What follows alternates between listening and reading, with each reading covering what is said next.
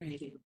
Good morning. My name is Felicia Orth, hearing officer appointed by the Water Quality Control Commission to conduct a hearing in WQCC 23-84.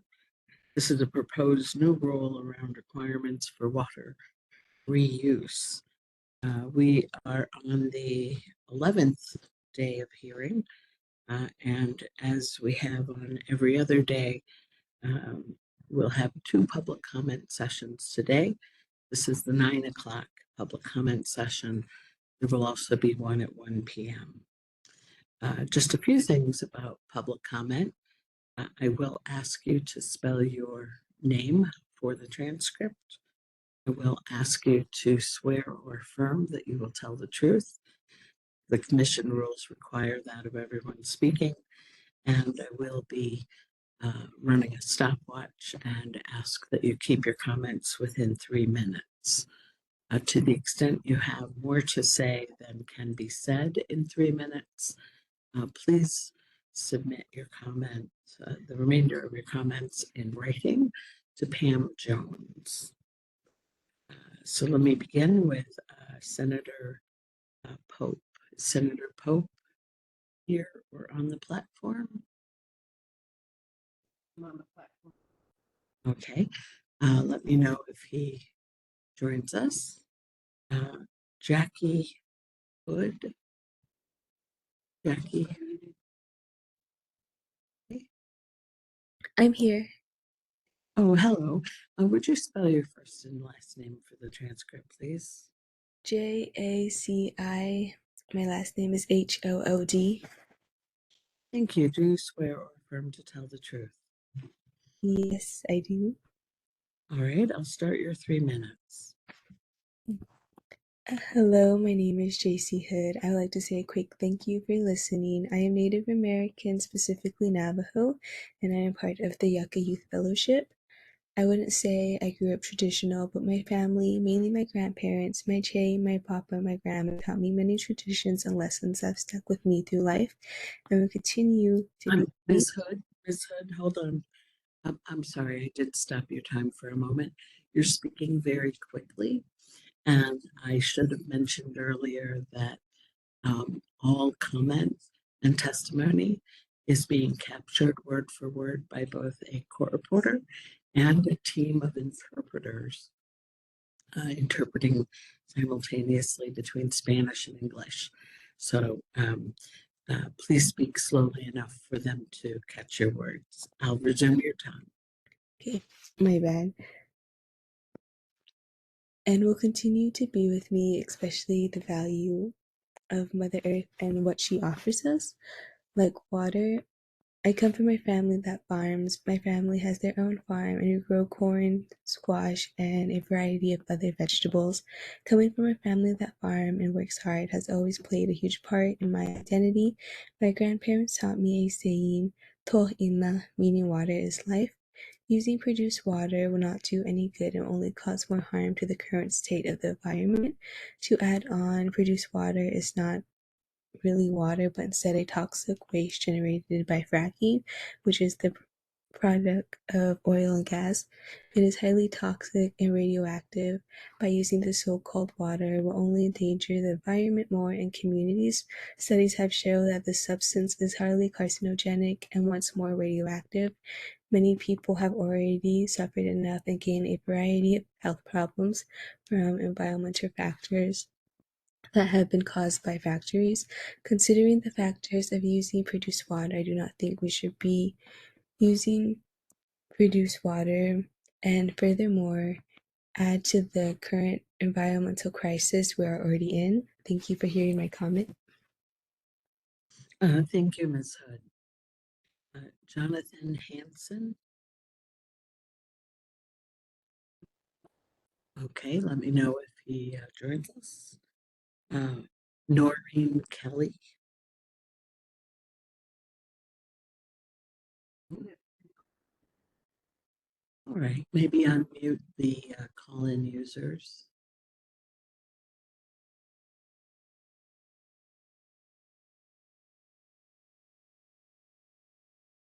All right, if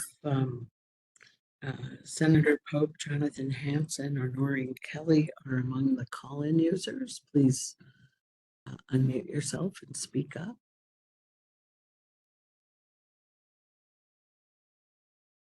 Okay. Beth Ensign.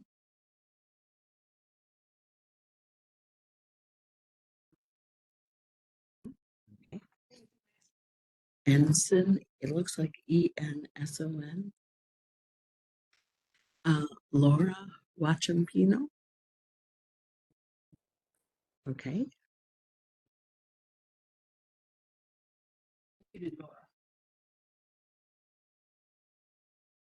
Ms. Wachampino. And unmute myself. Good morning, There everyone. you are. Good morning. If you would please spell your first and last name for the transcript. My name is Laura Wachampino, Laura Wachampino, Watchempino.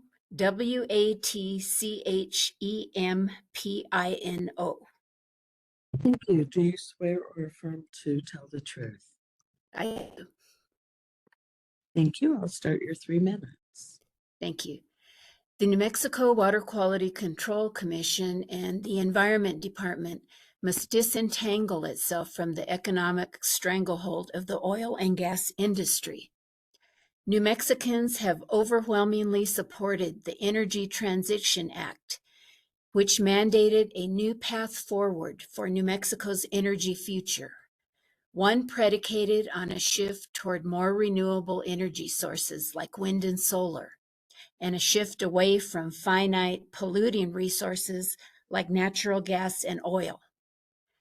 The Energy Transition Act sets a statewide renewable standard for New Mexico investor-owned utilities, as well as rural electric cooperatives. That is a path we need to be on. But despite this clear mandate, the oil and gas industry has resisted, pouring its energy and financial resources into creating a myth with vast consequences, conning our legislative leaders and the public alike into believing that the industry's toxic waste stream can be reused to save New Mexico's dwindling freshwater resources. Freshwater resources that this industry continues to with impunity. One lesson we should have learned decades ago: extractive industries have damaged New Mexico's surface and groundwater resources, often irreparably. Vast amounts of water have been wasted into our arroyos, streams, and rivers. Waste streams from these same industries have poisoned our rivers and aquifers. We have learned that the more extreme extractive methods that are used, like fracking, pollute ever more concentrated and long-lived contaminants. I don't know of any industrial site that has been returned to background conditions, and in most cases, no pre-industrial baseline conditions were even measured or assessed. In this case, the precarious state of New Mexico's economy, so heavily dependent on a polluting industry, laden with known and unknown chemical toxins and key contributors to our climate crisis, should not trump the public welfare, our health, or our safety concerns.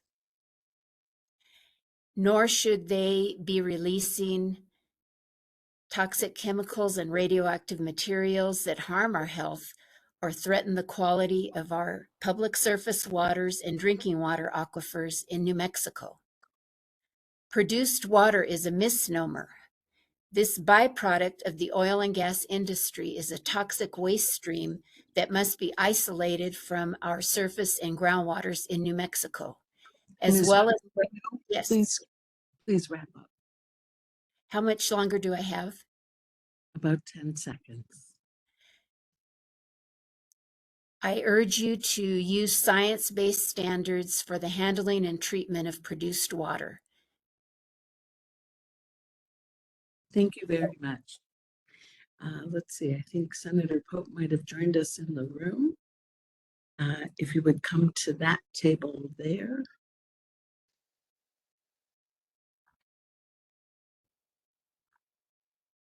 And yes, and make sure that the button is green. There you go. Senator, do you swear or affirm to tell the truth? I do. Thank you. I'll start your 3 minutes. Good morning, commissioners. We need a rule to protect human health and the environment. But in my opinion, this reuse rule does not comply with the law. The most critical aspect of my public comment is that the legislature adopted the law, which was codified as section 70-13-4D, which requires a permit for any produced water use outside of the oil field. Section 70-13-4D states, for uses regulated by the Water Quality Control Commission pursuant to Water Quality Act, a person shall obtain a permit from the Department of Environment before using the produced water. That is the law, and it is clear.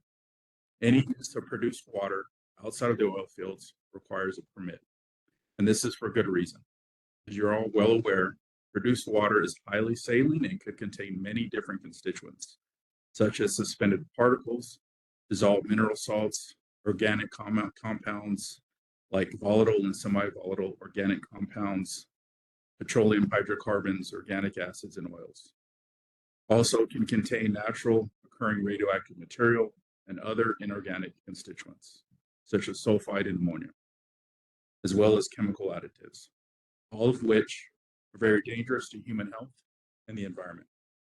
The proposed NMED regulation does not require a permit, and I believe that this is inconsistent with the law, which requires public notice, specifically to all surrounding landowners, and also requires a hearing.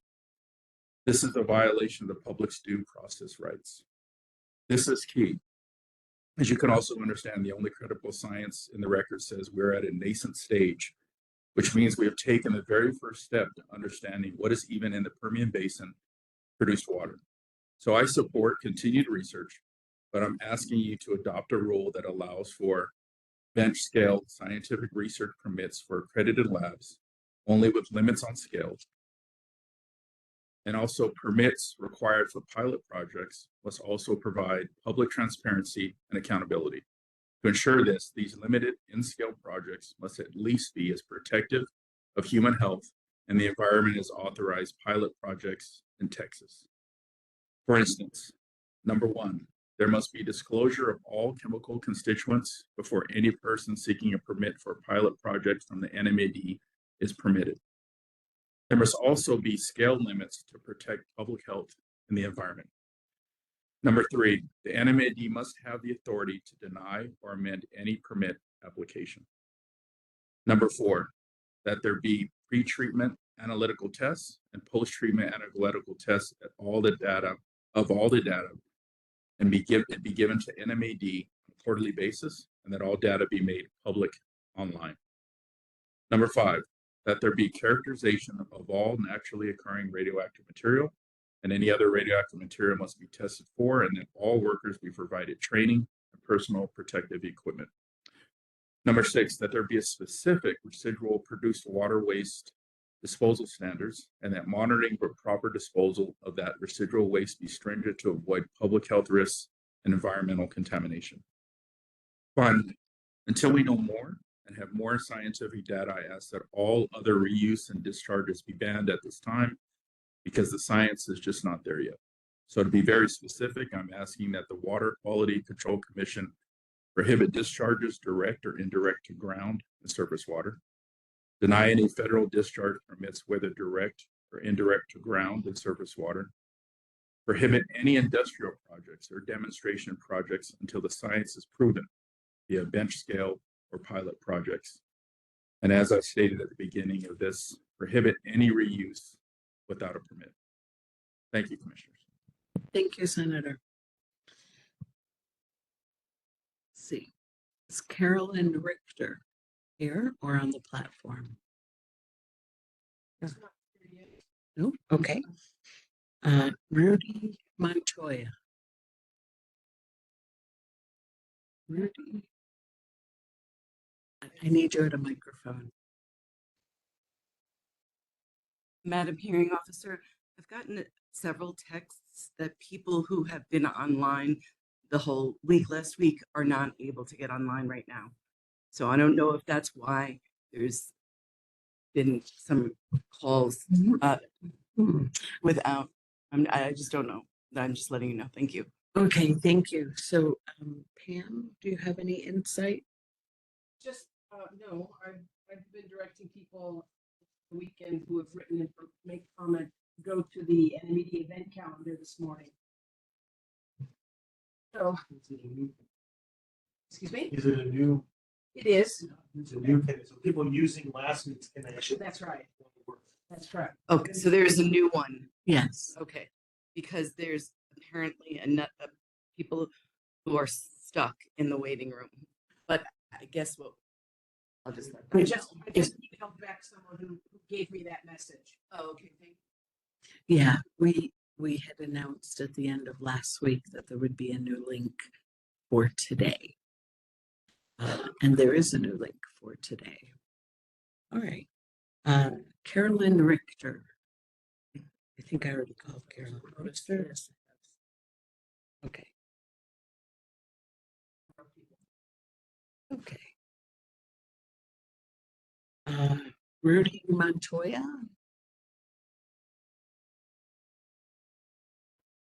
Okay.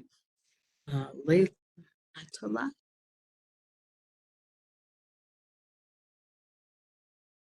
Sandra Stolberg. Just trying to come loop back around to her. Okay. Glenn Wickel. Oh, great. Down here. You're right there. Okay. If you would please spell your first and last name for the record.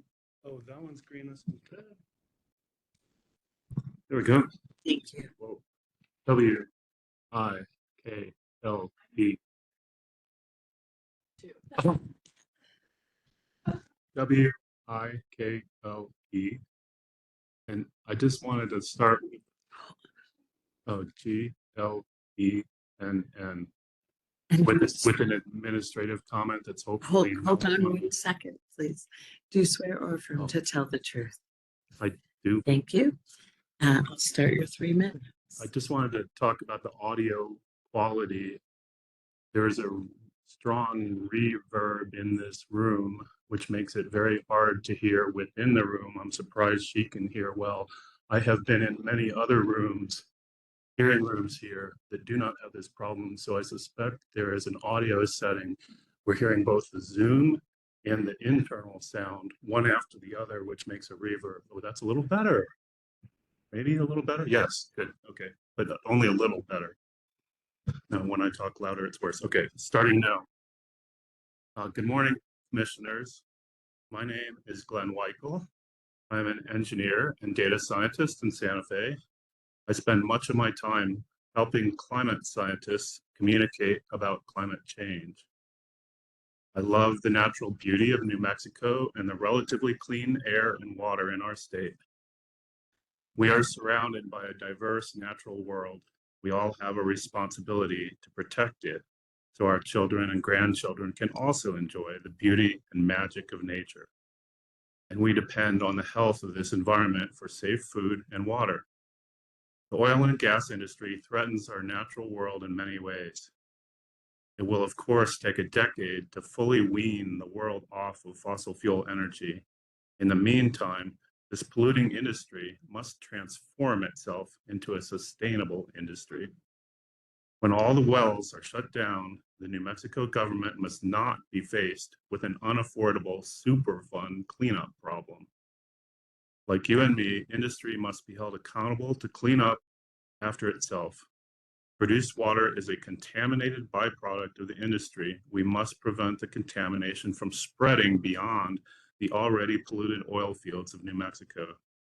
Industry must restore the quality of the water it produces to the quality of natural surface water or safely return it to its ancient home in the earth.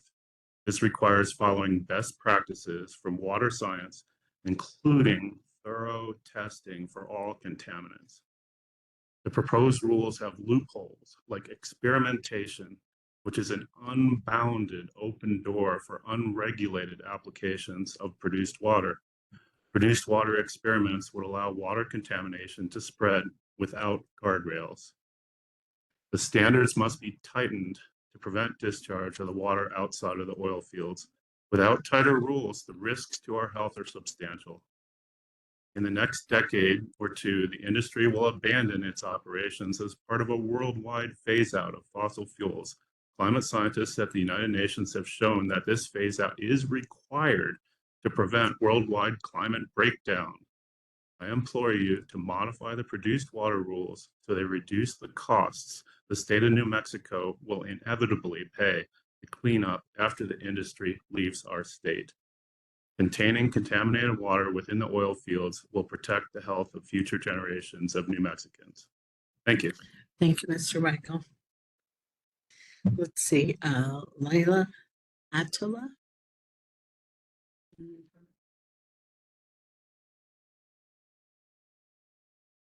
Can you hear me? Yes, I just unmuted. Can you hear me? Yes. Thank you. Sorry. Oh, Ms. Attila, would you speak up, please? Yes, let me know if that's any better. That is better. Would you spell your first and last name for the transcript, please? Laila Atalla. Thank you. Do you swear or affirm to tell the truth? I do. Here, I'll start your 3 minutes. Thank you. My name is Layla. I am a resident of Santa Fe County, and I'm calling today to voice my concerns about the proposed wastewater reuse rule. As I'm sure many previous speakers have noted, wastewater from oil and gas operations is toxic, containing heavy metals like arsenic and lead, carcinogenic, including pollutants like PFAS and benzene, for which there is no safe level of exposure. Ms. Attila, I'm Yes. sorry to interrupt you. I'll stop your time momentarily. There is both a court reporter and a team of Spanish to English interpreters trying to catch your every word. So we have to ask people to speak more slowly. Thank you. Okay, I can do that. So as I was saying, wastewater from oil and gas operations is toxic, carcinogenic, and radioactive. Any rule governing reuse of this hazardous waste must be rigorous, including scientifically based safety standards. However, the proposed rule lacks adequate standards for the treatment and handling of produced water, as well as for risk management and accountability. This rule opens the door to contamination of New Mexico's precious water that would threaten human health and have potentially irreversible environmental impacts. Our state already has a long history of environmental justices related to water, from the Church Rock uranium spill that contaminated the Rio Puerco to the Torero mine, where millions of dollars have been spent on remediation, yet residential wells are still contaminated with mine tailings, and to the ongoing PFAS crisis here in Santa Fe County in La Cienega and La Cieneguilla. We need to learn from these disasters by proceeding with utmost caution in designing a wastewater reuse rule that protects health and our environment. New Mexico does need to plan for and invest in a truly sustainable water future, but the proposed rule is not the way. We need a stringent, scientifically sound rule, and we need to invest in many proven solutions like regenerative agriculture and green stormwater infrastructure that can help build the state's water security. I hope that the state will prioritize health and resilience, not give the oil and gas industry a free pass to pollute our water. Thank you. Thank you, Ms. Attila. Beth Ensign.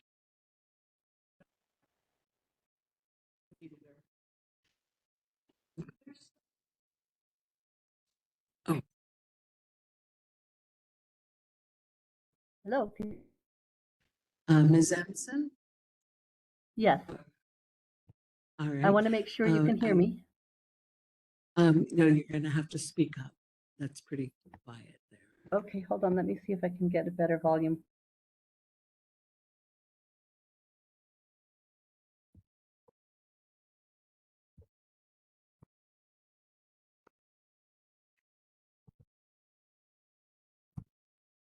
Is that any better?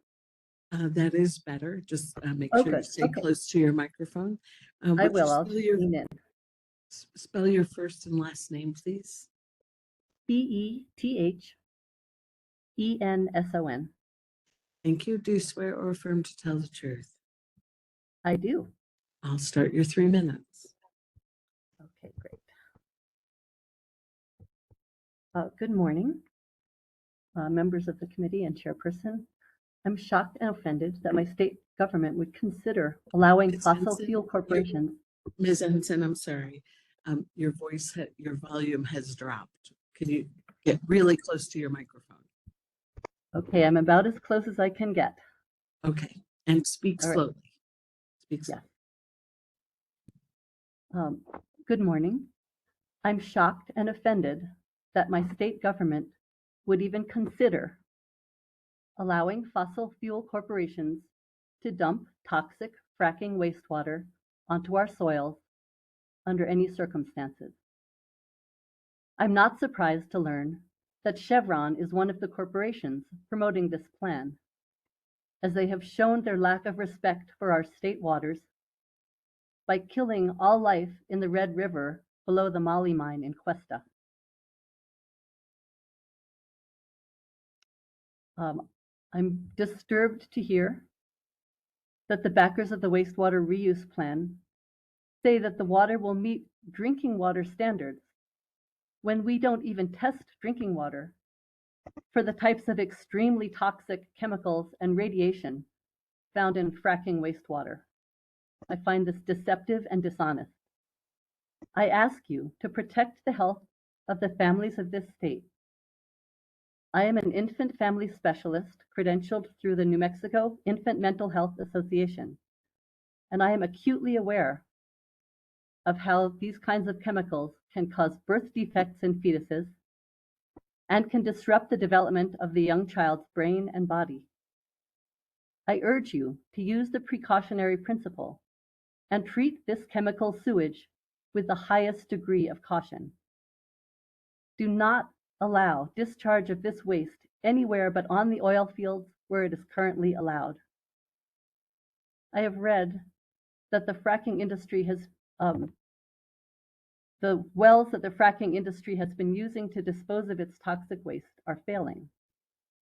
This is the point at which a reasonable person would be rethinking the whole idea of fracking and would choose to find cleaner sources of energy. I find it offensive that the fracking industry boosts the reuse plan as a way to generate more water in our desert state, when their use of billions of gallons of our pure water is what is a major contributor to the shortage in the first place. The state of Texas has a much more stringent rule for the discharge of fracking wastewater, and I request that you use their legislation as a model in crafting the laws that will govern how fracking wastewater is handled in our state. Your primary responsibility is to protect the people of New Mexico, not to give the fracking industry a cheap way to let the taxpayer pay the costs in the form of untold health problems and suffering in the future. Thank you for hearing me. Thank you, Ms. Ensign. Sandra Stolberg. I'm here. Oh, great. Thank you. Would you spell your first and last name for the transcript, please? Sandra, Sandra, Stulberg, Stulberg. Thank you. Do you swear or affirm to tell the truth? Yes. I'll start 3 minutes. Thank you for taking my comments. Today, I'm going to address the radiation in produced water. I spent my early career in nuclear medicine. I worked mostly with a radioactive material called technetium-99. It has a half-life of 6 hours and decays to a stable state in 24. Slow down a little. Slow down.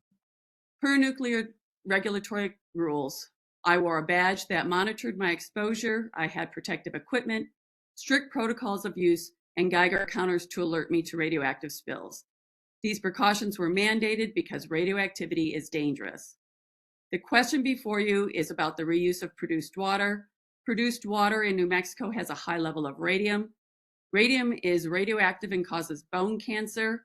The radium in our produced water far exceeds where the NRC says it should be designated and handled as radioactive waste. That's not being done. Radium has a half-life of 1,600 years. When it decays, it becomes radon, a cancer-causing radioactive gas. So even if the produced water could be cleaned, what's the plan for the highly concentrated radium that's left? Radioactivity is dangerous. Why are workers who come in contact with radioactive water not monitored for their exposure to radiation? Where's their protective equipment, strict protocols, and Geiger counters? Radioactivity is dangerous. Who bears the cost of these reckless exposures to waste? These costs should be the responsibility of the industry, but the true costs of cleanup and exposures are hidden by shifting them to workers, healthcare systems, state agencies, and local communities. If the industry was to be financially accountable for the safe cleaning of the disposal of the waste they produced, the economics would change drastically. Instead, the industry is looking to this board and this reuse rule that has no standards to continue shifting the financial responsibility of the true costs of their waste stream. That's a subsidy. It will make them rich and our whole state a Superfund site. Do you want that to be your legacy? Do you want that you made the decision to allow radioactive waste to be spread willy-nilly across the state without regulation or permits? Radioactive waste that will last thousands and thousands of years, endangering the lives of everyone, including you and the people that you love. That is a calculation the industry has made, and they are counting on you to provide a reuse rule without any standards or scientific evidence so they can continue to mooch off the system and do business as usual. You have an obligation as a board and a commission to choose protecting the health and safety of our people over the bottom line of any and all industries. You must keep the produced water on the oil fields for the health and safety of everyone because radioactivity is dangerous. Thank you. Thank you, Ms. Stelber. Jonathan Hanson.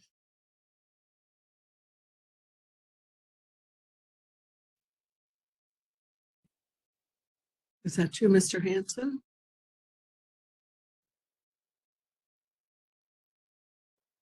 I think you need to unmute yourself. There we go. Thank you.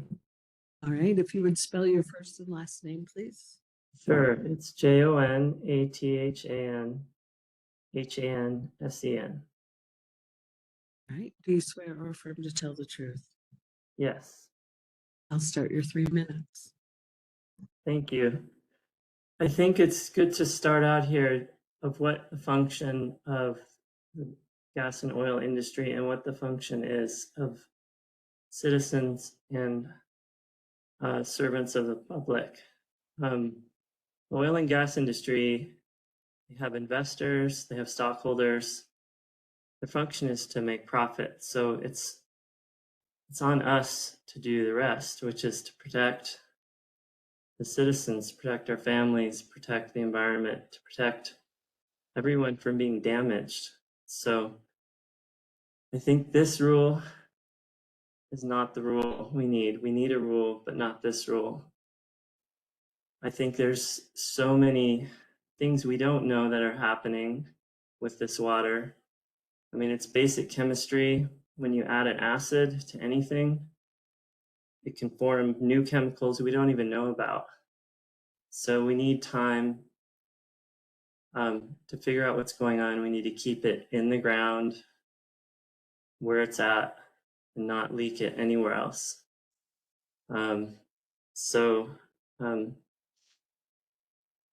There's no minimum standard here. And I think the radiation, the 1,100 chemicals, that's only been 14% of what we've figured out, what has impacted us, our health.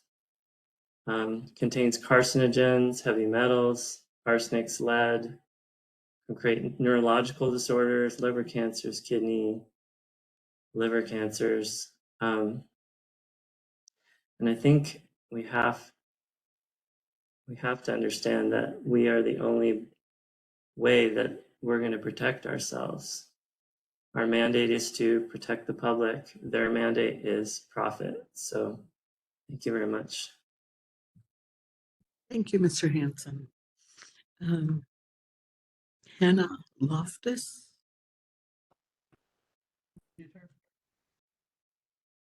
Yes, that would. Hannah, Can you guys hear me? hello. Um, I, your voice is a little soft. Just speak up a little. And if Okay. you would spell your first and last name for the transcript. HANNAHLOFTUS. Thank you. Do you swear or affirm to tell the truth? Yes. I'll start your 3 minutes. Okay. Greetings, Chair, members of the Commission, and hearing officer. I am so grateful to have the opportunity to speak to you today, especially on such a precious topic as water. Wait, hold on, Ms. Loftus. You're speaking too fast. The court reporter is trying to catch your words, and the interpreters are trying to catch your words. Please slow down. Okay. My name is Hannah Loftus, and I am 19 years old. I grew up in Albuquerque, New Mexico, but recently moved to Edgewood, New Mexico, where the water is not potable or drinkable on a day-to-day basis. However, I am planning to move back to Albuquerque at the end of the week to start my collegiate journey as an incoming freshman at the University of New Mexico. I dream of a day when my community is not poisoned by big corporations and corrupt politicians, or as I like to call them, politicians. I'm sorry, Ms. Loftus. Okay. So again, if you would speak up and slow down, the court reporter is struggling to catch your words. Okay, hold on.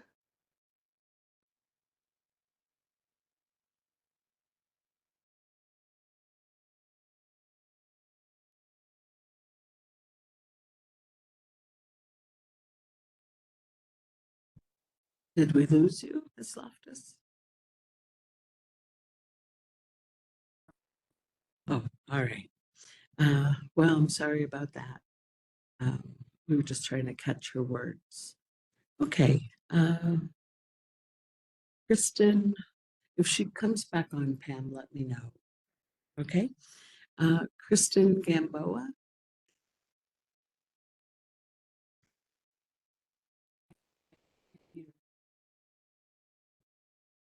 All right, good morning. Oh, good morning. Would you spell your first and last name for the transcript, please? Yes, Kristen, Kristen, Gamboa, Gamboa. Thank you. Do you swear or affirm to tell the truth? Yes. And I will start your 3 minutes now. Thank you. Water Quality Control Commission. The Carlsbad Department of Development, CDOD, is the economic development agency for the city of Carlsbad and Eddy County, New Mexico. We assist businesses considering the area for expansion and new investment, as well as provide retention and expansion assistance to existing industries. For years, water companies have sought to establish operations and facilities in New Mexico. However, without regulations that accommodate innovative technologies, we risk losing these opportunities to other regions, basically outside of New Mexico. So by embracing advancements in technology, we can unlock new business opportunities that will benefit the entire state of New Mexico. For example, treated water can be utilized to cool data centers, an essential component for the growth of artificial intelligence, which we are surrounded by and will only continue to be surrounded by in the future. This position could make New Mexico a leader in data center storage, attracting these high-level, high-value facilities to our state. In my previous role as economic developer for the village of Los Lunas, that is home to the Meta data center campus, I saw firsthand how transformational Meta's investment was not only to that community with a population of just over 15,000, but the entire state. Thank you. Thank you, Ms. Gamboa. Rudy Montoya. Hello. Hello. Would you spell your first and last name for the transcript, please? Yes. Rudy, R-U-D-Y, Montoya, M-O-N-T-O-Y-A. Do you swear or affirm to tell the truth?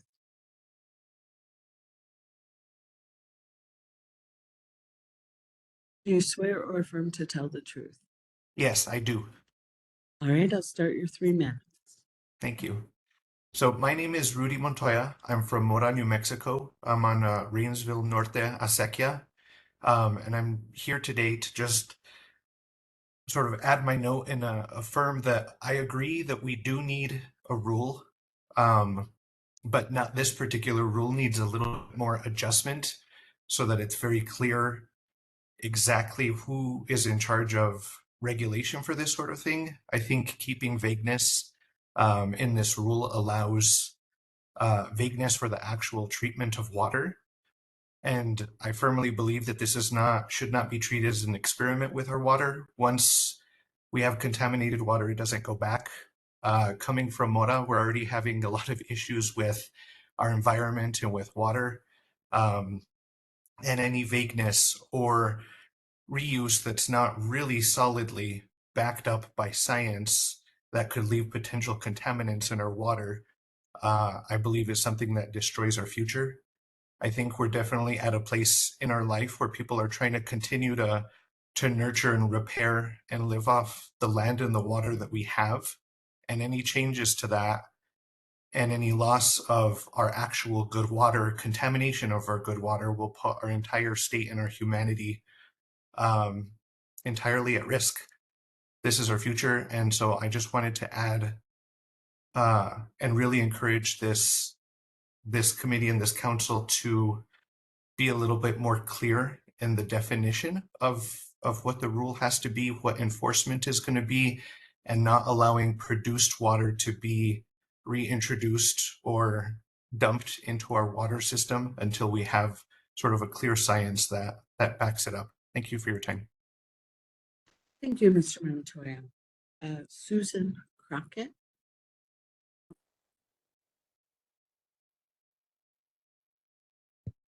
Good morning. Ms.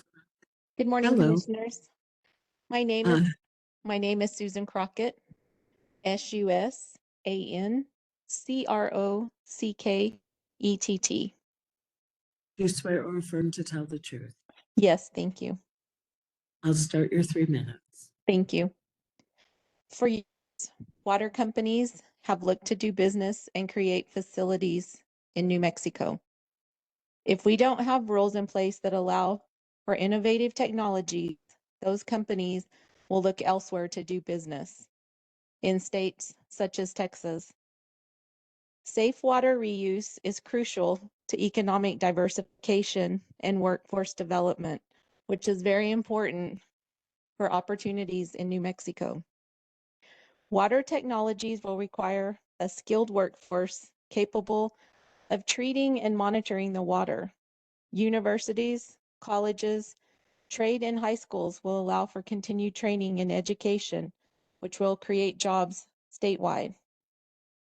I want to also say that my family, we enjoy the amazing outdoors and the beautiful opportunities that New Mexico has to offer. I'm a lifelong resident of Eddy County, and I want to ensure that New Mexico has the natural waterways and that the wildlife are so important to so many of us here in New Mexico.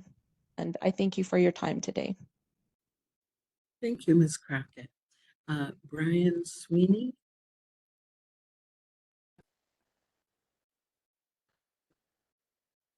Mr. Sweeney. Hi there. Can you hear me? Hello. Would you spell your first and last name for the record, please? BRIANSWEENEY.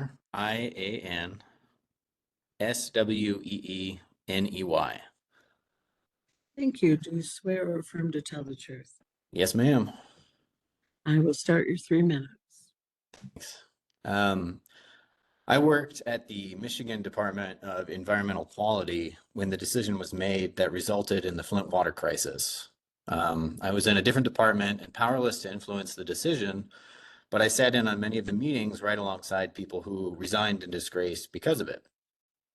Just a couple of people made this choice in order to save about $5 million a year by switching from Lake Huron water to Flint River water to supply the city of Flint with drinking water. To make it happen, though, state employees and the water division had to be good soldiers and authorize the switch as required by law. The state wound up liable for $626 million, which is the largest settlement in Michigan's history. The Flint water crisis ruined a lot of lives. As a result, fetal death rates in Flint rose by 58%, and children who drank the water suffered damage to the brain and nervous system. Lead exposure causes reduction in intellectual functioning, increased issues with mental and physical health, and an increased chance of Alzheimer's. This will affect these innocent children their whole lives. A dozen people also died of Legionnaire's disease. The chemicals we're discussing here today in oil and gas wastewater are far more toxic than lead, but they also include lead. If things go awry, the result would be cancer and death in New Mexico. My experience taught me that technical experts can sometimes be wrong, or worse, they can mislead the people who make these decisions using facts. Everyone here is under a huge amount of pressure. The oil and gas industry is wealthy and powerful, and the governor wants this done. But if you go through with this, commissioners, it will be your names attached to whatever happens. Much to Mr. Wexler's dismay, you heard it from his witness. The technology to treat produced water isn't there yet. But even so, the industry has said in so many words that it's frothing at the mouth to discharge oil and gas wastewater to crops, to land, and to waterways in New Mexico because it has no place else to put it. For these three reasons: one, the risk to public health is too high; two, your careers will be ruined if you allow this and people get hurt; and three, the industry is driven by profit over public safety and has shown it will rush to discharge and spill produced water. For those three reasons, commissioners, you must exercise the precautionary principle by prohibiting the discharge of produced water outside the oil field and by banning its use in industrial and demonstration projects. It's been said in this hearing that the poison is the dose. Our water in New Mexico is so scarce, we cannot afford to contaminate it. If something goes wrong, the dose of these thousands of chemicals, many of which are deadly, would be way, way too high. Thanks. Thank you, Mr. Sweeney. Carolyn Wayland? Yes, hello? Hello. Would you spell your first and last name, please? Sure. CarolynWayland. Do you swear or affirm to tell the truth? Yes. I'll start your 3 minutes. Great. Hello, my name is Carolyn, and I'm a concerned Albuquerque resident opposing this wastewater reuse rule.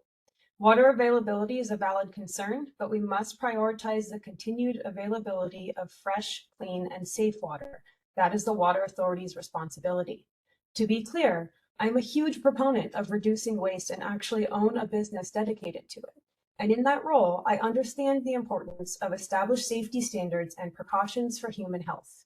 And that's talking about soap, a cleaning product, in reused containers as compared to produced water byproducts containing known carcinogens and endocrine disruptors. This is a clear greenwashing attempt for oil and gas practices to continue as usual, rather than investing in safe, renewable alternatives that won't pollute our water. Fracking has documented negative impacts to both human and environmental health. That waste should not be reused for essential building blocks of life without scientifically backed standards for treatment and health. Produced water contains toxic heavy metals like arsenic and mercury, and forever chemicals like PFAS, known to cause major health disruptions, including cancers and reproductive harm. How can we justify using this in ways that could infiltrate our sacred water sources, our agriculture, our bodies? How can we justify this without scientifically based standards for treatment, handling, and disposal of toxic substances? How can we justify this with a lack of scientific evidence identifying safe treatment standards for human health? How can we justify this with no standards for risk abatement and with no specific requirements for projects? How can we guarantee they won't discharge to ground or surface water when oil and gas spills are already so common? One of the first news articles I came across this morning was The Guardian reporting on how the U.S. Air Force is, quote, refusing to comply with an order to clean drinking water it polluted with toxic PFAS and other dangerous chemicals in Tucson. The article warns that this attempt to expand the Supreme Court's Chevron ruling to avoid regulatory orders represents an indication of how polluters will evade responsibility.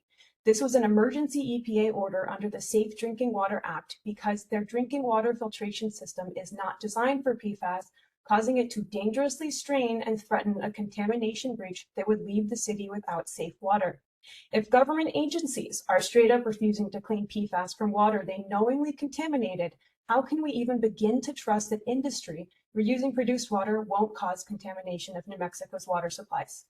I oppose the treatment and reuse of produced water without scientifically backed standards for safety. I demand the prohibition of discharge to ground and surface water. None of this should be left up to the discretion of industry, who will always do their best to skirt the rules.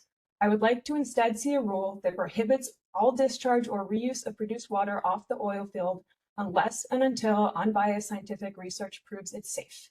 Thank you. Thank you. I believe I've called everyone on the platform. I'm going to move to the room. Mr. Remus, would you come up to the table?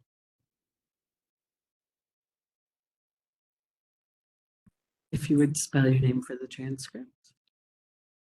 Yes. D-A-L-E,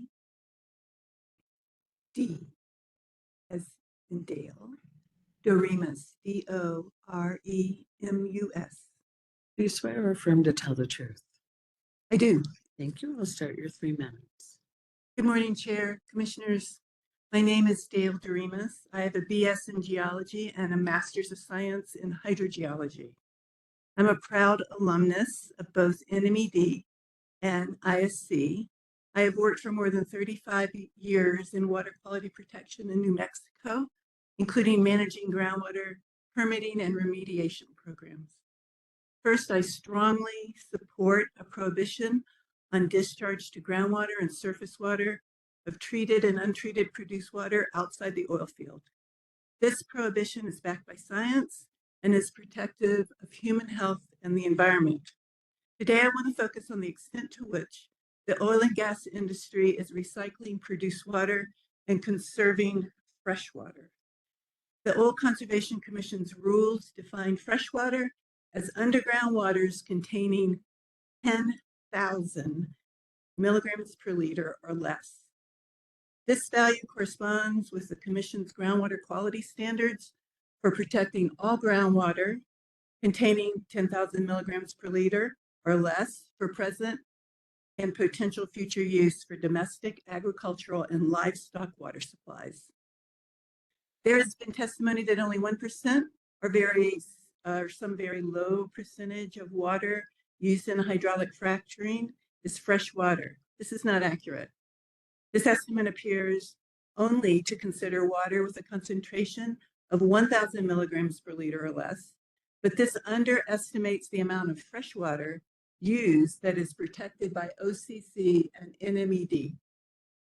Since 2020, OCC rules have required operators to report the amounts of produced water and non-produced water used in hydraulic fracturing. I have summarized this information from OCC's website and will submit it for the record.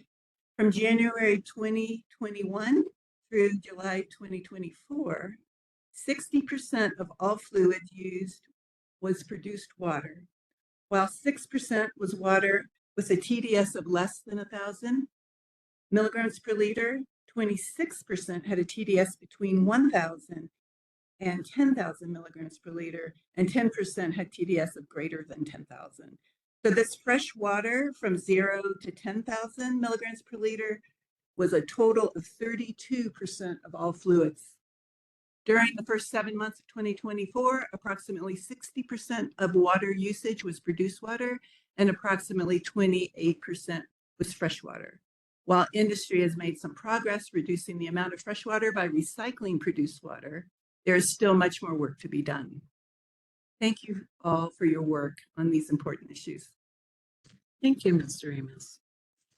Is there anyone else in the room who's present to offer public comment? There will be another public comment session at 1 p.m. today.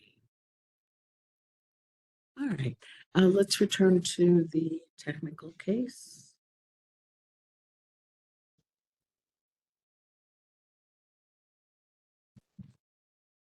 Ms. Shaheen.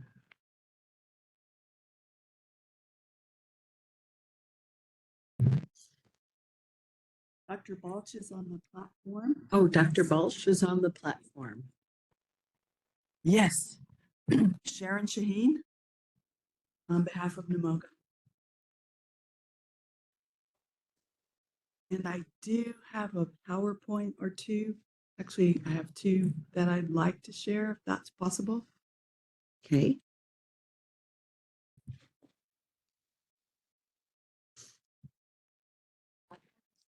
Yes.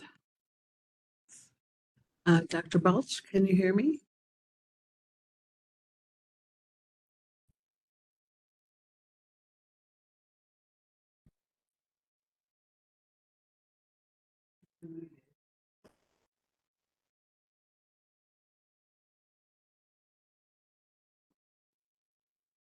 Dr. Balch, can you hear me?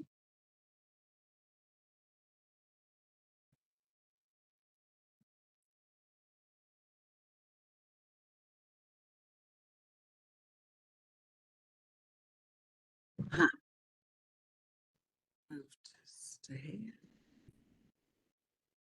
Hmm.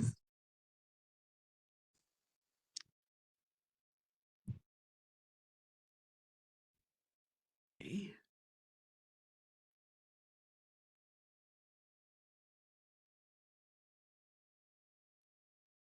Go.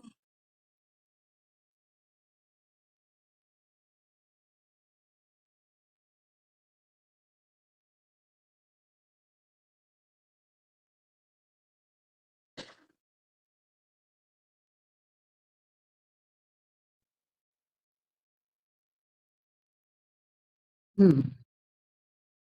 Dr. Balch, can you turn on your camera and speak a few words so we can check your volume?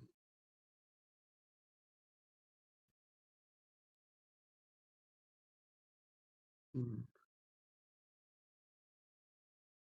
It said, I can hear you, my camera is on and my microphone is on. All right. So that looked very fuzzy to me, Dr. Balch. It may be that you have to turn off your camera in order for us to hear you clearly. Can you say a few words? Can you hear me at all? Yes, it's low though. Can you Okay, speak up? I can try to speak up. I turned off my video and apparently that allows the speaker to work. Yeah, sometimes that happens. All right, if you would please spell your name for the transcript. Robert, Robert, Balch, Balch. Thank you. And do you swear or affirm to tell the truth? I do. Thank you, Ms. Shaheen. Thank you, Madam Hearing Officer. Good morning, Dr. Balch. I am sharing the PowerPoint that we've prepared. Do you see that? I do. I see the splash page. Okay, great. Moving on to slide 2. Can you tell us about your current employment and background? I can. Currently, I'm the director of the Petroleum Recovery Research Center at New Mexico Tech.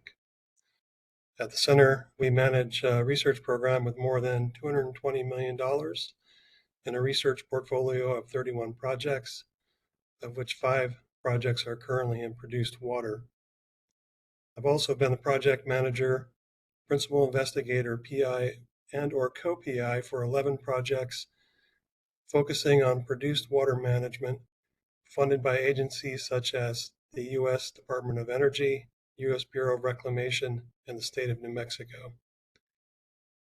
Current water research program at the center pursues highly efficient, economically feasible membrane processes for produced water treatment, targeting desal, organic removals, and then also critical minerals recovery. Past projects have focused on thermal and other membrane processes. We have about a 20-year history of working on produced water at New Mexico Tech here at my center. In the last 12 months, I've been an author on 5 publications or presentations on water research, and proud to have been involved in 3 patents involving water purification technologies. And can you summarize your educational background for us? Yes, in 1989, I received a bachelor degree of science from the Evergreen State College in Washington State. I have a Master of Science degree in geophysics from New Mexico Tech in 1993, and I did a PhD in Earth and Environmental Science with a dissertation in geophysics from New Mexico Tech in 1997. Also, prior to becoming director at the research center, I served as a senior scientist and a section group lead, conducting research on water purification using low temperature thermal processes, and then a bunch of other things as well that are not so relevant. I also spent time in the regulatory side. I served for about 7.5 years on the New Mexico Oil Conservation Commission, and currently am involved in world standards for carbon storage. And is an accurate copy of your CV attached as NMOGA Exhibit 6? It is. And you provided direct testimony on behalf of NMOGA in this matter that we've submitted as Exhibit 3, is that right? I did. And do you have that testimony before you now? I do. Is that testimony accurate to the best of your knowledge? And do you adopt that testimony today? I do. And you it is. understand that the commissioners have previously reviewed your written testimony in preparation for today's hearing, right? I do. I've never been rebutted so many times before testimony in my life. Let's focus on the key slides that you believe are important for the commission to consider today. I'm going to turn now to slide 16. Can you tell us about hydraulic fracturing in New Mexico? Sure. Hydraulic fracturing is a method of oil and natural gas extraction. It's part of a process that includes drilling a well, completing a well, and producing the well. The hydraulic fracturing process itself involves injecting fluid into subterranean rock at high pressure. This is to stimulate the well by creating a fracture network that allows the oil and gas inside to flow into the well bore and be extracted to the surface. The fluid used in the process is primarily sand and water, mostly water, about 95%, and other chemical additives which comprise less than 5% of the fluid, most commonly guar gum and other thickeners. Hydraulic fracturing has been used in New Mexico for more than 50 years to increase production of oil and natural gas. But when people talk about hydraulic fracturing today, they're really talking about the very large jobs that have started to occur in the late 1990s, where you have increasingly long horizontal wells, multiple frac stages, and relatively larger volumes of fluid being injected for fracturing at each of those stages. Is there a difference between produced water and hydraulic fracturing fluid? There is, although they can be the same thing at some points. Hydraulic fracturing involves pumping pressurized water, upwards of 69,000 kilopascals, into formations rich in oil and gas. Over time, the hydraulic fracturing fluid returns to the surface as pressure is released, and some of it gets stuck permanently in pores within the formation. This is water we call flowback, and it can be flowback and produced water at the same time, but usually that's only for a short period. One difference between flowback and produced water is the time spent in the subsurface and the time interacting with the rocks and the cements and the pores and the grains of the materials that are in the reservoir. When we talk about flowback, we usually refer to that as the return of injected fluids. These are largely unaltered except by mixing with formation water, while produced water is formation water that is potentially high in oil and gas and has had a long residence time in contact with minerals in those formations. And can you tell us what percentage of flowback from a well is produced water as compared to frac fluid flowback? It's really hard to get a good, well-defined percentage on that, but typically when we're watching a well, the majority of the fracking fluid can return to the surface within the first 15 to 30 days. The remainder is produced as a mixture of fracture fluid and formation water. As a rule of thumb, flowback is deemed to have ended when the very fine-grained frac sand stops flowing back. That means that you've stopped mobilizing the water that was involved with the fracture job itself. So initially it'll be a high percentage, and then later on it'll be very low and eventually de minimis. At what point in the life of a well can you conclude that the flow back of frac fluid is complete?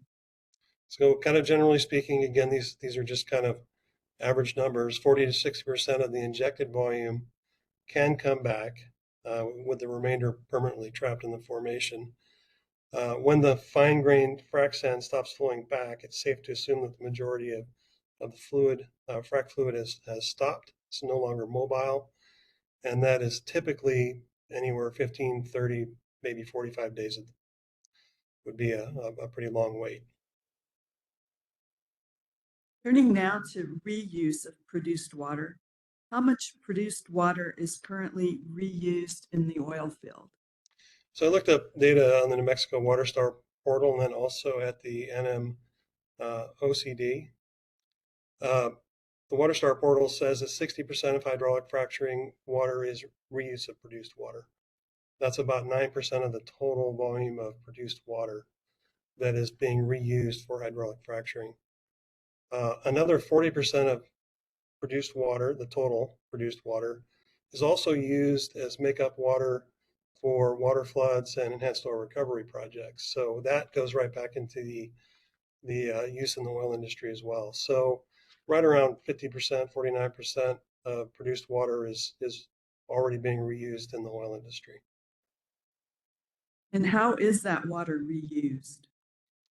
It's partially cleaned and conditioned, so you remove solids like barium and other things that can cause problems with your fracturing jobs, so that the water can be reused in place of fresh water.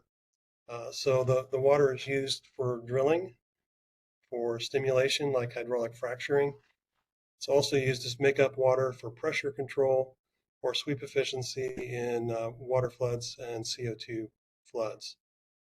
And right now there's not a regulatory framework for reuse outside of oil and gas industries. Is produced water treated prior to reuse in the oil field? And if so, how is it treated?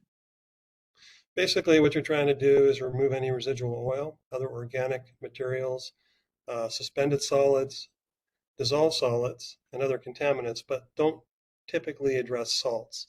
So the water remains very saline. Treatment technology steps will be pretreatment, e.g., like crude oil separation. You can do a primary treatment to desand, skim tanks, things like that. These take care of your organics. Secondary treatment, where you're trying to deal with your dissolved solids and other non-dissolved solids. And then tertiary treatments, where you may actually try and change the characteristics of the water by filtration. So things like dual media filters, cartridge filters, membranes, etc. What is the potential for an increase in reuse of produced water in the oil field? I think it could get to about 60% of the total produced water being reused, and that's if you completely eliminated the use of non-produced water for drilling and for hydraulic fracturing, and that would leave about 45% or so of the produced water that could be used for other purposes or disposed of by injection. And what are the possibilities for use of produced water outside of the oil and gas industry? New Mexico is a very arid state. I don't think I need to tell people that. And we have significant water challenges. That limits the ability to bring in water intensive industries, things like hydrogen production, cooling for data farms, advanced chip manufacturing, things like the Intel plant in Rio Rancho. I just saw yesterday $1 billion solar panel generating company is coming in. It takes 4,400 gallons of water to make a 2-foot wide silicon wafer set that you put into one of those panels. So that's a very thirsty industry, and we're already water challenged. So where can we get water for industry? I think you need to look for non-traditional sources like produced water, brackish water, and other sources. So if New Mexico wants to diversify its economy, new water has to be found. Several other potential reuse options are road construction, rangeland rehabilitation, agriculture and livestock production, industrial applications, hard rock and solution mining, mineral extraction. There's 20 parts per million of lithium in Permian Basin produced water, and we need a lot of lithium for the energy transition. Municipal landscaping applications, water supply augmentation. And some of these are things that we already do use reuse water for, just not from the oil field. A lot of these things don't really require drinking water quality that's below about 1,000 TDS, and also meeting a suite of 90 elements that EPA makes you test for. But rather, you can use lower quality water. And in fact, for some things like mineral extraction, you really want to have higher concentrations. What are the treatment options for produced water to be reused outside of the oil and gas industry?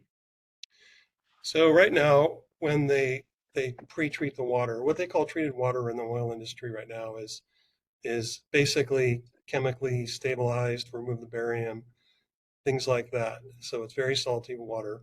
So you're looking at dealing with those dissolved salts. You may also need to include additional biological treatment technologies, but there are a whole bunch of things that we can do. Capacitance deionization, humidification, and dehumidification. This is how the earth recycles its water from the oceans. You get 20 parts per million in rain from evaporated seawater, for example. Mechanical vapor recompression, crystallization, membrane technologies. For decades now, we've been using reverse osmosis. Reverse osmosis can make water basically very pure. The downside is that some of these technologies can be expensive, and the dirtier your water, sometimes the more expensive they can be. But it also represents a cost-effective alternative to what can be a pretty high cost of shipping and re-injecting produced water. And that's because there's already a cost associated with disposing and handling of the water the way they do it right now. So starting in Oklahoma a little more than a decade ago, and also now in the Permian, we're seeing seismic activity from injection, deep saltwater injection wells. So if you reduce the volumes that you're putting into those saltwater disposal wells, that becomes a more sustainable way to handle the concentrated waste that you would get from purification of the produced water itself. Currently, there is a limited ability to reuse water, has to be reused within the industry itself, and companies are forced to continue using disposal by injection, which is, I believe, not a sustainable long-term solution. So we need to do something else with that water. Can you tell the commissioners about testing of produced water that has occurred to date? Yeah, produced water testing covers a pretty wide range of parameters to assess its composition, properties, and environmental impacts. Really, what you're most interested in doing is testing the water to make sure it meets a standard. And by a standard, I mean EPA clean drinking water, for example. And that means you have to test for 90 different things. Sorry, I think you need to go back one slide. Yes. There we go. Okay, so what we do at our research center every time we clean up some water is we do chemical composition analysis. So we do a comprehensive chemical analysis, direct and indirect testing for components and constituents like salts, heavy metals, hydrocarbons, organic compounds. We use chromatography, spectroscopy, mass spectrometry, and other methods. We also test for physical properties, temperature, density, viscosity, its electrical conductivity, which will tell you if you have residual salts or other anions or cations in the water. And these properties provide insight into the ability of the water to be reused. For example, if you want to use the water to make green hydrogen, you really need to get all of those charged particles or charged molecules out of the water. Fortunately, you can do that even with reverse osmosis. We also do toxicity testing. The water is evaluated for toxicity to a variety of different organisms. Next slide now, I think would work.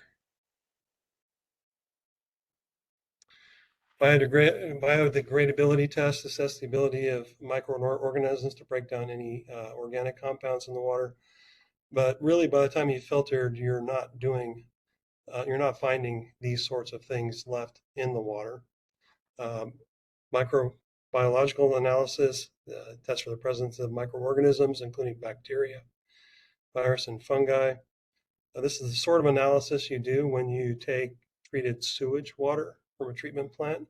Your goal there is not to do anything to the water really except for kill all the bacteria, and then you dump it in the river. You also do radioactivity testing.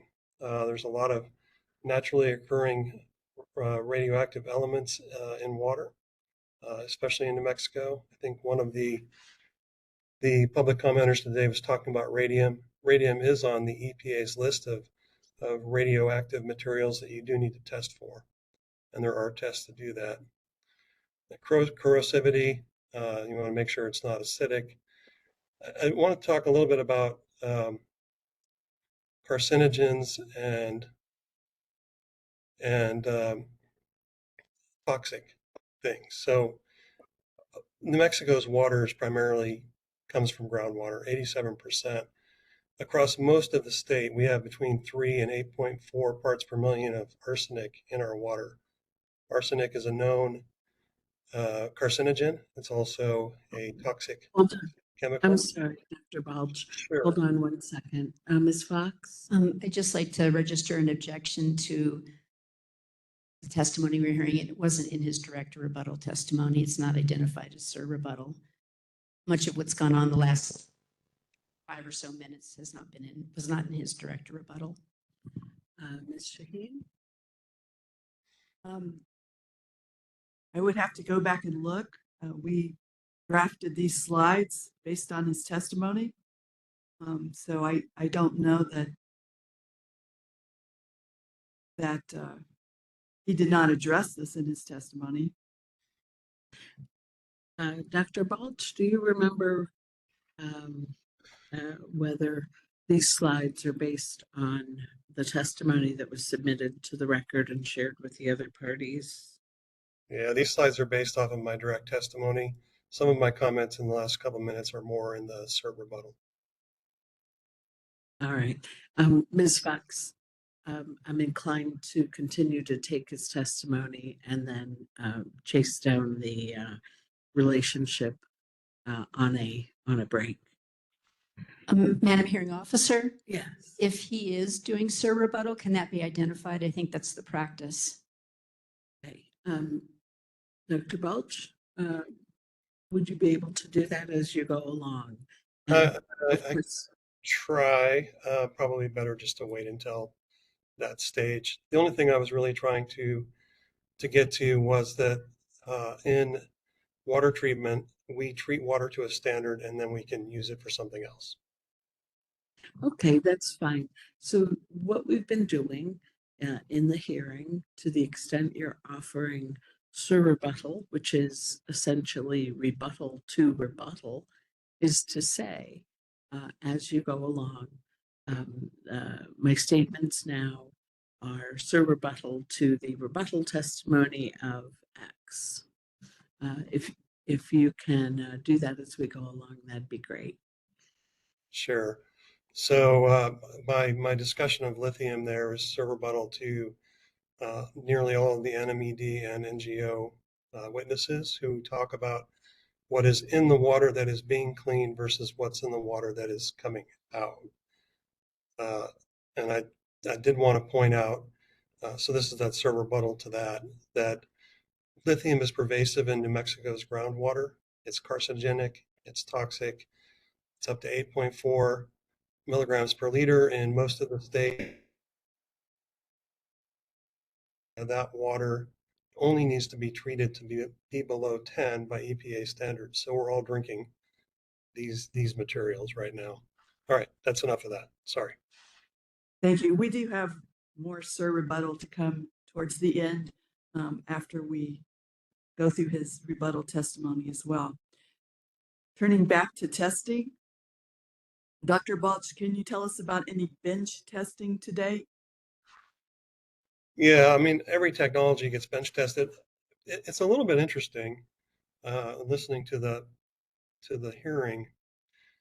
People act like these technologies are new, but there's a lot of old technologies which can quite effectively clean produced water.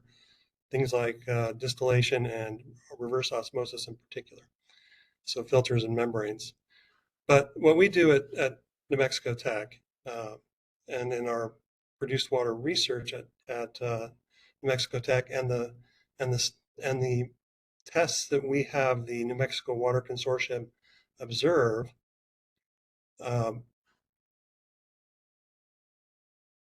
is we do bench testing in the lab, and then you also do field testing at a variety of different scales. PWRC has been working on produced water management and reuse for more than 2 decades. I mentioned that earlier. Every technology that comes through us, we do testing, and then we try and validate in the laboratory and if possible in field studies, generally, well, actually always exclusively closed loop. Pilot validated technologies at the PWRC include high pressure reverse osmosis, humidification and dehumidification at low temperature, and membrane-based nanofiltration, ultrafiltration, and distillation processes. There's a lot of testing at a lot of different scales that has occurred in the state already. To make sure we're all on the same page, can you tell us what your understanding is of bench testing? Yeah, bench testing is basically an experiment that you have set up on a bench in a laboratory. And what you're doing there, I'm not sure, maybe this is Sir rebuttal. I'm not certain. Anyway, it's small scale. I don't want to pin an amount onto that scale because on any sort of testing actually, because depending upon the technology, you may end up having to use different volumes for each of those different scales of testing. But bench scale testing in particular, for example, if we're looking at hollow fiber membranes, we may use 4 or 5 fibers, whereas a filter module at a pilot scale would have several thousand. So you're basically testing it for its efficiency and effectiveness at a small scale. That's a bench test. Are you aware of any pilot testing conducted to date? Yeah, we've conducted 3 pilot tests in the Permian Basin, southeast New Mexico. Ms. Fox? Thank you, Madam Hearing Officer. I don't want to keep interrupting the testimony because I understand, I can appreciate the commission's interested in on the one hand. On the other hand, it's not fair. This is also rebuttal. It is outside as to direct rebuttal. So maybe as a way for me not to keep interrupting, could I register a continuing objection to any of this testimony? To any of this testimony? It's not as your direct rebuttal that he doesn't identify as Sir rebuttal. All right. So Dr. Balch, it is, thank you. Yes, you have a continuing objection. Dr. Balch, it is important to identify again the rebuttal testimony you are providing Sir rebuttal to. May I respond? Is Ms. Shaheen. Thank you. I'm looking at Dr. Balch's direct testimony at page 13, and it's a discussion about the testing of produced water. Going on to page 14, he speaks specifically about bench testing, pilot testing, field demonstration. So I believe that this is part of his direct testimony. All right. Thank you, Ms. Shaheen. Let me ask, it's getting close to the time when we need a break. Would you come to a good time to break? Probably just a few minutes on this slide and I can take a break. That'd be great. Um, for my purposes, if it is written on these slides right now, this is direct testimony. If I'm embellishing or adding, it probably could be considered sir rebuttal. If I have a continuing objection, maybe I can just have a continuing sir rebuttal under those constraints. Yeah, just need to identify Yeah. whose testimony you're rebutting. That's all. Okay. Well, that's easy because nearly everybody had the same rebuttal comments. Okay, so pilot testing, actually there's quite a bit in New Mexico.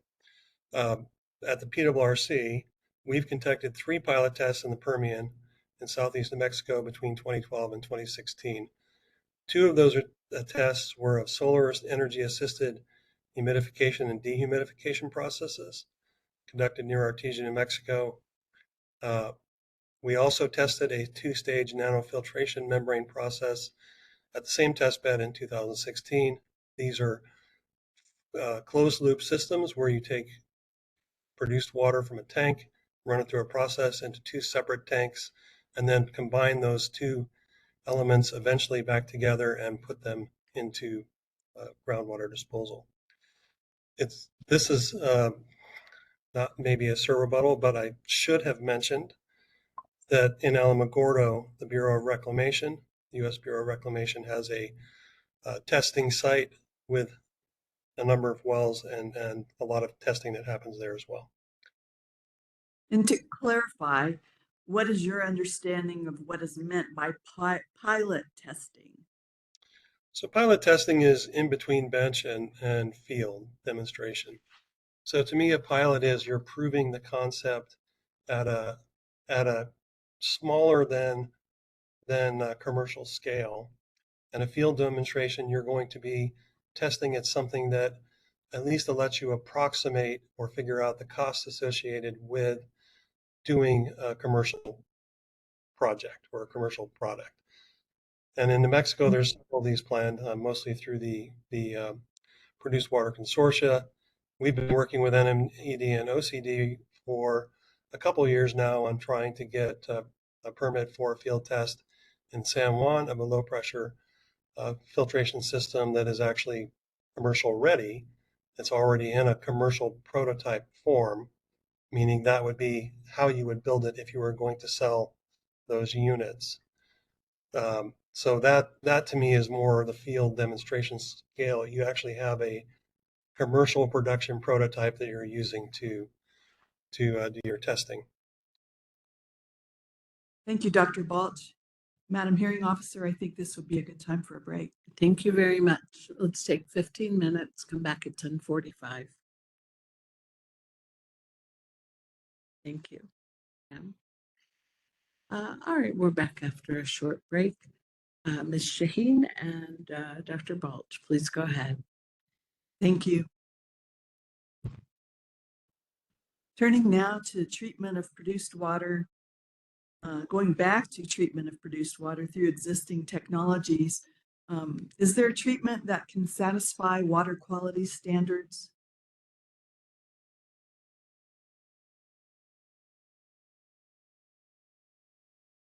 Can you hear us, Dr. Balch? Dr. Balch, I think you can unmute yourself.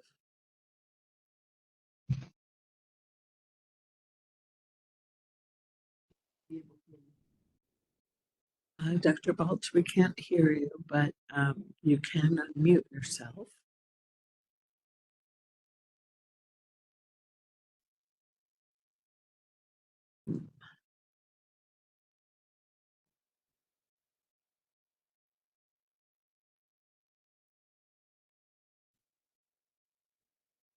He's not muted on your end, Pam, right? Same issue as before. Well, oh, now we see your picture, but I think you have to turn off your camera so that your speaker works.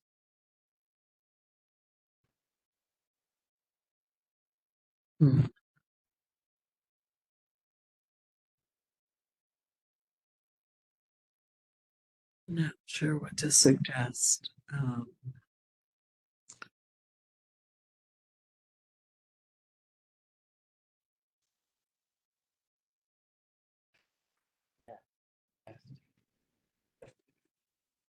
below the belt. I'm yes, Pam has unmuted him from her side. A few times it's been necessary for a speaker to leave the platform and come back in. I'm not sure what else to suggest.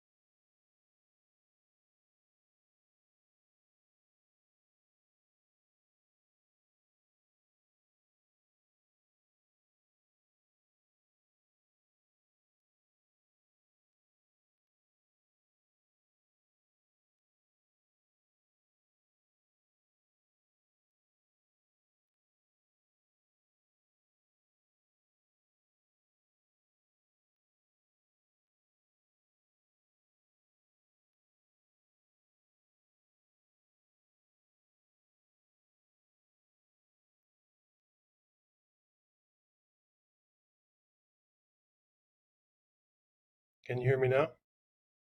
Yes, thank you. Great, you can see me as well. Yes, thank you. Please go ahead, Ms. Shaheen. Thank you. Dr. Balch, you talked earlier about various technologies for the treatment of produced water. Can those technologies satisfy water quality standards? Yeah, I would say the answer is absolutely yes. Two commercially available technologies or families of technologies are membrane filters and distillation of a variety of different methods. So membranes, I'm talking about things like reverse osmosis. You can make water pure enough for green hydrogen with RO water, and that is very pure water. Similarly, distillation, especially multi-stage distillation, you can clean water to a very pure standard as well. Cost could be an issue. Turning now to the proposed rule, have you reviewed the proposed rule as revised by the Environment Department? I did. And can you provide examples of when the proposed rule would apply? I think any proposed rule or any final rule actually should clearly outline appropriate uses for any treated water. In this case, we're talking about produced water.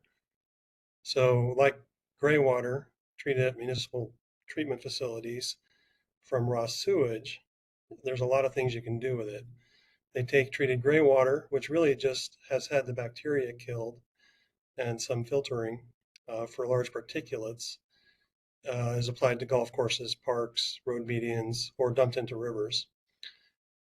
Technically, any water can be cleaned to a usable standard, and no restriction should be necessary if costs were not an object. And I don't think this is a rebuttal. I just wanted to say that you think of the water as three components. You have inflow water that's dirty. Then you have a treatment process, and you have an outflow water or an effluent, which is a condensed version of that dirty water. And then you have a reuse water stream, which is a clean, pure source of water that can be used for a variety of different things. So that's what I talk about when I talk about reuse water, is that once you've cleaned it to the appropriate standards, then you should be able to use it for pretty much anything. Really, and this comes down to the fact that all water is ultimately recyclable. Every drop on the planet has been poisonous or contaminated at some point, and some of it's clean now, a couple percent. You've provided examples of when the proposed rule should apply. Can you tell us when the reuse rule would not apply? I think you need to have some process to allow research and development. So there might be an allowance for research and development purposes where discharge is necessary for studying the environmental impact of that discharge. I would say that those kind of things should be small scale. They should be very controlled and heavily tested. I think also there's emergency situations. You could have an equipment failure or a natural disaster. You could have vandalism of your equipment where it might be necessary to discharge some cleaned up produced water on a temporary basis to prevent having to discharge untreated water, for example. And then the other thing might be if the volume of produced water can be safely managed without significant or any environmental impact, exemptions might be provided for things like landforming or revegetation, things you use gray water for already.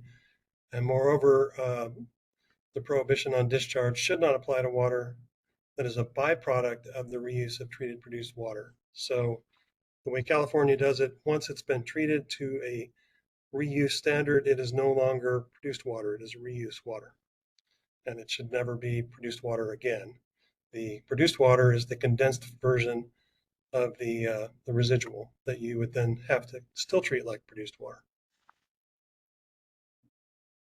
Turning now to specific provisions of the proposed rule, is the definition of flowback work consistent with your understanding of the facts on the ground?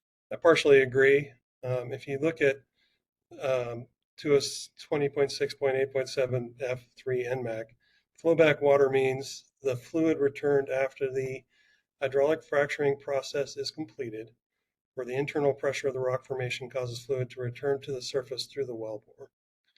However, there's some stuff added to it in this particular rulemaking that I think is not exactly accurate. In particular, saying flowback water is a component of produced water. And there's a couple of things I don't like about it. The first one is that it's not correct all the time. There's not always hydraulic fracturing in produced water. So saying flowback is as a constituent of produced water implies that it's always a constituent. So it would only be correct also during the time in which the well is flowing back, that 15 to 30, maybe 45 days, and would not apply at all for wells that have not been hydraulically fractured. So I think that needs to be clarified a little bit in the definitions. Do you recommend any changes to the definition of flowback water? The statement of flowback water is a component of produced water is not accurate. I recommend recognizing that produced water is a combination of flowback and formation water during the time period in which flowback is occurring, and if it is occurring, if there's no hydraulic fracturing, there's no flowback, and is formation water after that time or in other cases. And what is the basis for that recommendation? Flowback mainly contains water and salts from injection water, sand and chemicals that were introduced by hydraulic fracturing, with an increasing proportion of formation water as flowback decreases. So there can be a period of time when the water that's being produced from a well contains flowback, but there's going to be a lot more time during its production when there is minimal or no flowback coming in, and in cases where there's no hydraulic fracturing at all, like dewatering natural gas wells, there will never be any flowback water included. So just to clean up on the definition. Do you recommend any changes to the definition of produced water in 20.6.8.7 P5? Yes, the definition, the way I read it, assumes that anything introduced to the well during hydraulic fracturing will always be present. So as proposed by 2687 P5 NMAC, produced water means a fluid wastewater that is an incidental byproduct from drilling for or the production of oil and gas, and includes formation water, flowback water, and any chemicals added during drilling, production, or maintenance processes during the life cycle of an oil or gas well. Produced water includes known and unknown water pollutants. To me, this definition is not consistent with the definition of produced water from House Bill 546. That's NMSA 1978, 7013-2B, as modified in 2019. The underlined language appears to be new language. I recommend revising as follows. Produced water means a fluid, wastewater, that is an incidental byproduct from drilling for or the production of oil and gas, and includes formation water that may for short time periods include flowback water and any chemicals added downhole during drilling, production, or maintenance processes. And why do you make this recommendation? I make that distinction because the volume of flowback and treatment is small compared to the lifelong water produced from the well, and very quickly is going to go to de minimis quantities. So soon after those treatments are performed, what's going to come back out has already come back out, at least in any detectable or volume or concentrations of that might exceed particular standards. So notably, legacy production, dewatering for natural gas production, coal bed methane produced water, those all never have any flowback. So the definition really should separate those two concepts. In addition, not all produced water necessarily contains contaminants that rise to the level of a water pollutant, as defined in 2647 W3 NMED. In your opinion, is there a valid basis for prohibiting the discharge of produced water as proposed? No, I don't think there is. To me, it's a little bit more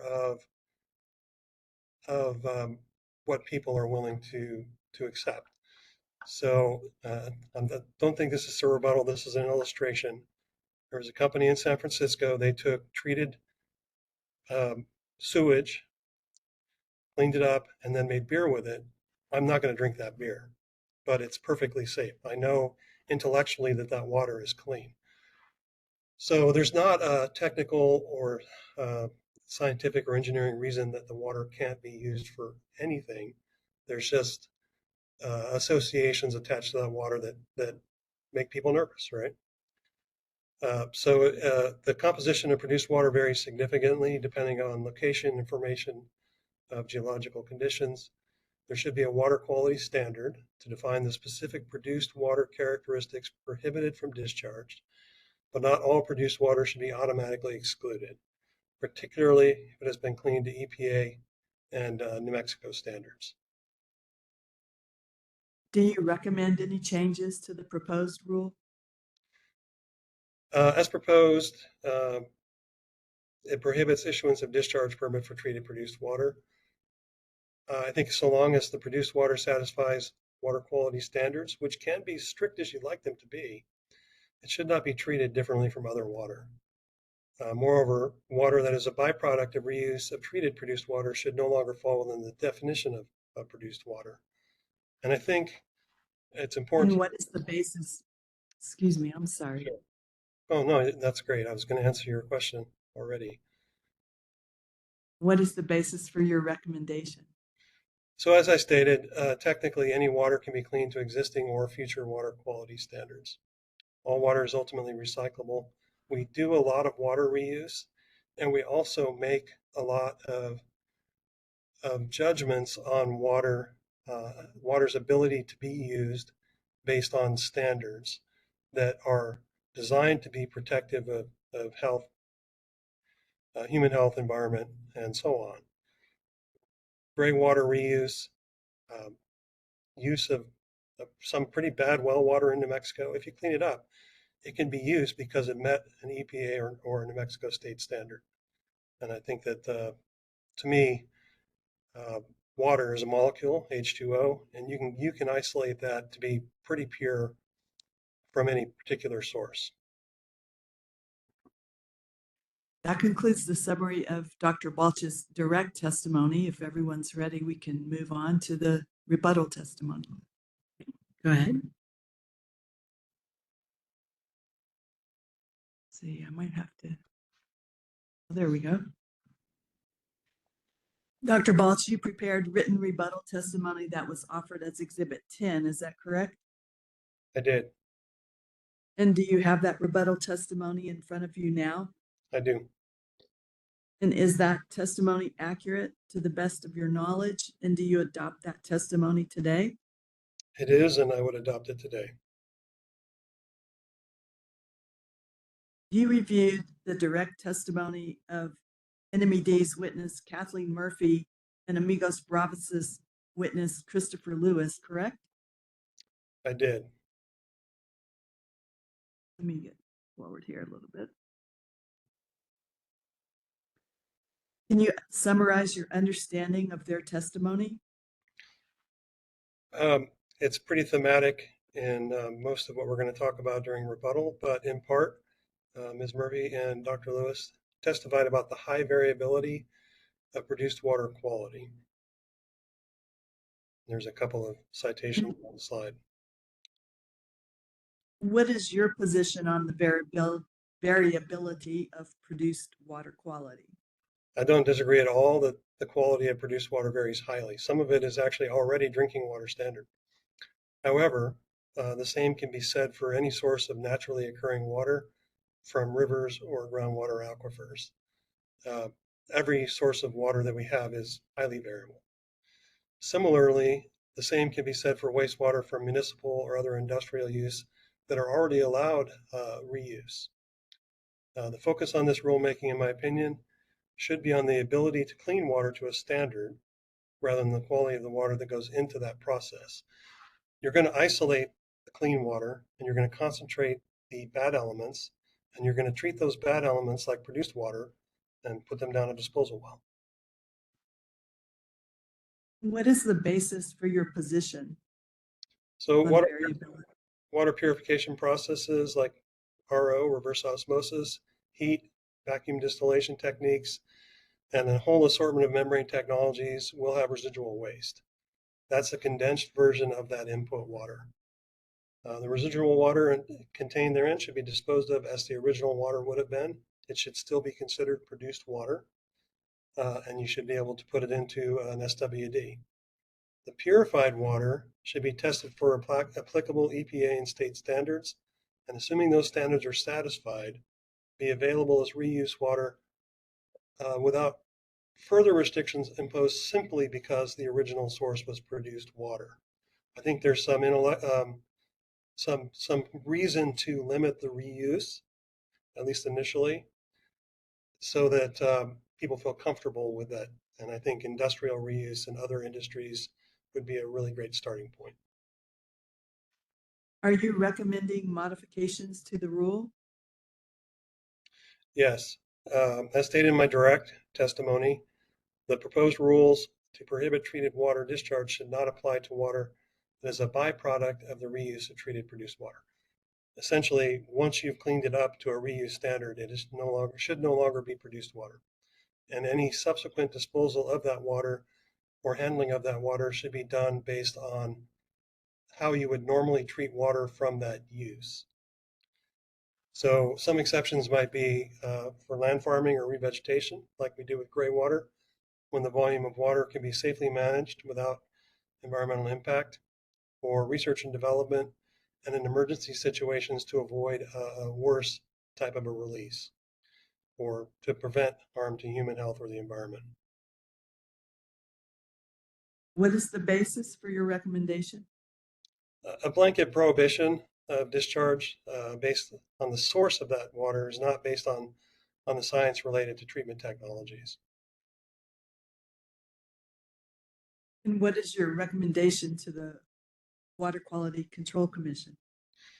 I think the commission should focus on allowing water reuse and setting standards or the framework to develop those standards by which water can be designated for reuse. I would hope that the rule that they make, that if it does allow this, would also be flexible enough to add in new elements as you determine there's other things you want to test for. The reasoning is simple. All water on Earth is reuse water. All water on the Earth has at some point been polluted to a point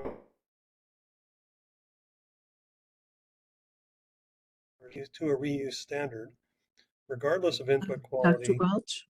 Yes. Dr. Welch, I'm sorry, you broke up for a while and now Oh, okay. your picture quality is getting bad. You may have to turn off the video again. Can you still hear me? Yes. Okay. I was worried if I turned off the video, then you wouldn't be able to hear me. I'll start over again on this slide. To me, the focus should be on allowing water reuse and setting standards and the framework to develop those standards by which water can be designated for reuse, including the ability to add in whatever elements you feel like are important. So if you point the rule at New Mexico water quality standards, if you change New Mexico water quality standards, the rule would automatically shift. The reasoning is simple. All water on the planet is reused water. All of it's been polluted to a point it cannot be used by humans at some point. A lot of it right now already is. There are many examples where we clean up water to a reuse standard, regardless of input quality, regardless of known or unknown inputs, with a focus on the cleaned water quality coming out and not the source of the water. One example of this is the International Space Station. 98% of water there is recycled. Most of the 2% that is not reused is lost in transit to the space station and not on the space station itself. This is human wastewater from processes you can imagine, but also respiration, sweating, urination, and so on that is reused many, many times because it's clean to a standard, actually a very pure standard, more pure than most water we can get on municipal supplies. So this water that contains known and unknown pollutants, it's cleaned using a combination of filtration and vacuum distillation and then tested to make sure it meets a standard. Do you have any other examples of Another reclaimed example, water? sure, I do. Another example is reclaimed water from sewage treatment facilities. This water also contains known and unknown pollutants. There can be any number of things that are going into those facilities, pharmaceuticals, PFAS, you name it. They treat that water to a standard, which to me is actually fairly low, which allows direct discharge into rivers and for subsequent use downstream as drinking water and irrigation water. More or less, they take out solids, they test for concentrations of certain things like arsenic, and then they knock out the bacteria, and then they can dump it in the river. So there's actually 6 states, but I did call out Arizona and Texas. You can take that water and further purify it and directly use it by humans once it meets a standard. Other states, California, Colorado, Florida, are actively pursuing similar policies. In fact, for a decade now, you've been able to take purified produced water and use it for non-food crops in California. In short, it's my opinion that the focus must be on the quality of the cleaned water and its ability to meet safe water standards for its intended purpose, regardless of input quality. And I think that this is an opportunity. Sure, it helps the oil and gas industry because they can reduce their disposal volumes and their risk from seismicity, but it increases our opportunity to develop industries like hydrogen, solar panel generation, chip generation, cooling water for battery arrays and other renewable energy facilities, data farms, revegetation, irrigation. Any little bit of water that we can find from another source is water we don't have to divert from something else. So the new $1 billion solar panel plant will be up by Albuquerque, 400 gallons of water per chunk of a solar panel. Where's that water going to come from? It's going to come from somebody else's use. You've also reviewed the testimony of Ms. Murphy and Dr. Lewis with respect to the efficacy of produced water treatment options, right? I have. Can you summarize your understanding of their testimony in that regard? Sure. In part, Dr. Lewis testifies about the efficacies of technologies used to treat produced water. Similarly, Ms. Murphy questions whether a treatment process can produce consistent water quality. And what is your position on the efficacy of treatment technologies? So this is a very active research field. We're involved heavily in it, of course, but there are so many existing technologies that are already in use that can do this today. RO and various distillation technologies being just two of them.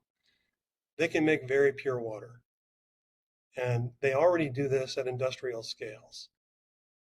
In the Middle East and in California, for that matter, they already take seawater and make human usable water. The only variable when we are looking at our research is the cost to perform that purification and whether it can be economically viable. It's my opinion that economic viability is not an issue in this proceeding. What should be here as an issue is, can you clean it to a standard for reuse? And then the cost is the concern of the person that wants to do that process.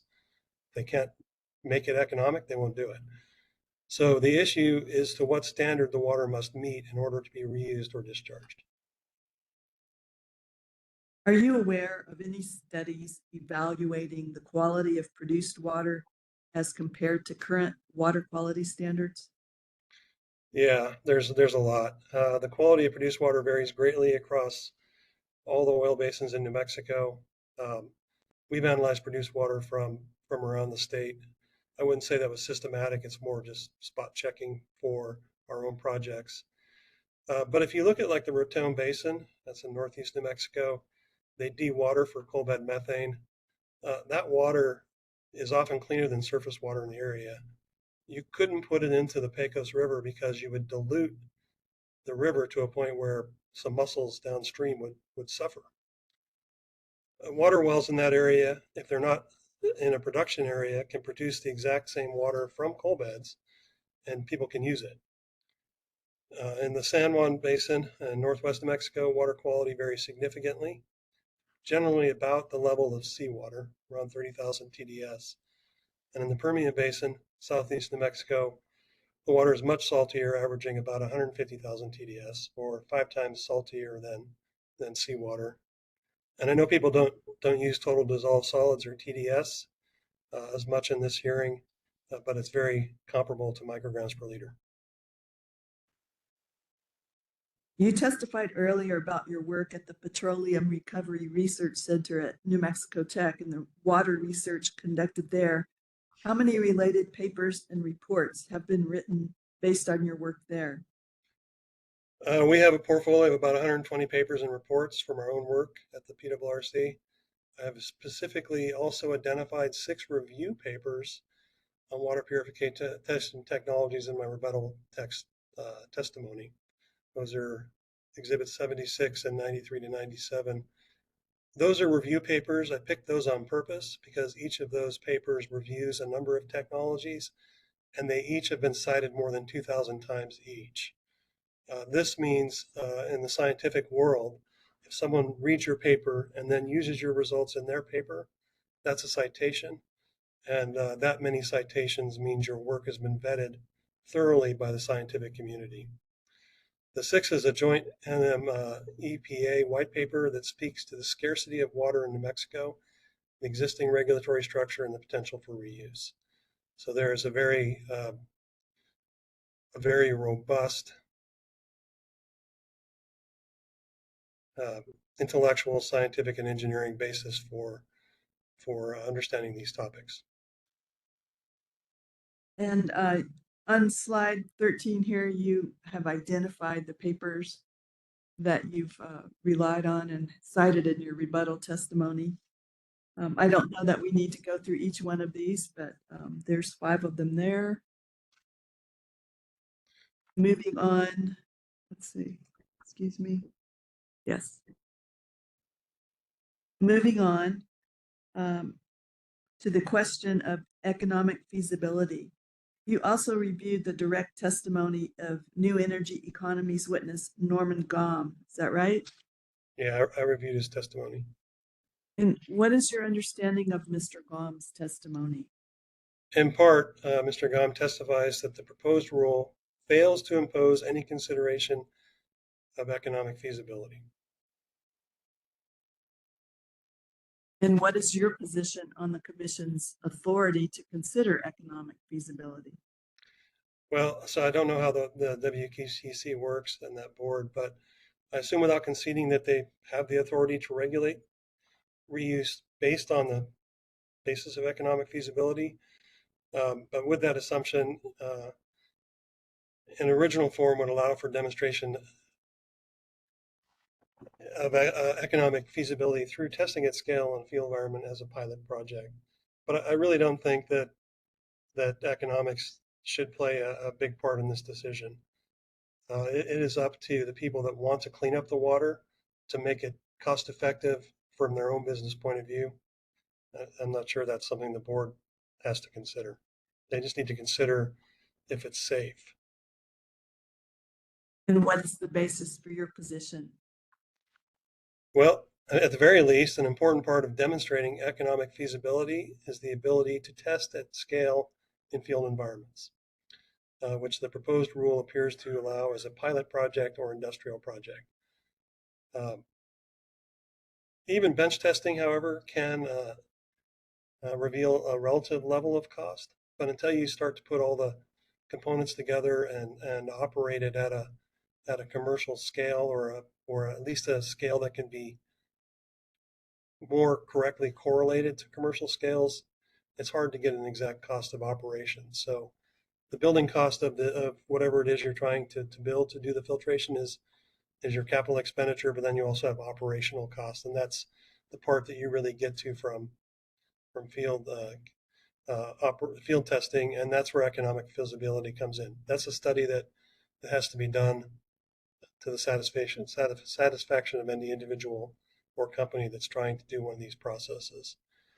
And I will say that the papers on water purification, everything that we've done, plus a lot of those citations that I gave earlier, regularly report on the cost to perform the process, with the caveat of this is at a bench scale, this is at a pilot scale, this is at a field scale, and compare it to commercial technologies which are already operating today.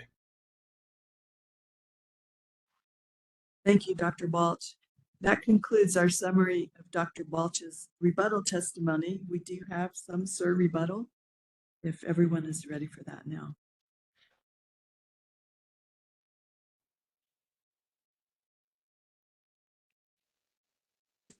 He's ready for questions. Okay.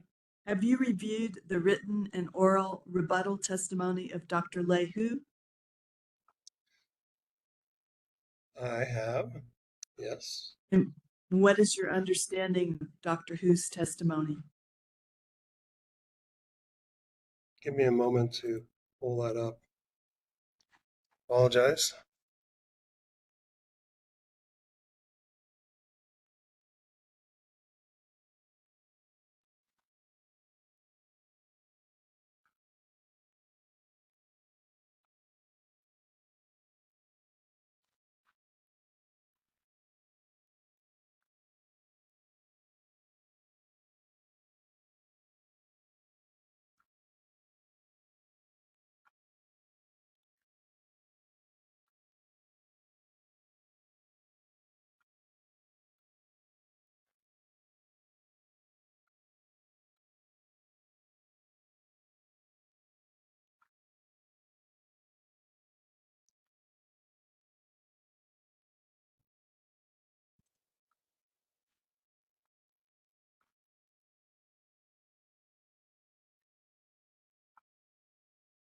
Yeah, I'm having a hard time finding my notes there.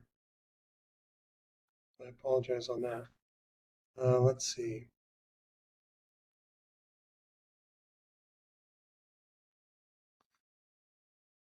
Is that slide 31?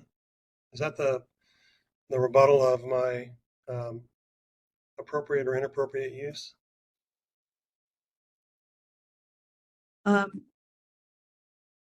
This particular rebuttal testimony of Dr. Hu is in his written rebuttal at Bates numbers 4666 to 4667. He disputes your opinion that there should be exemptions to the proposed prohibition on discharge, and that produced water that satisfies water quality standards should not be treated differently from other source water. Okay. He refers to your testimony to preface his assertions that, quote, technologies to treat produced water are still being researched due to significant variability in characteristics across different regions, and that more detailed region-specific studies are important before conclusively asserting that produced water can be consistently treated to a safe level. And then there's also similar oral rebuttal testimony of Dr. Lewis. He explains more succinctly the position of what you understand, the position of Dr. Hu and other ED witnesses, as well as others in the proceeding. They disagree with your opinion that produced water can be treated to satisfy water quality standards and is therefore appropriate for discharge. They disagree based on the assertion, as Dr. Lewis put it, that, quote, there are many known and unknown constituents in produced water, end quote. What is your response to their rebuttal testimony? So kind of starting at the top there, I would absolutely agree that research is ongoing and you always need more research. I'm a researcher and I run a research center, so I'm never going to say anything different than that. But what I don't agree with is that we don't already have these technologies. A lot of the research that we do now is trying to find more inexpensive ways to do things that we already can do with some existing technology. It's refinement. And you want to continue that because that makes things more cost effective for your future operations. So already you can take produced water, you can boil it to make steam and distill that steam, and then run that steam through an RO as I think polishing process is one way it could be referred to, and make it into very pure water, water that is essentially has no detectable levels of anything in it, anything that you can think of to test. And the very nature of water itself makes it very amenable to isolation. It's an incredibly small molecule. The only things on the periodic table that are smaller than water are oxygen, helium, and hydrogen. If you make a pore in a membrane that is small enough, you can only pass those three things.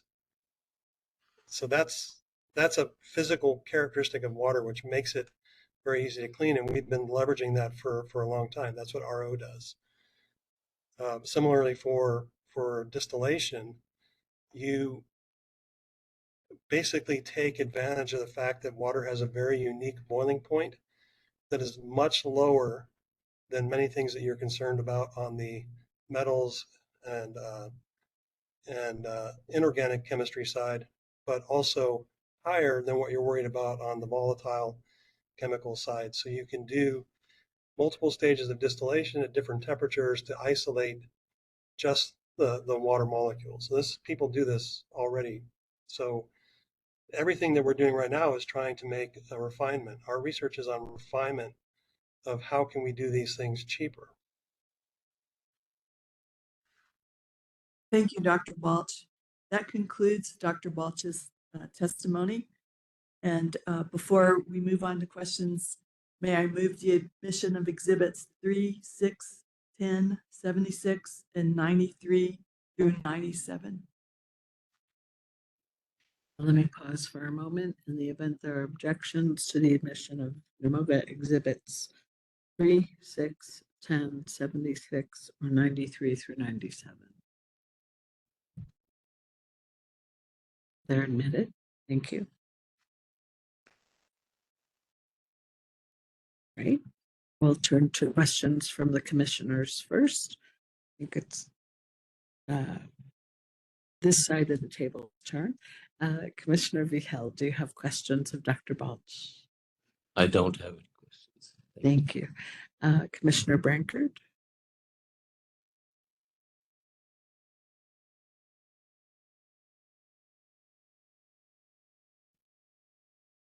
Thank you. Just a few questions. First, I have to make a disclosure. Dr. Balch stated in his qualifications that he served on the Oil Conservation Commission for many years. During part of that time, I was the counsel to the Oil Conservation Commission. We sat next to each other and passed notes. So, Dr. Balch, I just want to ask a little bit about the flowback water, your concerns about flowback water definition.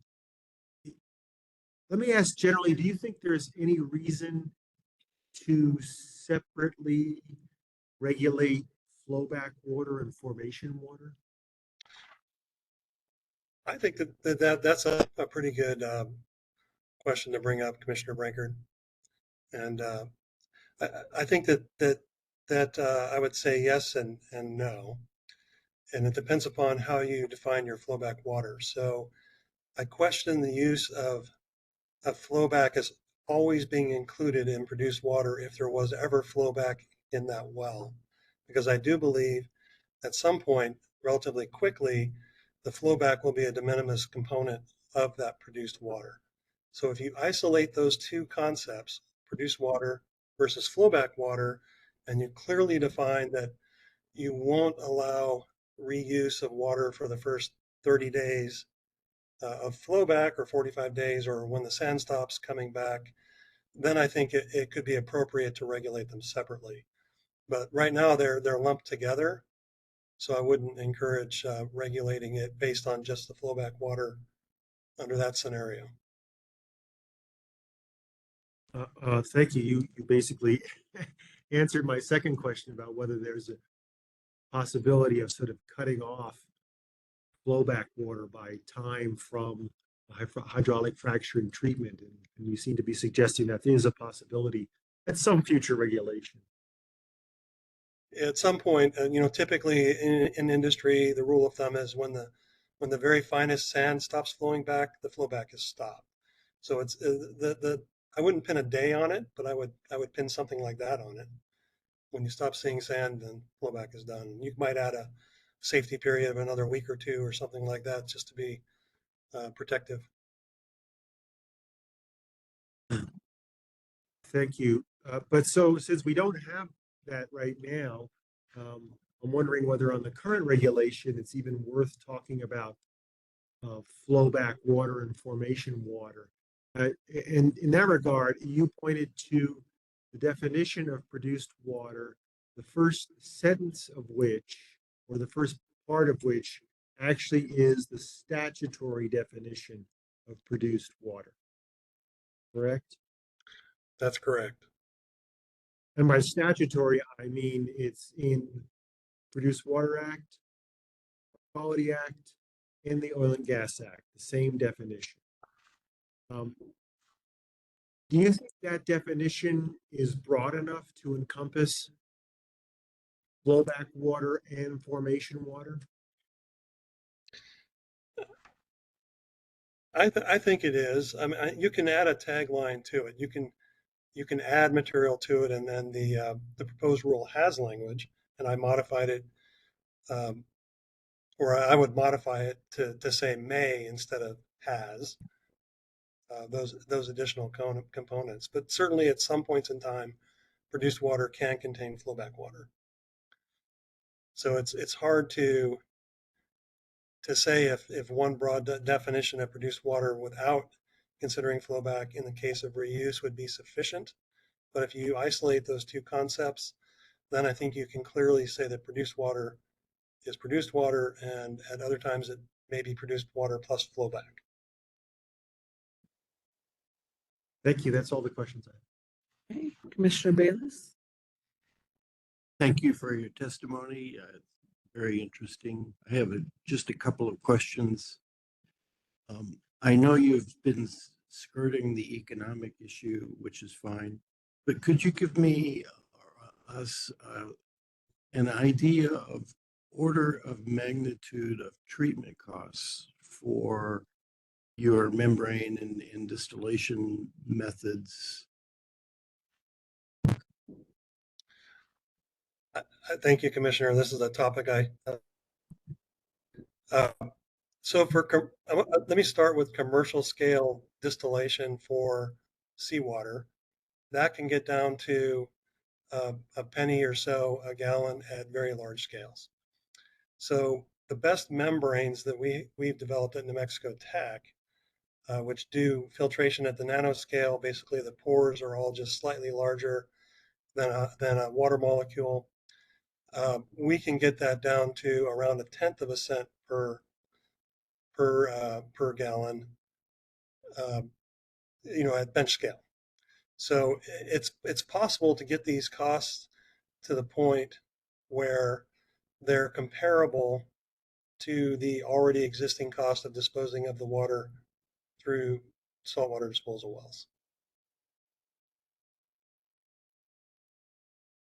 By cost of disposal at existing injection wells, what percentage of that cost is trucking costs versus the cost of actually pressurizing it and sending it down to 2 miles or whatever it is to the formation?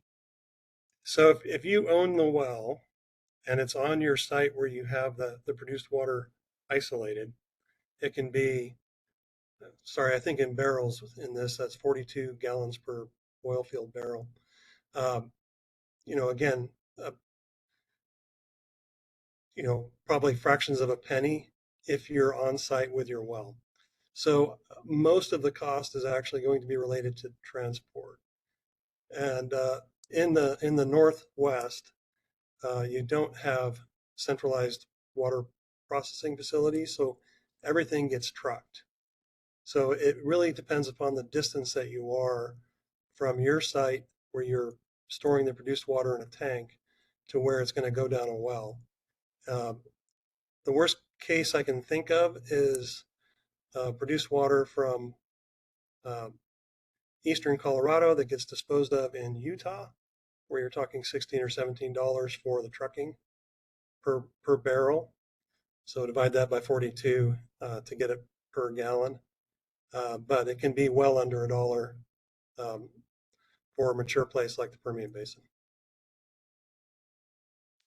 And finally, what is the order of magnitude for costs for, say, a municipal water treatment plant?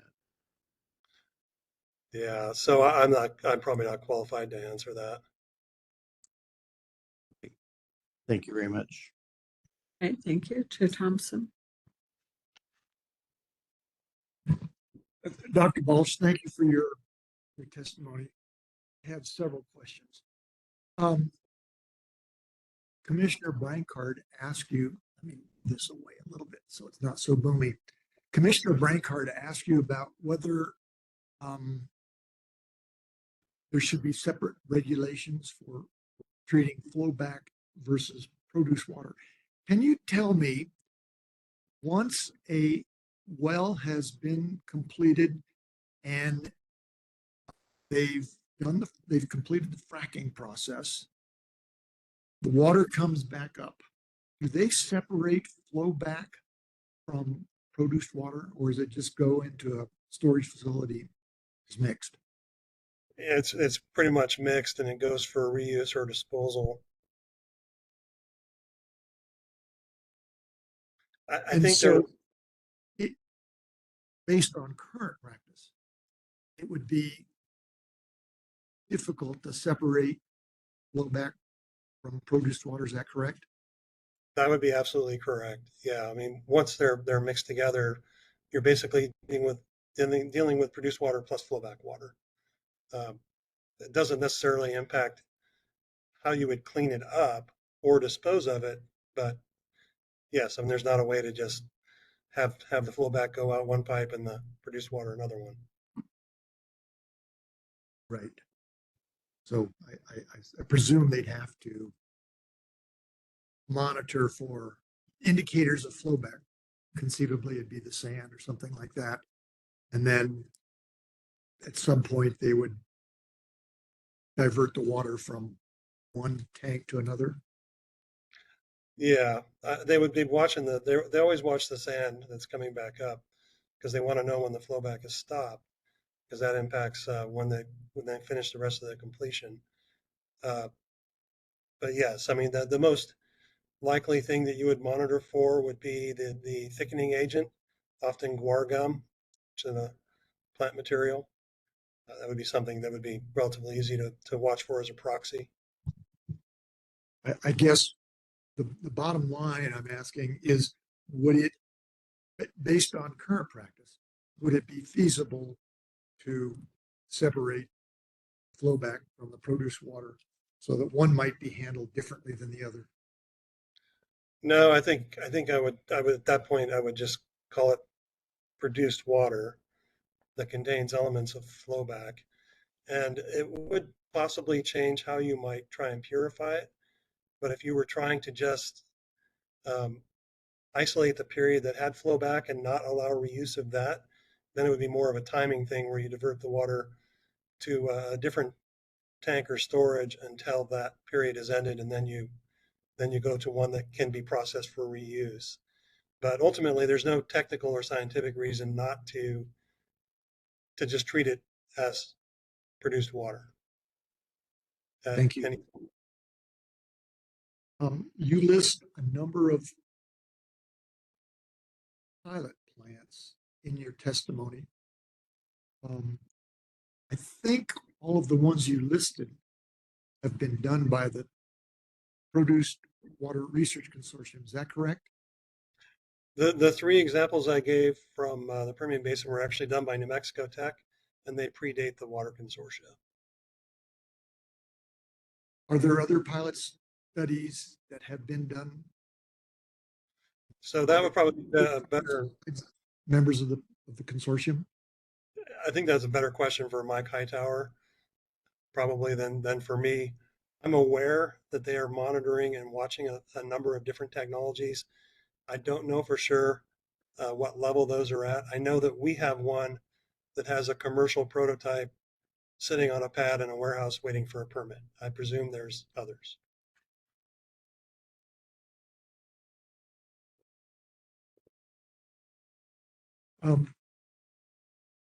There's been a testimony presented earlier arguing in favor of third-party validation of pilot testing. I don't know if you've heard that. One witness testified that they would be concerned about confidentiality, about infringement on potentially patentable ideas.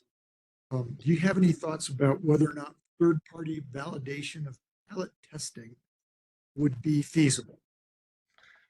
So I think it's not only feasible, it's the best, most regulatory sound and sure way of making sure that you meet some standard.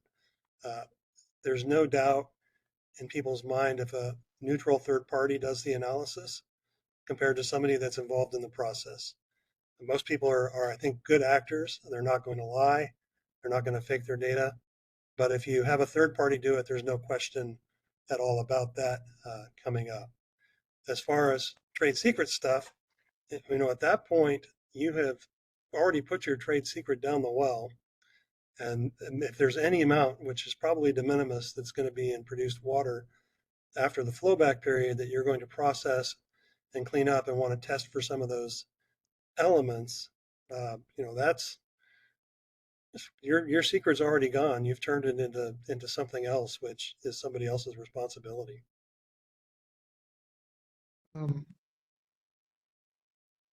You said that you've put your trade secret down the well, but if we're talking about a pilot plant, that's something that has, been constructed at the surface. Okay.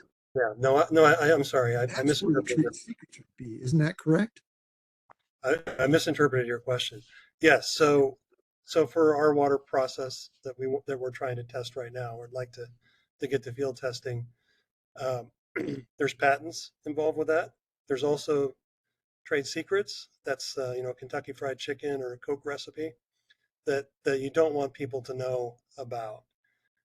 So in that sense, you should allow for at some level the process to be treated like a box where you don't know everything that's going on inside the box in perfect detail, but I think the concentration again should be on how is the quality of the output compared to the input. So can I characterize your testimony as saying that there should be third-party validation of the results, but there doesn't necessarily need to be third-party participation in the design of the technology or how it's constructed or operated? You can characterize it exactly like that. Okay, thank you.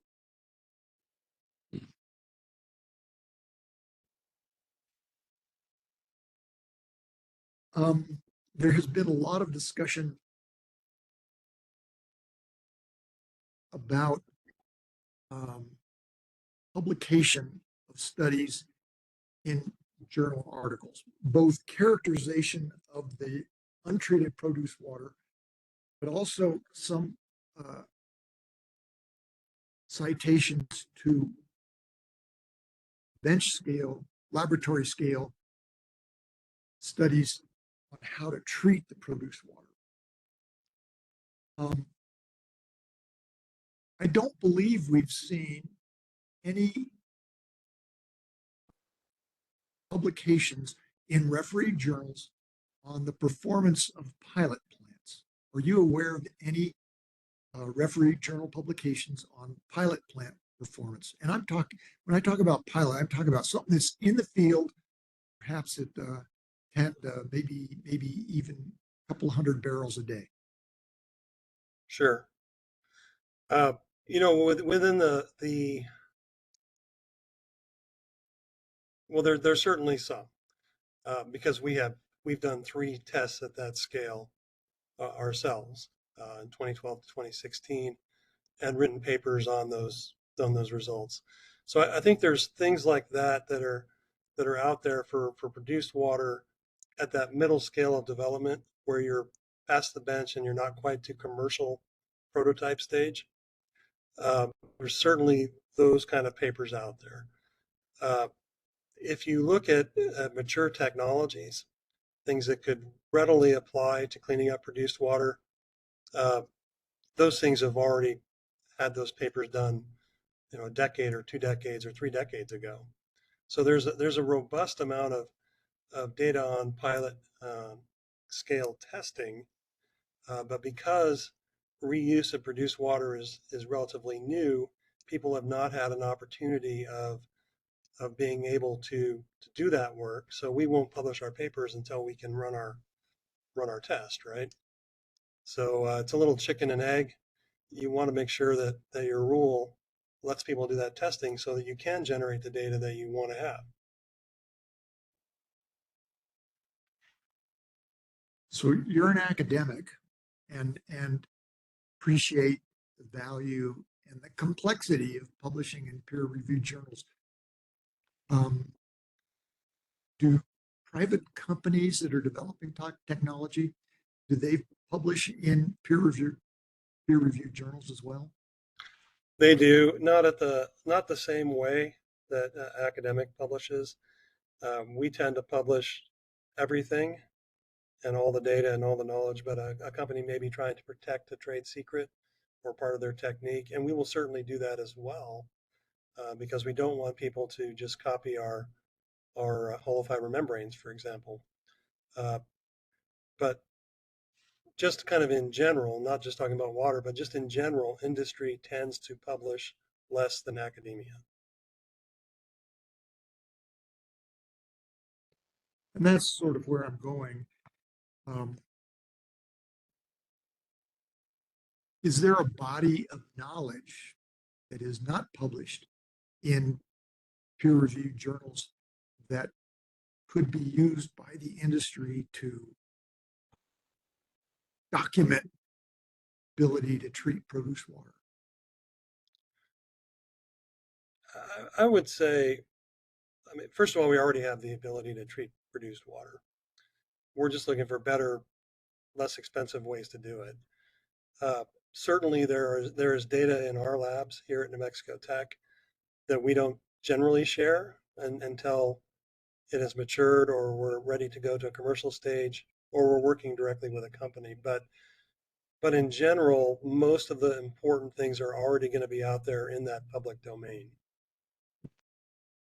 The stuff you might not have access to would be the stuff that is proprietary or copyrighted by a competitor. Okay, thank you.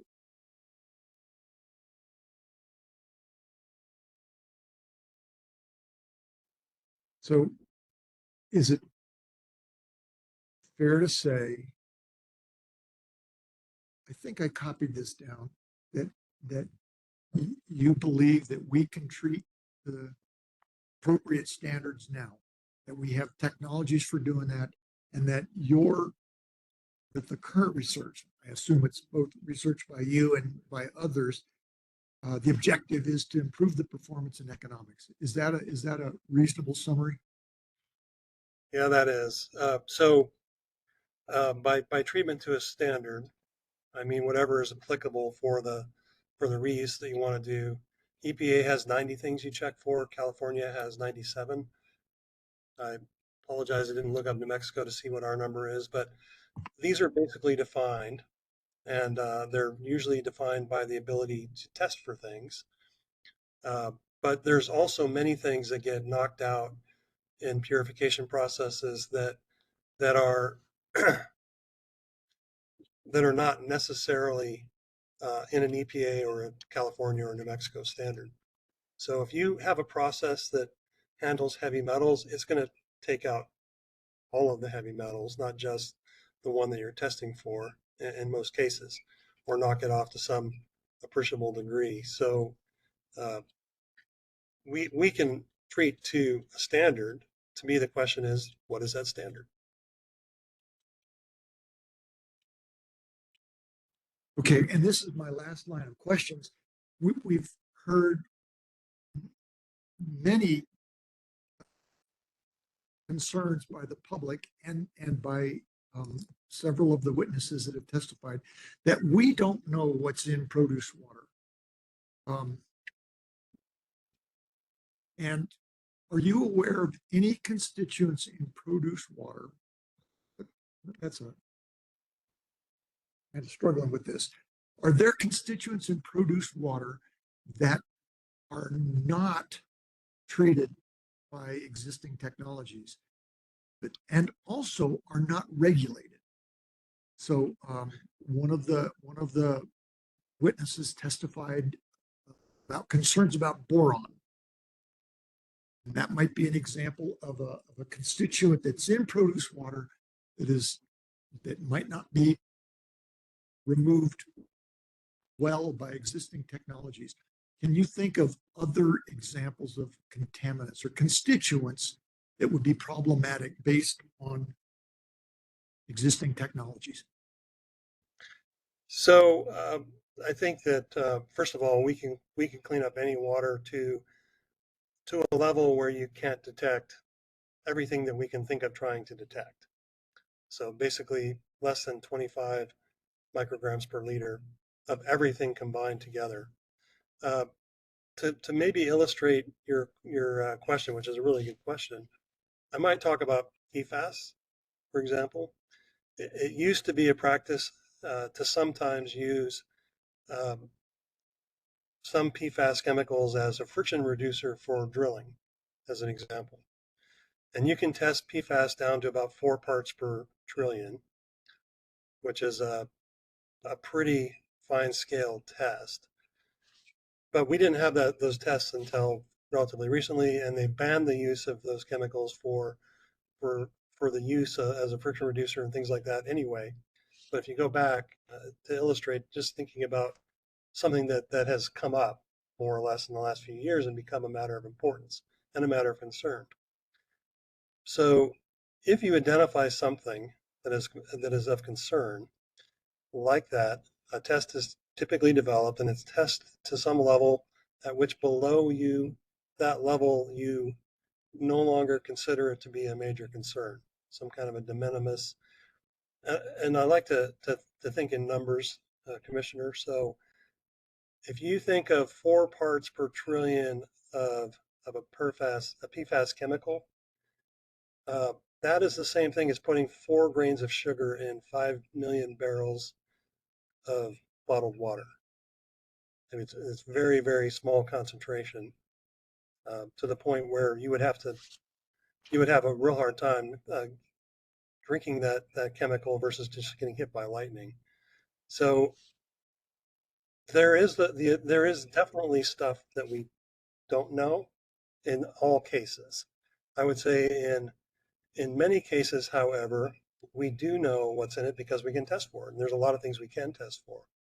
But the things that you can't test for are likely the same kind of things we can't test for in our well water or our municipal water and other water that we already have reuse and use of. If you take water and get it down to very pure status, less than 25 micrograms per liter, you're going to have at most a de minimis quantity of anything in there.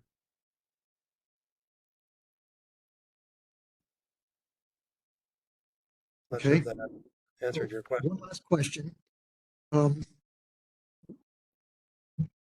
State of New Mexico has standards for, we've got standards for drinking water. We've got standards for discharge to streams. We've got standards for irrigated agriculture and other uses, livestock watering, I believe. Let's talk about, I think that's the most likely use of this treated produce water might be for land application, irrigated agriculture, rangeland recovery, or something like that. Are the current standards sufficiently protective, or are there constituents that should be added to those standards that are not regulated at present based on the source of the water? I think if you look at it, oh, sorry. Go ahead. Let me just rephrase it if I can. I'm struggling with this a little bit. If we're treating produced water from the Permian Basin and the ultimate application is to reuse it for rangeland management, are there additional standards that need to be added to the list? So, I mean, we treat to a standard right now, and that's EPA. There may be some additional constituents in Mexico. There's 7 additional constituents in California, so they have 97 that they test for. They already do exactly what you're saying with produced water. They clean it up to that standard, and then they can land apply it. The question about whether there's something else you should test for, I think if there's something which would be detectable below a very small amount, 25 micrograms per liter, that is of concern. If you look at Exhibit 11, the Danforth letter, they list a few things that they would add, right? EDF does. So I think that there's probably stuff that could be added. I would not be qualified to say which things should be added or at what concentration. You need a good chemist for that. But good. Thank you very much. I appreciate it. You can make it as restrictive as you want. Mr. Dominguez, we have about 5 minutes before lunch break. Do you want to get started or wait? I think I could wrap up my questions. Thank you, Dr. Balch, for your testimony today. My question's a little bit of a continuation from Chair Thompson's last line of questions. And you've talked about treating to a standard. And mine's just kind of a point blank question of how do you treat for something that doesn't have a standard? Well, I mean, you're whether it's an official standard or your own benchmark that you're trying to meet, you would test to something. But I think you mean if there's an element in the water that doesn't have a standard associated with it, or even as EDF mentioned in Exhibit 11, a test to see if it's in there. I would really go back to that fundamental nature of water. It's a very, very tiny molecule. There's only a couple of elements on the periodic table that are smaller than it. If you can make a pore in your membrane that is just bigger than water, you can isolate everything else. And that's why during my testimony and my rebuttal, I really put a focus on the result of the cleanup rather than on what is going into that particular process. So you take dirty water. It doesn't matter if it's produced water or if it's potable reuse of sewage water or just well water at your house. You have identified things that you're concerned about. You test for those. But if you clean it to a very pure standard, which can be done with reverse osmosis, can be done by other membranes, can be done by distillation, then there's a pretty high certainty there's nothing else in there at a level that's going to be very high. Now, if you come up with something that's of concern, like a few years ago, we didn't test for PFAS and now we do, then you add that in.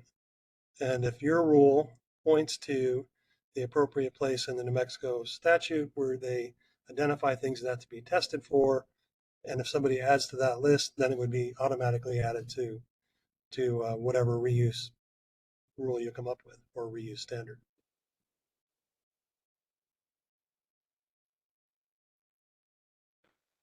Okay, thank you, Dr. Welch. I think we'll leave it at that. Thank you very much, Commissioner Dominguez. Let's break for lunch at this time. We will reconvene at 1 p.m. There are not a lot of public commenters so far, but we will accept public comment at 1. And just for everyone's information, if we are able to finish the case today, the 1 o'clock public comment session will be the last one. Otherwise, we can talk about it tomorrow if we get there. Thank you all. Begin, please.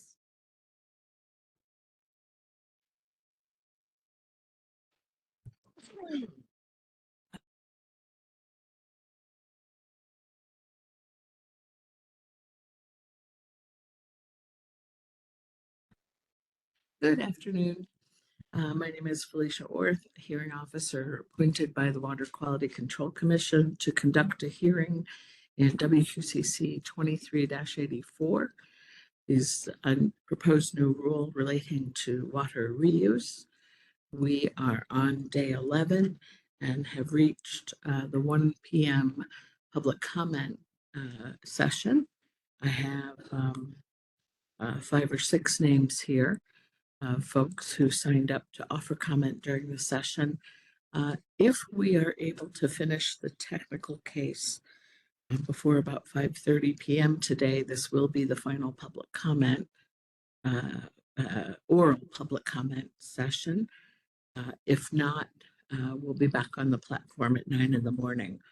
Regardless, though, if you are interested in offering comment and have either already spoken or would like to offer something later, please just submit it in writing by the end of the day to Pam Jones.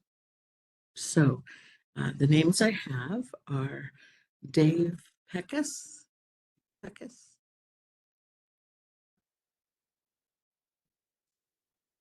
Okay, please let me know if he joins us on the platform. Nancy White.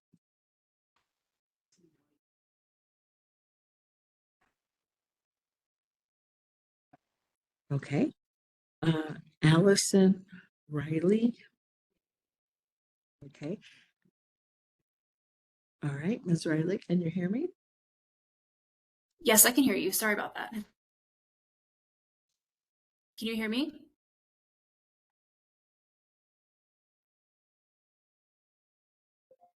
Hello? Oh, hello. So Ms. Riley, if you would please spell your first and last name for the record. Yes, the first name is Allison, A-L-I-S-O-N. Last name is Riley, R-I-L-E-Y. Thank you. Do you swear or affirm to tell the truth? Yes. All right. I'll start your 3 minutes now. All right, well, thank you for letting me speak today. In an arid state, it is crucial to conserve fresh water for future generations. The Produced Water Act was passed 5 years ago with strong support in both the House and Senate. The law requires the Commission to adopt regulations for the discharge, handling, transport, storage, recycling, or treatment of produced water. While some organizations have expressed concern about the creation of these rules, it's important to remember that the legislature did pass this law with the intent of ensuring both the safe handling of produced water and its productive reuse to benefit our state. Water technologies will create jobs across the state, which requires a skilled workforce to manage and monitor these systems. Our universities, colleges, and trade schools will allow for ongoing training and innovation needed to sustain this industry. For years, water companies have shown interest in establishing facilities in New Mexico, but without clear water rules, they may choose to invest elsewhere. Embracing these advancements opens up new business opportunities that can benefit the entire state. As technology evolves, particularly in areas like data center storage for artificial intelligence, treated water can be crucial. By utilizing treated water to cool these facilities, New Mexico can position itself as a leader in this industry, attracting major investments and strengthening our economy. Thank you. Thank you, Ms. Riley. Kristen Brewing-Messel.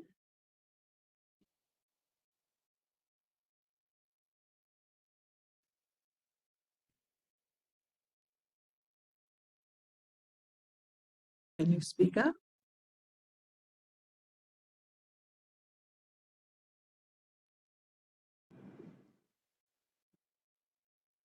You should be unmuted now.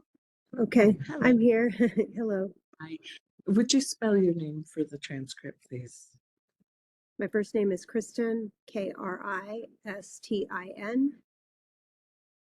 My last name is Browning Mezel. Kristen Browning Mezel. Thank you. And do you swear or affirm to tell the truth? I do. I'll start your 3 minutes. Thank you. I find it frustrating that we are considering implementation of a rule that amounts to unscientific experimentation with our water and our health.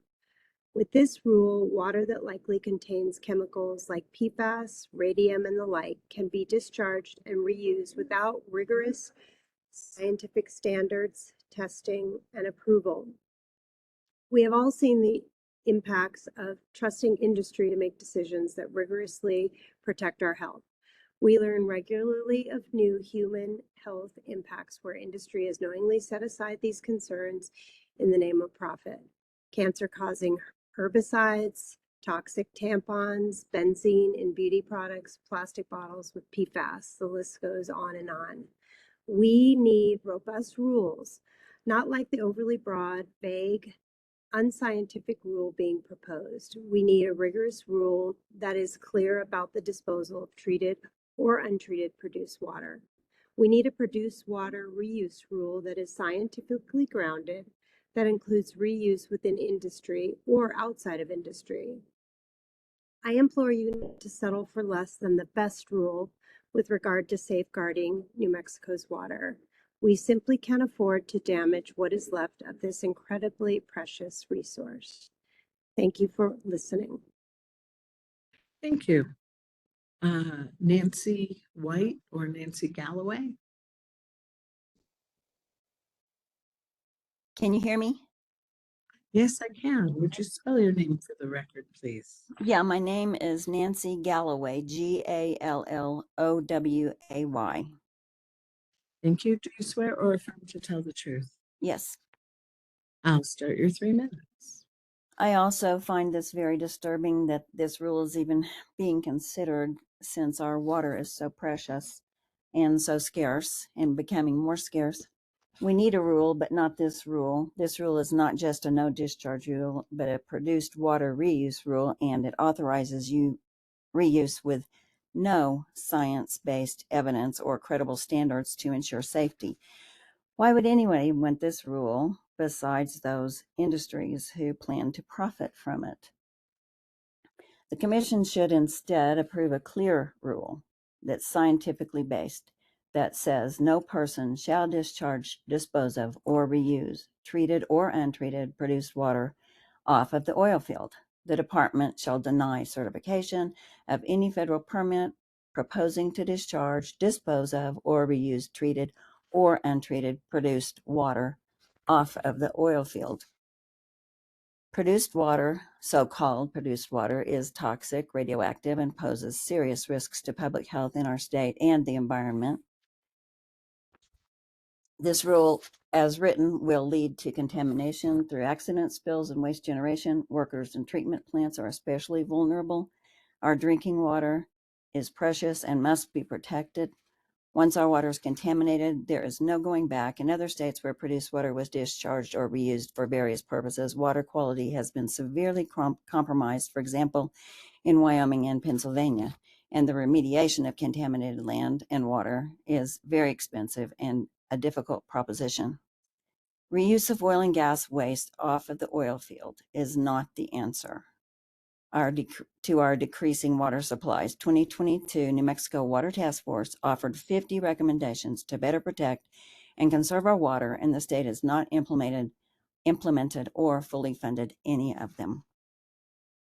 Please, this rule should not stand. Thank you, Ms. Galloway. Kaylee Blackwood.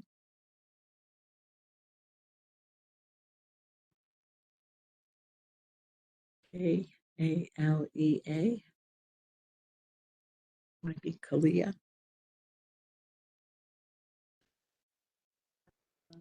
No? All right. Let me ask if there's anyone else on the platform who is on the platform at this time to offer public comment during this session. Please raise your hand, reach out through the chat.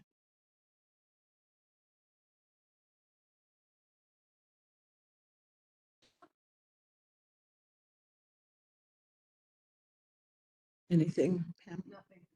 Okay. So let me turn to the room. Is there anyone in the room who's here to offer comment at this session? Sir, come on up to the table.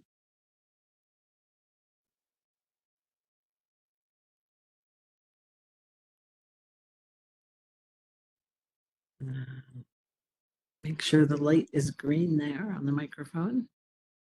Just press it. And if you would state and spell your name for the transcript. My name is Isaiah Trujillo, Isaiah, Trujillo, Trujillo.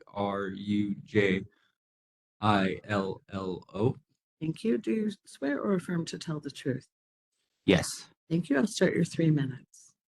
I'd like to state, as a lifelong resident of Bernalillo County, I strongly oppose the willingness to poison the water supply of the population. I know the state will not benefit from buying produced water. As it stands, we aim to hurt the environment and the people with pre-existing medical conditions.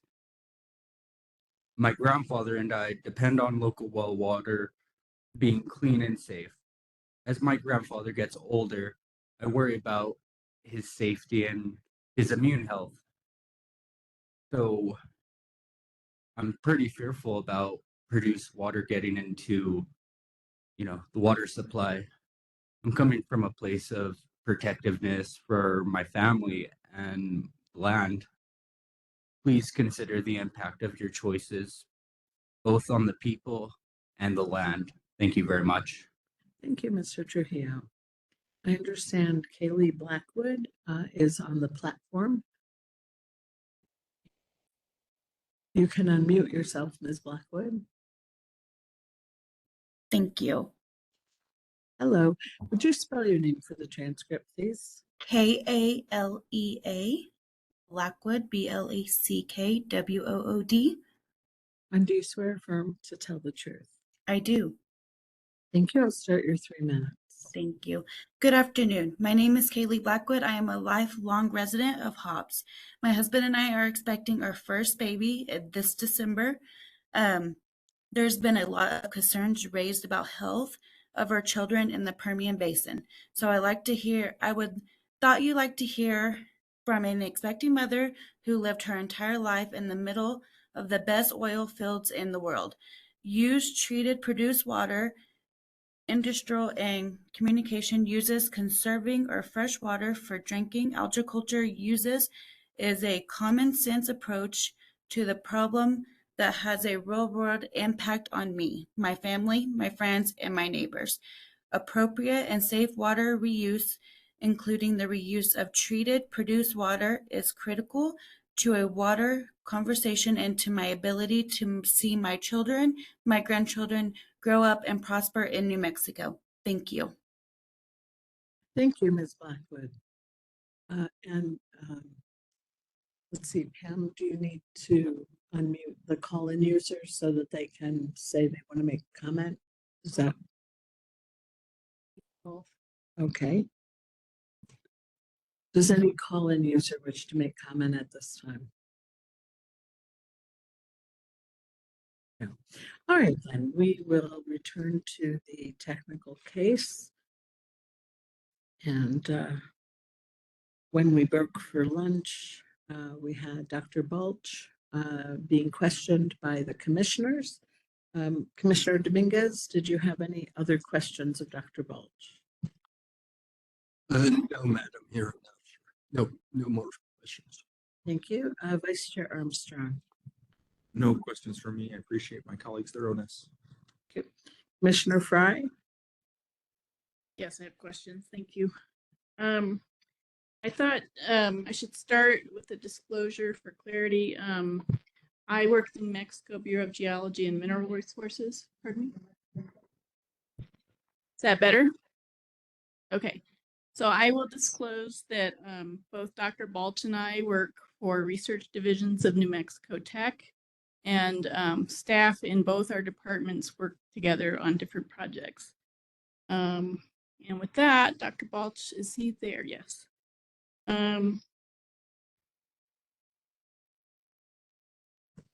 So Dr. Balch, you talked about your recommendations for the proposed rules.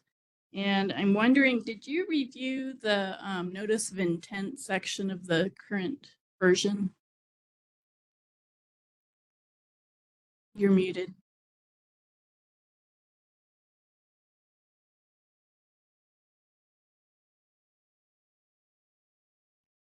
Dr. Balch, you can unmute yourself. Do we know that he's there?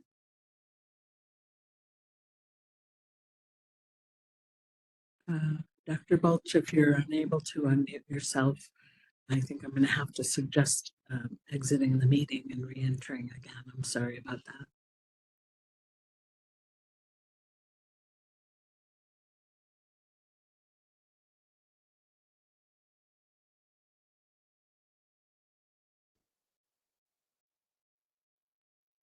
Oh, there you are.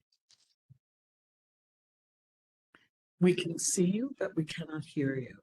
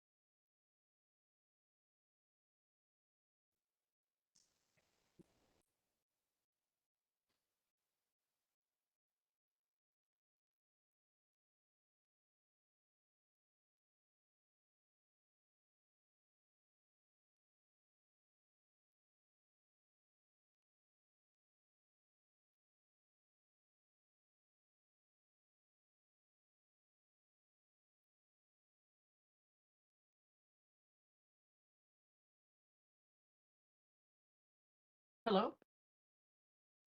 Can you hear me now? Oh, hello, Ms. Taylor and Mr. Balch.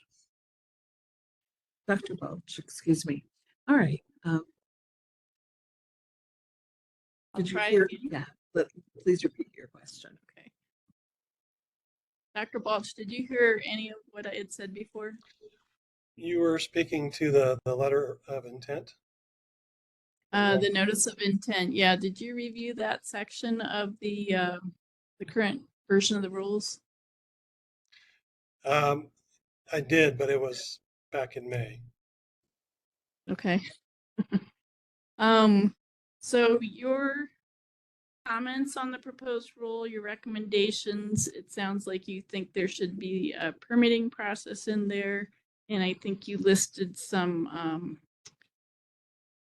if I recall correctly, there was something about exceptions, for example, for research.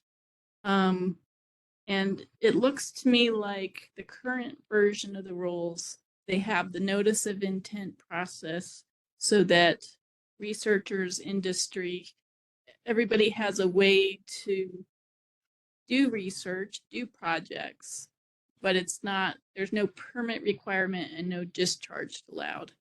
I'm wondering, for the PRC, how would the notice of intent process work for you guys? Would it be difficult to go through the NOI process? Would it be difficult for you to do your research? Thank you, Commissioner Fry. I mean, we can go through whatever process we need to go through in order to do the field testing that we'd like to do. We do have right now, at least prior to this hearing, and that could change things. You do have to give a notice to NMED and a notice to OCD, and you do have to keep your test closed loop, and you have to make sure that there's plenty of assurances that there's not going to be any release of water. Now, that's not strictly a permit. It's really more of a notice, not even a notice of intent. A notice of intent, I think, implies, essentially the beginning of this kind of a thing where you would notice the public and get feedback on your project there too. I don't think it stops us from doing anything that we want to do. We're already 2 years into the current process, so obviously that needs to maybe have a little bit of a different process anyway. But it does add time to it, so it may delay things a little bit, but there's no reason why we couldn't go through whatever process is required of us to do what we need to do.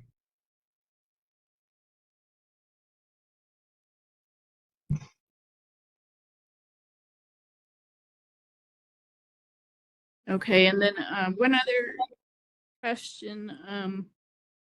For all your projects where you're looking at water filtration, water purity, in your projects, I know you're using a research lab for some of the data. Are you using accredited labs in every project as final proof? It depends upon what level we're at in the research. For early stages, we'll send water samples to the Bureau of Geology, for example, or do them in our own lab. If we want to have an outside viewpoint, then you send it away to people like in El Paso that are doing projects on produced water.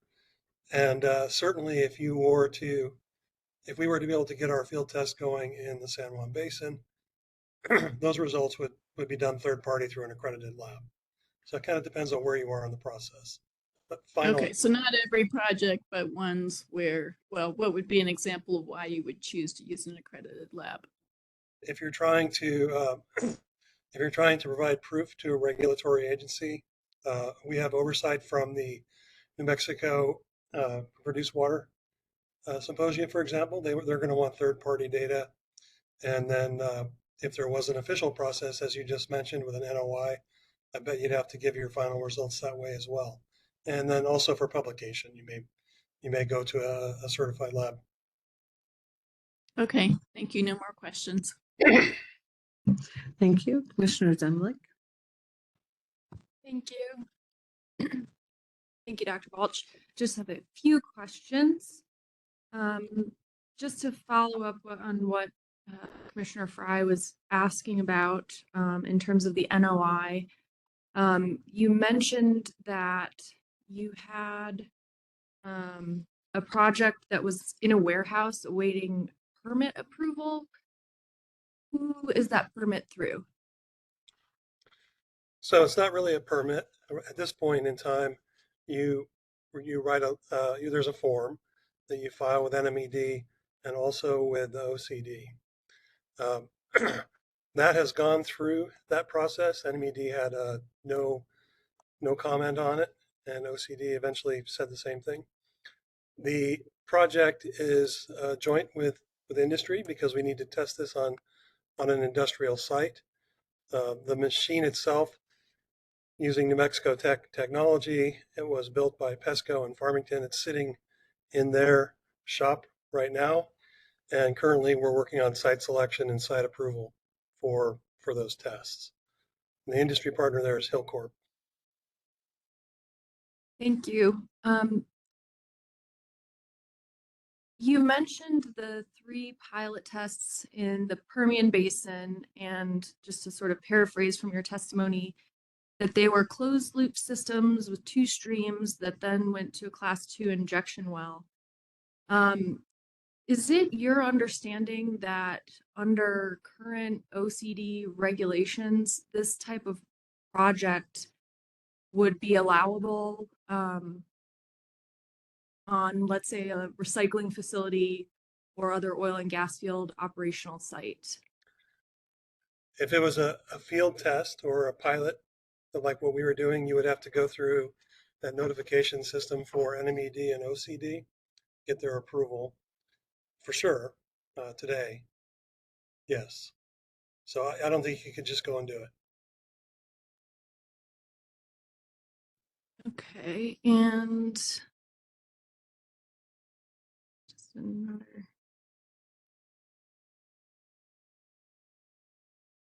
Okay, and I have another follow-up question on that. So those 3 projects in the Permian Basin, you mentioned there had been publications associated with them. Have you included any of those with your testimony?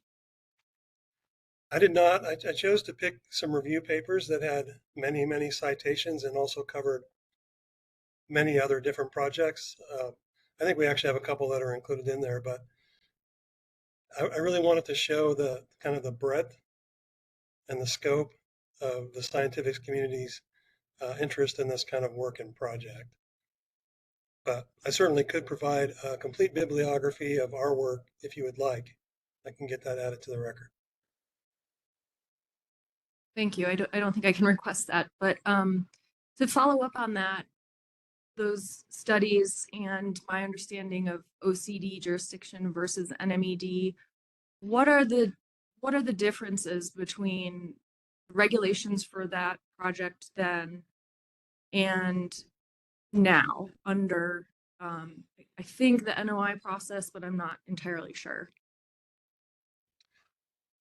I think before it was a summary notice done by the operator to basically say that they were going to do this on their site. It's a little more complicated now, and it should be. I think there should be a process, and it should be relatively robust. You don't want people performing projects that haven't been vetted for their chance to, spring a leak, if you will. Just to follow up with that, the rule that we're considering now explicitly, I guess, turns over the jurisdiction of oil and gas field use, I would guess, to the Oil Conservation Division. So what I'm trying to get at is if you have a closed loop system where the concentrate or the permeate is going into a class 2 injection well, why that wouldn't be considered oil and gas field use.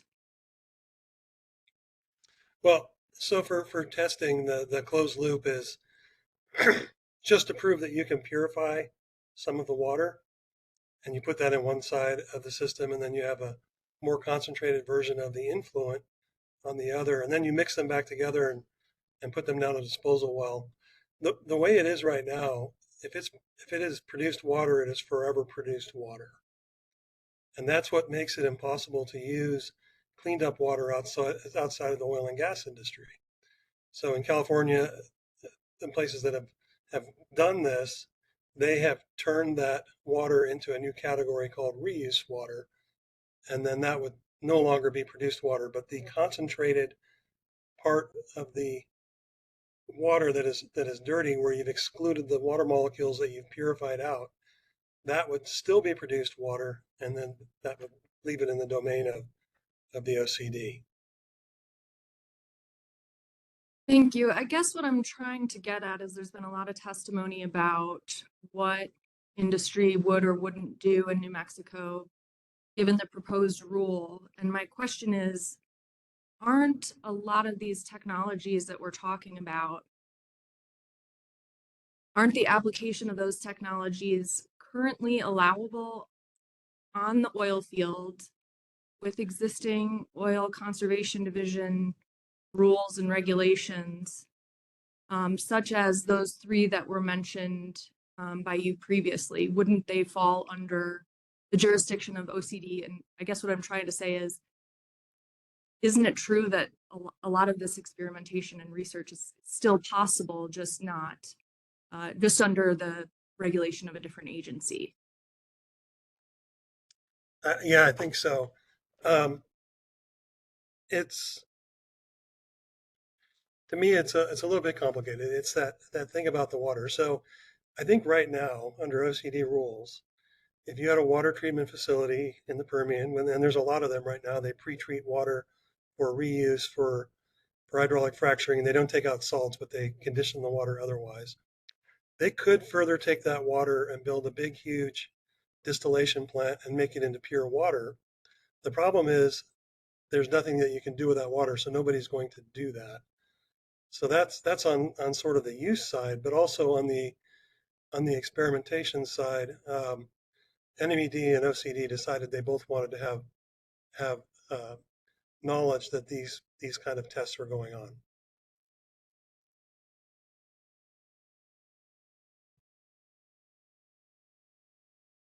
Okay, I think that those are all my questions. Thank you. Great, thank you. I know that Commissioner McWilliams had to step away this afternoon, but let me ask if Commissioner Rosatos is on the platform and has any questions of Dr. Balch.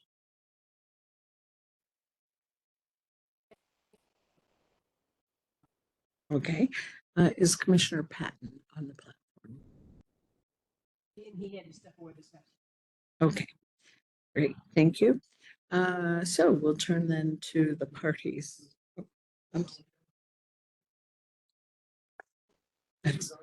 Okay.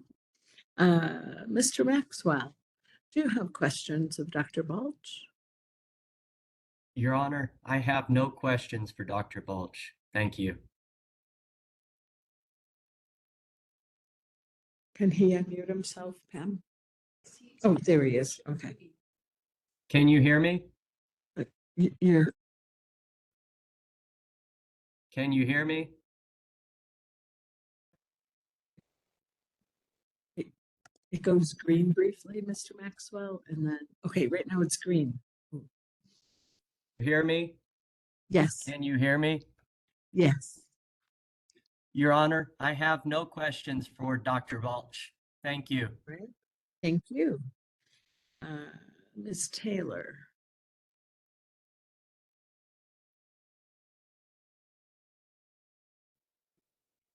Can she unmute herself? Saw her earlier. Ms. Taylor?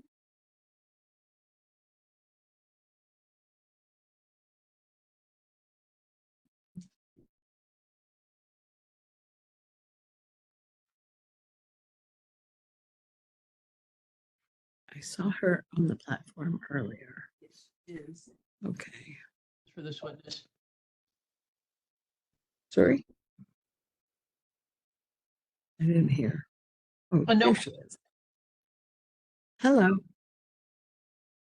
Hi, this is Liz. No questions at this time. Thank you. All right, thank you. Mr. Cox. I have no questions, Madam Hearing Officer. Thank you. I don't see Mr. Hightower in the room. Is Mr. Hightower on the platform? It's not on. All right. Mr. Davis?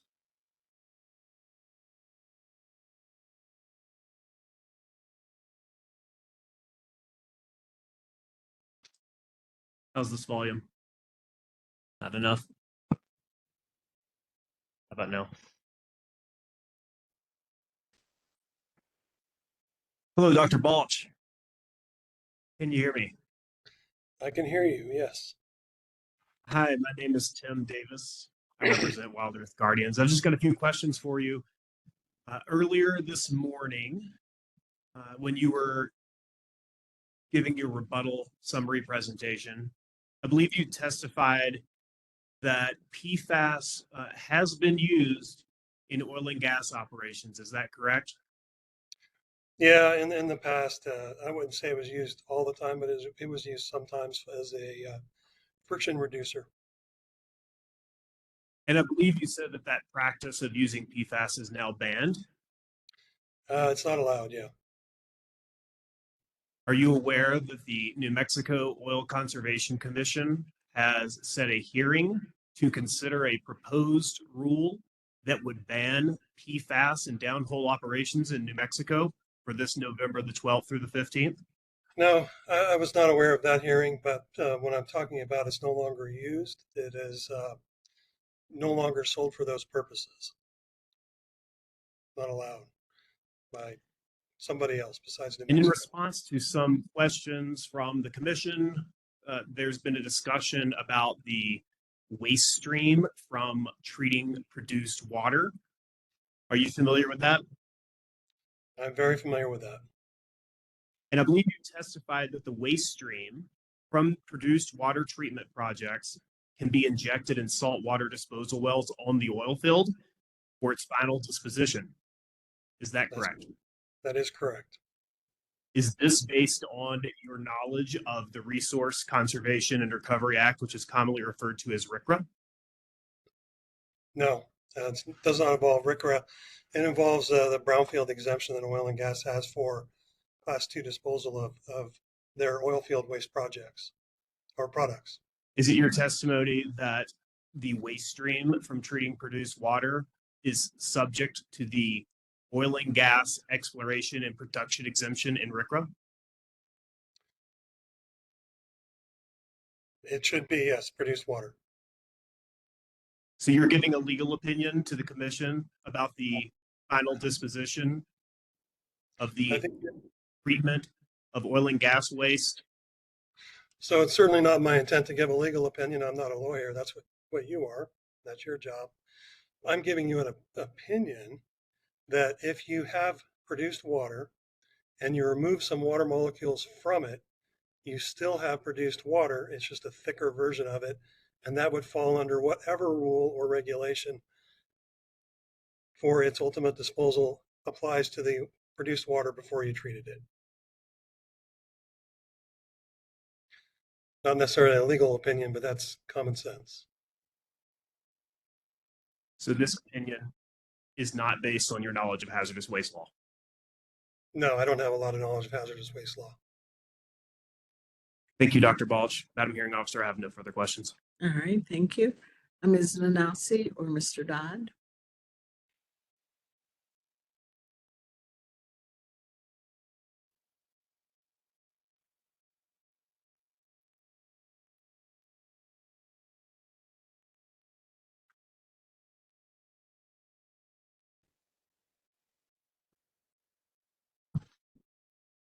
Thank you, Madam Hearing Officer.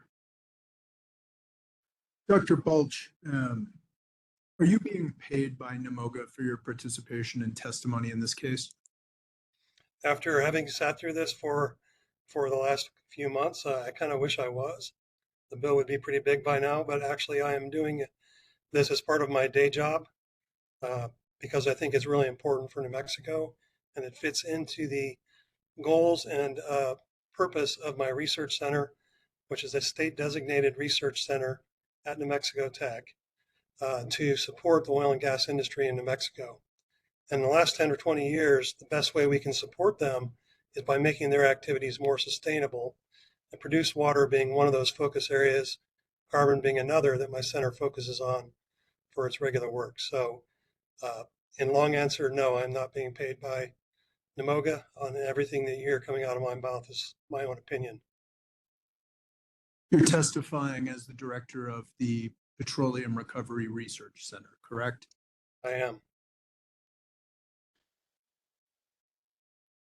By law, the Petroleum Recovery Research Center is, quote, to assist in all legal ways persons and entities in the state in their efforts to effect additional recovery of petroleum and other energy resources from the state, close quote. Is that correct? That is correct. That's actually from the 1977 statute. That's New Mexico laws or New Mexico statutes annotated section 70-9-2C, correct? I couldn't give you the quote number, but it is almost, it's word for word from my memory of the statute. Okay. And so by law, you are required as the director of the PRRC to help maximize oil extraction in New Mexico, correct? No, I don't think it doesn't have like a legal requirement. I can't go to jail if I don't do that.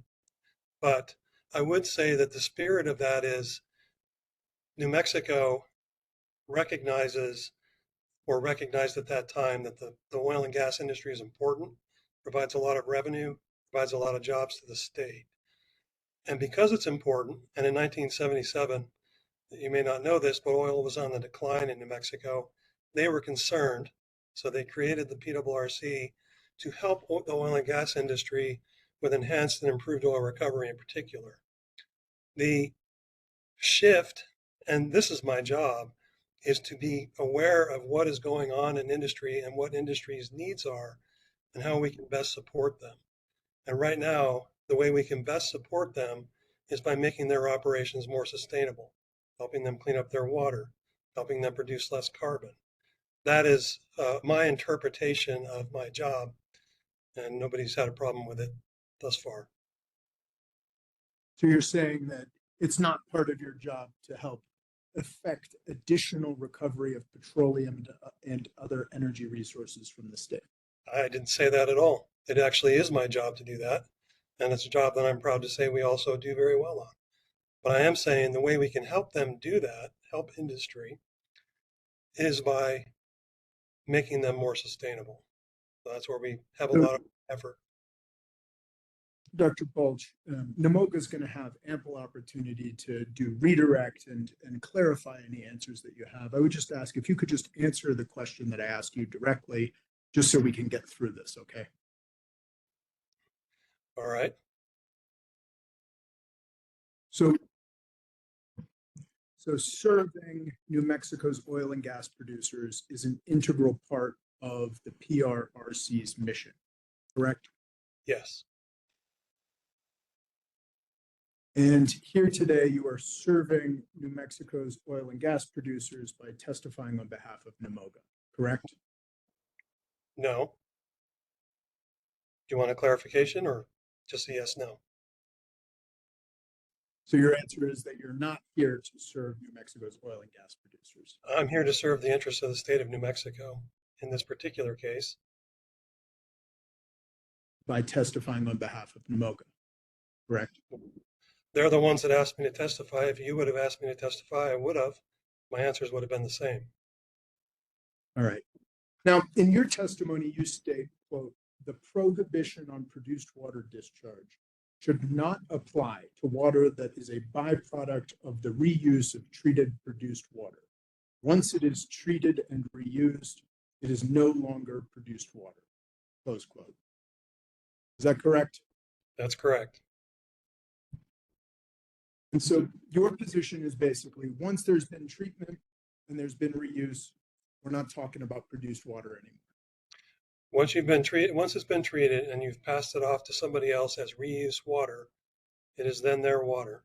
So say you give it to a solar panel manufacturing company and they use it to make solar panels and they contaminate it with lead and other things, then it is their problem to deal with, and another regulatory system which handles how they handle their industrial waste.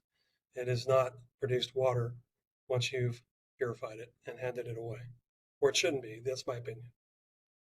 So I want to ask you a hypothetical question. If a company took raw produced water, treated it by aerating it and adding chlorine, and then reused it in a closed loop power plant system for cooling, your position is that after having been used for cooling, that water is no longer produced water. Is that right? Well, not the way you described it. You didn't remove any of the salts. All you did was add chlorine, like it was gray water. So no, but if you purify the water to a standard at which you would use it for cooling purposes, which should be a little bit, somewhat below 1,000 TDS, and you gave that water to them and it passed EPA drinking water standards, then yes, it's their water. They should deal with it after you're done. If you're talking about just knocking off some solids and giving them 150,000 TDS water, then they can't use that for cooling anyway. So would you agree that nowhere in your testimony do you set out standards for the treatment that you described? I didn't set out standards because I'm not qualified to do that, but I do follow standards, and we have standards at the federal level under EPA. We have standards at the New Mexico level. Those are the standards that need to be defined by this board. I don't have a particular opinion one way or another, besides the fact that all reuse water in the country meets a standard, and that's how we do it. You would agree that we shouldn't be reusing produced water if it contains toxic compounds, correct? Yeah, sure, absolutely not. I mean, that's why you purify it. You remove those things that are of concern or a hazard. And you got to remove all of the toxic compounds before you can safely reuse, correct? No, you remove it to meet a standard. So an example of this is arsenic in New Mexico. Almost all of our water has at least 3 and up to about 8.5 parts per million of arsenic. You have to treat below 10 ppm by the EPA standard for it to be used in drinking water systems. That's because they've determined that below that level, the arsenic in the water is not at a concentration that would cause a hazard. So if there's anything that's going to be a hazard in the water that you're handing off, test for it, eliminate it, and then it's not a hazard anymore. So would you agree that you have to know what toxic compounds are present in the produced water so that then you can develop an appropriate standard? No, I don't agree with that, actually.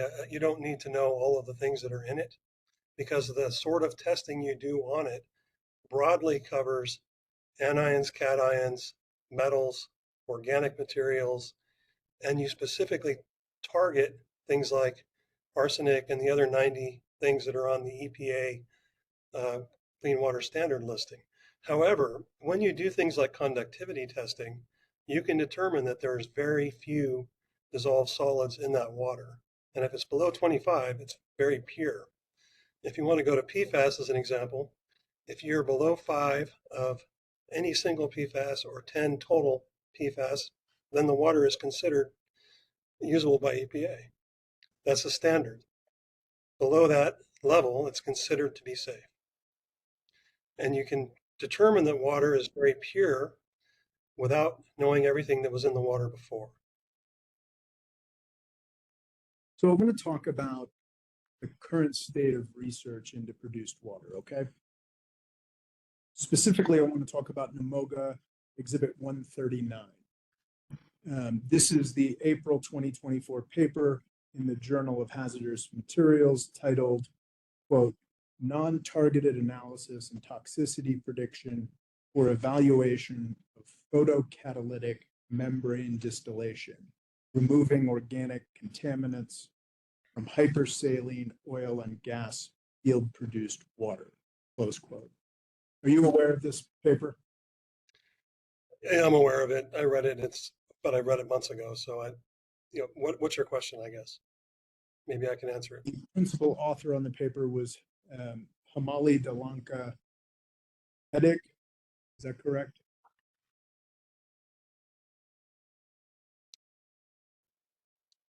I don't have it in front of me, but if you say so, I will believe it. Ms. Jones, could we possibly pull up that exhibit? I emailed it to you a little bit ago. Thank you.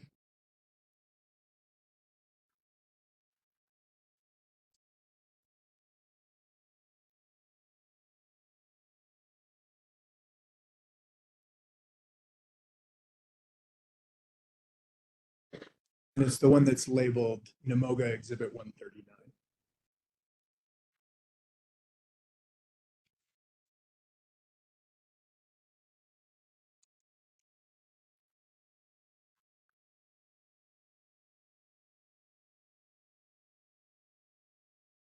And could you close that little tab that's on the left too, just so we can see the paper a little bigger?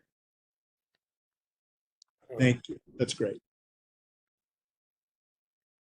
Dr. Balch, this is that April 2024 paper. That's a NMOGA Exhibit 139, correct? Yes. And this study looked at a new photocatalytic membrane distillation process, referred to as PMD, for treating produced water, did it not?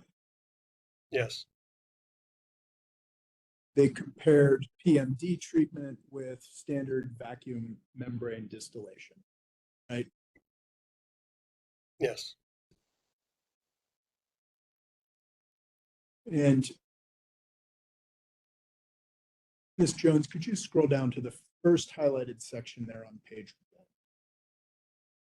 And if you could zoom in on that just so we can see it a little better.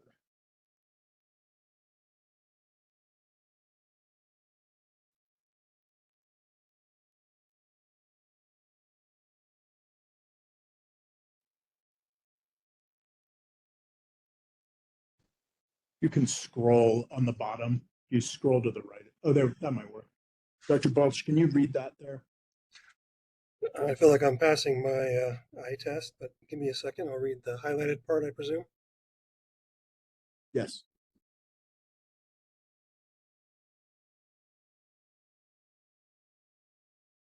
Okay, that's certainly the opinion of the authors.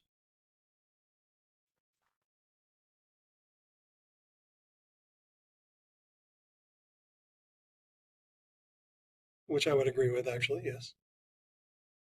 And that states, quote, rigorous water quality assessment is critical in evaluating produced water treatment because produced water consists of numerous contaminants beyond the targets listed in general discharge and reuse standards, close quote. Did I read that properly? You did. And you said that you agree with it. Well, I mean, that's true of a lot of water, not just produced water, but generally speaking, most water has stuff in it that you know about and stuff in it that you don't know about. I think that's what you're trying to get me to say yes to. So you agree with that statement as it applies to produced water, do you not? Sure, just like most water is. Ultimately, in this study, they found, this is Ms. Jones, if you could go to page 2, the highlighted portion on page 2, right there at the top, higher up. Yeah, you missed it. There you go.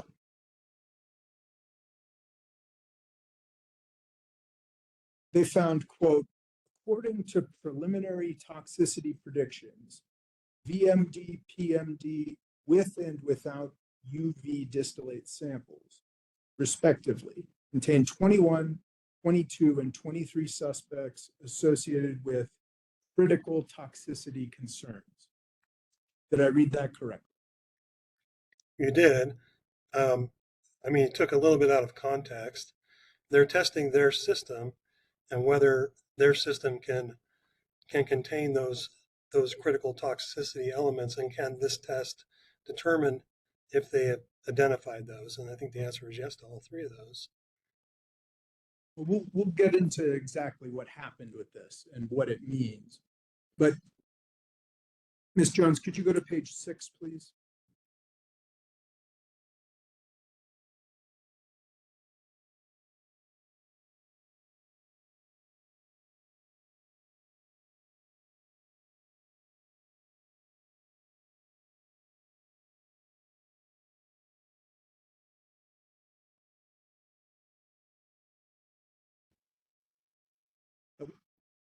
That was it. Yeah.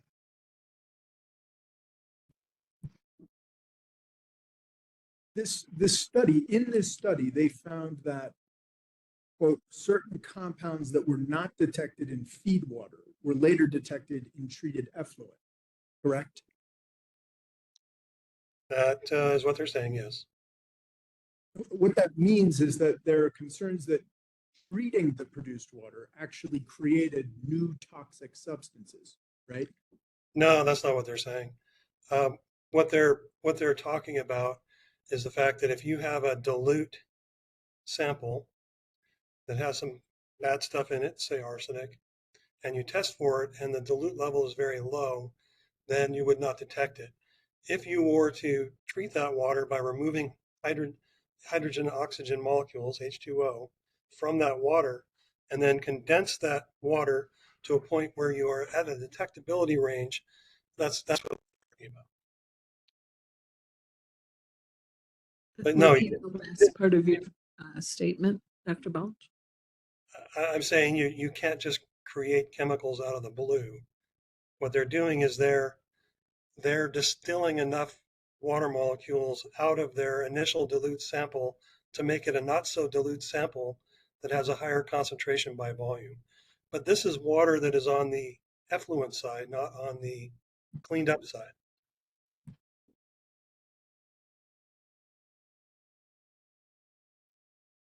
So you're saying that there's no concern that you're actually creating new chemicals when you're treating this water?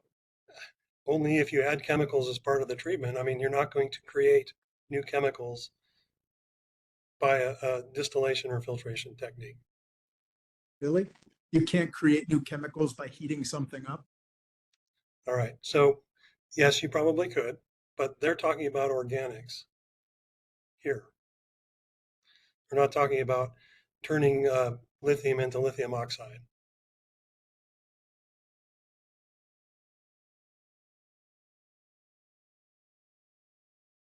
Right. Now I want to reread that again because you just stated something else. You stated that this was in the dirty side of the effluent, right? That's effluent.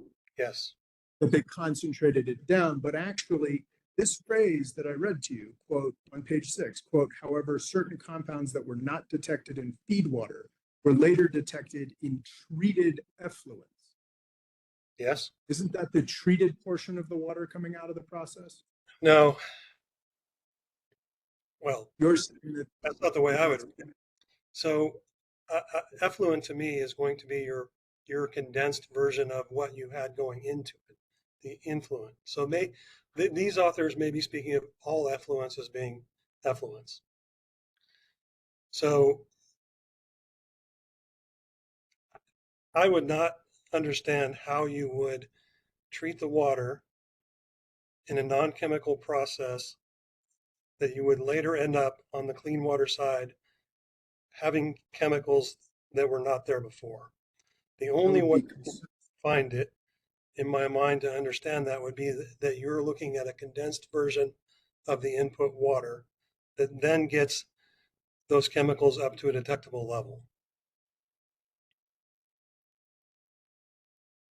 It would be concerning if you found new chemicals in the what's supposed to be the clean water coming out of the process, correct? I would be concerned that my process was not being effectively, it was not effectively isolating something. I mean, if there's stuff in the clean water that wasn't in the dirty water, then it has to have been introduced somehow. An oil leak in your system or something like that. But it's not going to spontaneously happen.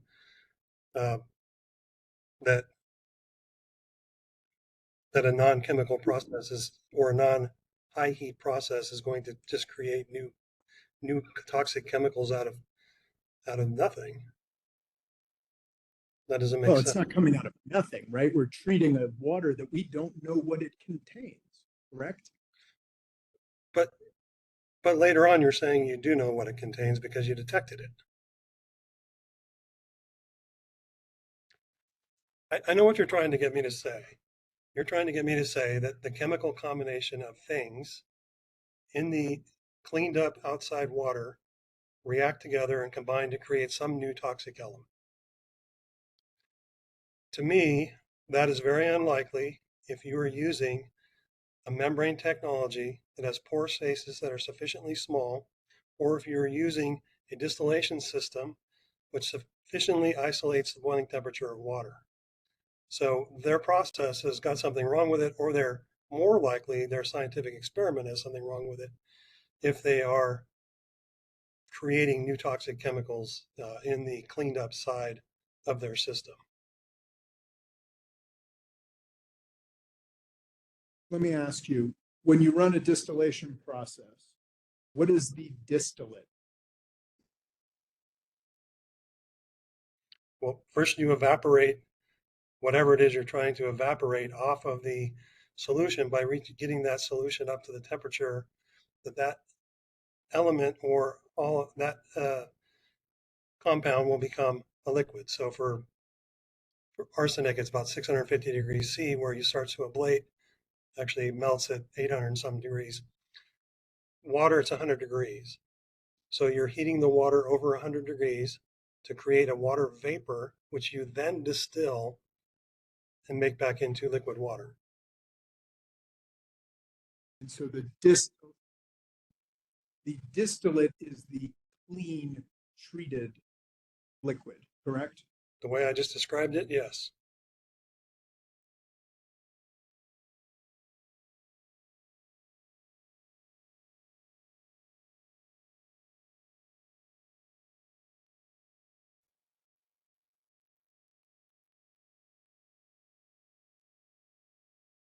Dr. Balch, did you make a response? We didn't hear it. Oh, I said the way I just described it, yes. Okay.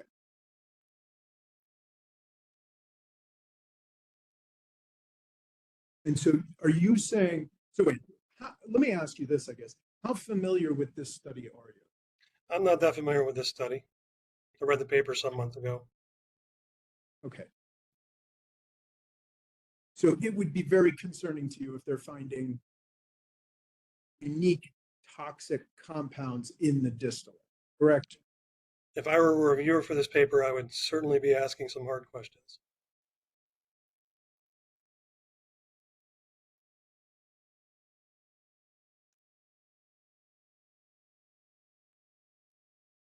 Did you hear that?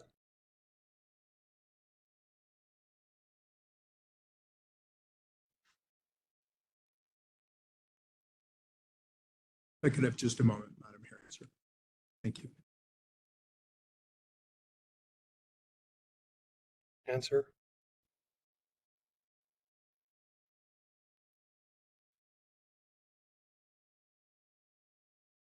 But you can't hear me right now?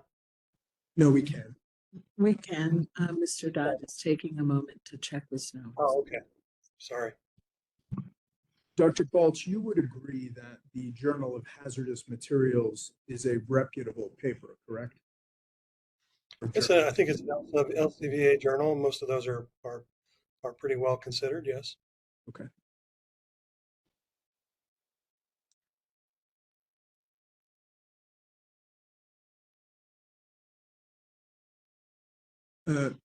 Ms. Jones, could you please go to page 11 of this study? There's a highlighted portion on there.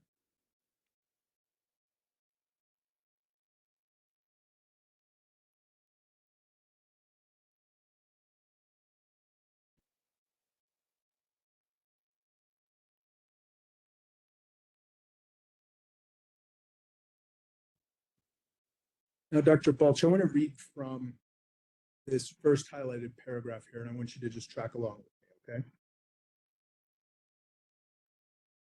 The authors wrote here on page 11, quote, additionally, the majority of the compounds initially undetected in feed water and later observed in distillate samples exhibited levels of toxicity ranging from very high to high in one or more toxicity categories, mostly developmental toxicity and acute ecotoxicity, while 3 compounds, and I'm going to skip trying to pronounce all the names of the compounds, were associated with medium to unknown toxicity levels in all considered toxicity categories, close quote. Did I read that correctly? Yes, and I understand your hesitancy to read off the chemical compounds. Just don't want to put the court reporter through that. Or Not be- myself. So you would agree that this study in the distillate, the clean side, where you would expect to see the pure water, is where these researchers found concerning toxic substances, correct? Yes, but my concern is that they must have been introduced as part of their process. Because if they Because weren't, in your mind, it's if it not wasn't possible. I'm sorry, let me just, One at a time, gentlemen. because in your mind, it's not possible that these chemicals could pass through a membrane distillation process. Oh, okay, yeah, absolutely, you can pass something through a membrane distillation process as long as it's smaller than the pores in your membrane. Okay. So are you unsurprised then that there were a bunch of unknown or concerning toxic chemicals found on the clean side of this research? Well, if you really want me to give you a good opinion about this, I'll need about 15 minutes to reread the paper. But what concerns me here is if you tested for it and did not detect it before you treated it, and then you find it after you treated it, you need a different treatment process. Okay. That didn't work. You either introduced a chemical or you introduced a chemical reaction. Now I want to look at the next paragraph here, that second highlighted paragraph there. It states, quote, therefore, utilizing these treated produced water samples for different reuse activities outside oil and gas fields that have high possibilities for direct or indirect human and environmental contact remains questionable because the majority of the shortlisted suspects are associated with some form of human health, ecotoxicity, or environmental fate-based concerns. However, qualitative findings obtained from this non-targeted suspect screening, coupled with toxicity prediction tools alone, are insufficient to fully characterize potential risks during the reuse of treated produced water. Did I read that correctly? I think you did, yeah. Word for word. So what this paper is saying from just April of this year is that we don't, to this day, know what risks treated produced water may pose to health and safety of people in the environment, correct? I would say from the context of the membrane that they tested, I would probably not use it. But that does not mean you cannot make water that is very, very pure using other technologies, including technologies that are commercially available today, such as reverse osmosis and heat distillation. There are many ways to make water that is very, very pure, that don't suffer the problem that you identified in this paper. We test. Ms. Jones, could you scroll across the page so we can see that, the last highlighted section there, please? Thank you. The authors also conclude, quote, most of the existing literature on produced water treatment technology evaluations is based on limited targeted analyte removals and therefore does not demonstrate human health and ecological safety in long-term reuse applications, close quote. Did I read that correctly? You did. I don't think it's a true statement. You disagree? I do disagree. So when you are working on cleaning up water and you're testing things in the laboratory, the first thing you do is characterize the water to the best of your ability before it goes in, and then you follow the exact same suite of tests on the other side. But those tests are targeted and non-targeted tests. So once water is purified by filtration, we run a complete general water chemistry analysis, including major cations, anions, pH, conductivity, alkalinity, trace metals, inorganic carbon, non-purgeable organic carbon. And then we do the same thing afterwards. You compare those results to a standard like EPA drinking water. And then I would be shocked if something new was in there that wasn't there before. That there's a problem with your analytical procedures in that case, or you have a reactive membrane. But if you don't use a reactive membrane, if you use something that is like a reverse osmosis filter, it just has very, very small pores, slightly larger than a water molecule, you can't create stuff on the other side of that. So that's my difficulty with this paper. I think it's not a good paper.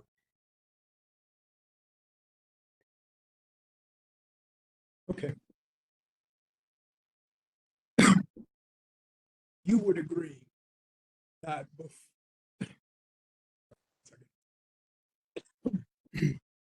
you would agree that before we determine whether produced water can be safely regulated, we need to identify if there are other constituents in produced water that should be addressed by water quality standards, wouldn't you? I think that's reasonable, but it should meet any other water standard that you're trying to make. And in fact, in my opinion, loose standards around gray water could probably use some stiffening up. But the main thing is you test to a standard. If the standard's not good enough, you improve the standard. And that's how you address that. You improve the standard by adding things to it.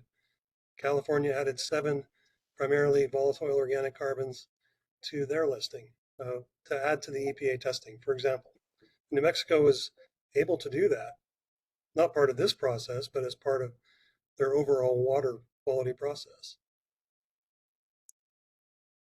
And ultimately, that's because the US EPA water quality standards were not developed with produced water in mind, correct?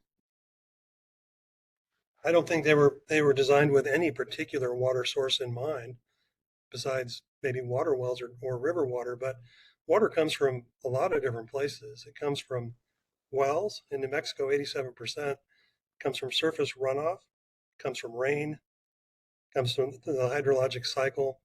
It can come from purifying seawater. It can come from purifying brackish water. It can come from purifying produced water. So the purpose of the standard is not to judge what went in, it's to judge what came out and make sure that is safe. And you would agree that produced water could contain constituents that are harmful, but that are not addressed by existing water quality standards. Sure. I mean, in general, in a scientific way of looking at it, then yeah, I mean, but you can say the same of any water. You can say the same of your well water in Santa Fe.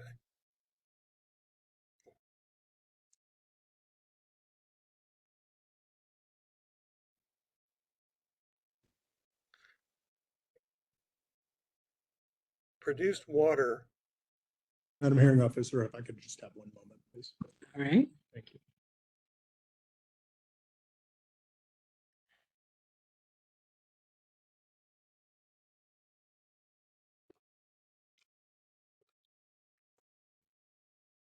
Dr. Balch, ultimately, you disagree with the idea of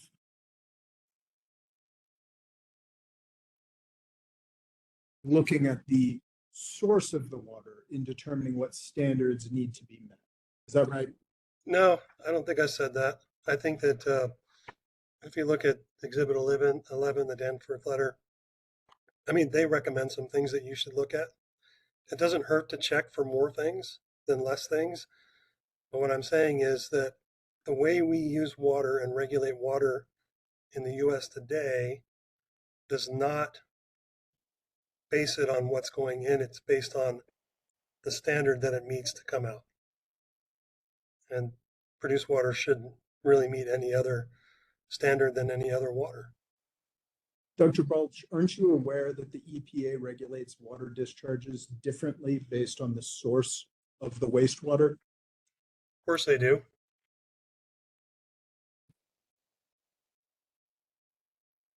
and specifically Title 14, Chapter I, Subchapter N of the Code of Federal Regulations sets forth 50 different effluent guidelines and standards that are based upon the source of different industrial wastewaters, correct? I will take your word on that. All right, finally, I just have one more topic I want to talk about. I want to talk with you about this, what I'll call the overall produced water issue. You would agree that the oil and gas industry is one of the largest sectors of the global economy, generating trillions of dollars in profit every year, wouldn't you? I would say it's a critical industry in almost every way you can describe it. And last year, the New Mexican oil fields produced 667 million barrels of crude oil, correct? I think it's actually more than that, but yes, a lot. Okay. And those barrels of oil, those many millions of barrels of oil, were worth north of $50 billion last year, correct? Officer, sorry. Ms. Shaheen. Yes, I'm going to object because I think this is outside the scope of Dr. Balch's testimony to date. Yeah, it sounds like it is, Mr. Don.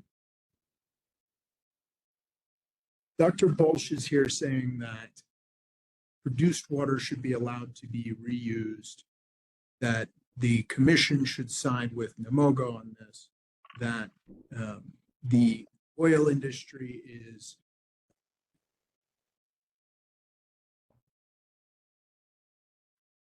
facing this issue of produced water that needs to be addressed.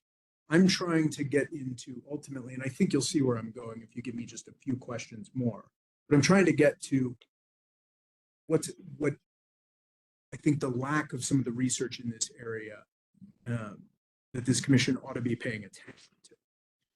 But you're asking him about economic. If he doesn't know, he can just say he doesn't know. But I'm just trying to lay the foundation for this next sort of line of questioning. Okay. You can go a little bit. Again, I think it's questionable as to whether A, he can answer it, or B, it's related to the testimony he gave. But Dr. Balch, if you can answer, go ahead. Yeah, I mean, on my calculator, I just said 660 million barrels at around $100 per barrel, $660 billion. Sure. Okay.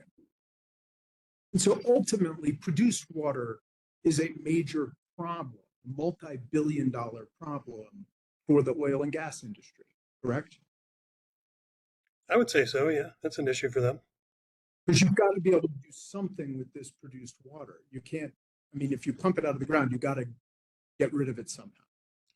I would agree with that 100%. We used to just dump it on the ground and into rivers, but in the early days. So the biggest improvement over the last 60 years is putting it down into storage and formations and reusing it in the oil field.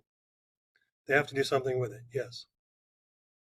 And the science is starting to show that putting it back in the ground in saltwater disposal wells is probably not a very good idea, correct? No, that's not 100% true. And I can definitely answer this. I'm a geophysicist. My PhD was in seismology.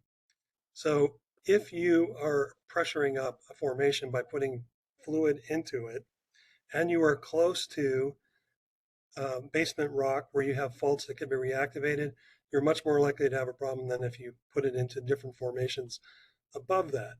The real challenge here is that the way we used to reuse produced water was to put it back in circulation in the same formation that we took it out of.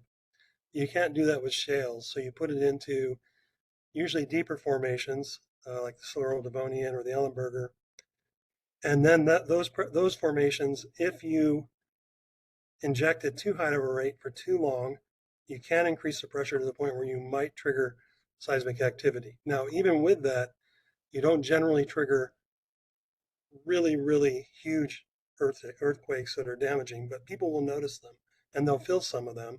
And you may even have some damage from a magnitude 5 or magnitude 6 earthquake that could come out of that. The issue is much more on on the sustainability of your operation. People don't want to feel those earthquakes, so they want you to do something that's not going to cause them. But if you want to produce those resources, and I believe the state of New Mexico wants to produce those resources because of their revenue, then you need to handle the water. That means you need to find something different to do with it. Even if all you do is clean it up, purify it, and then evaporate it, you've done something different with it. It's very expensive to do that. Why not reuse the water for something beneficial like industry outside of the oil patch? So you would agree that if the oil and gas industry cannot find something new to do with this produced water, something to get rid of it, that could lead to cuts in production? It certainly could. You would agree, therefore, that the oil and gas industry has a lot riding on kind of trying to figure out this produced water issue.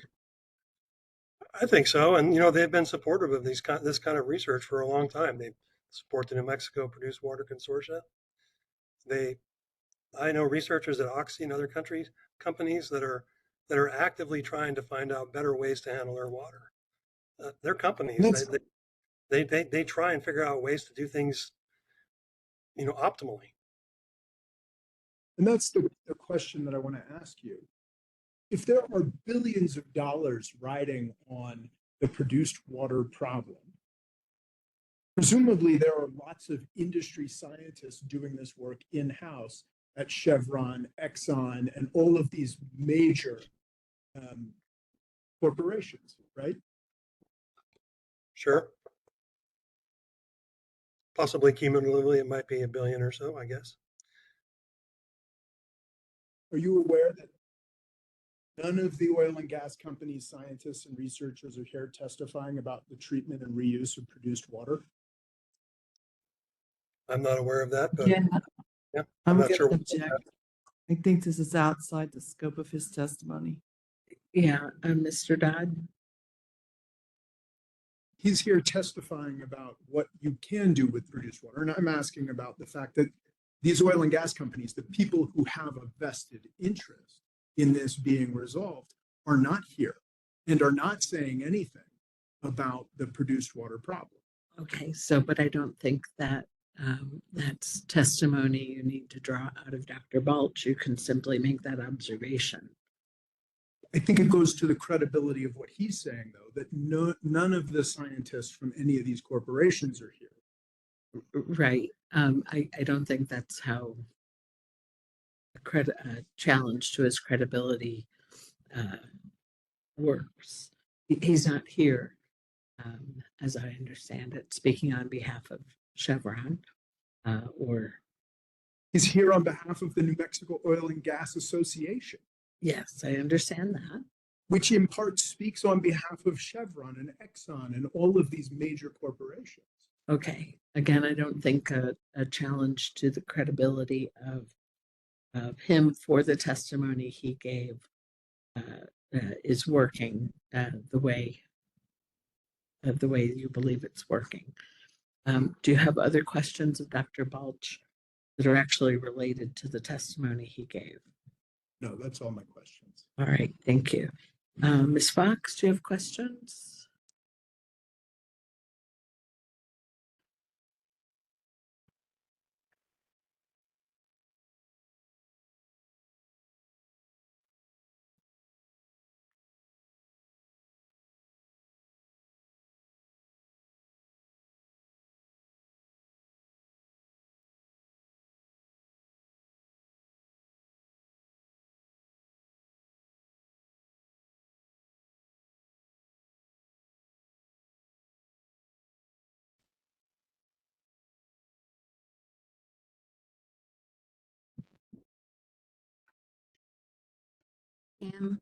May I screen share, please?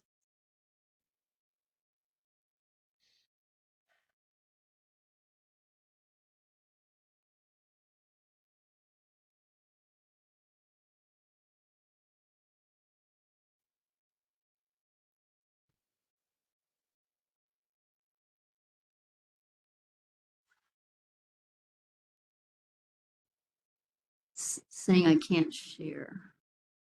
Wonder if we should take a 5-minute break. Yeah, actually, we can take a 10-minute break and work this out. Let's Thank take you. 10 minutes, come back at 2:40. Alrighty. Ms. Fox, you seem to be sharing here. Yes, thank you, Madam Hearing Officer. Dr. Balch, are you there?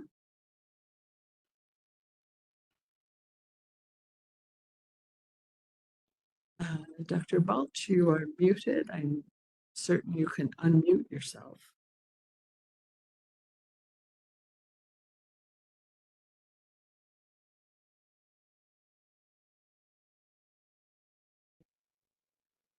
Oh, he's not so certain. Okay, we may have to do the two-step again.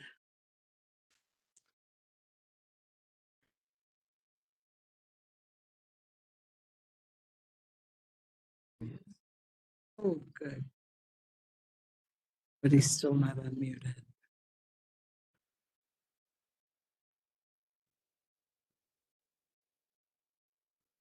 Hmm.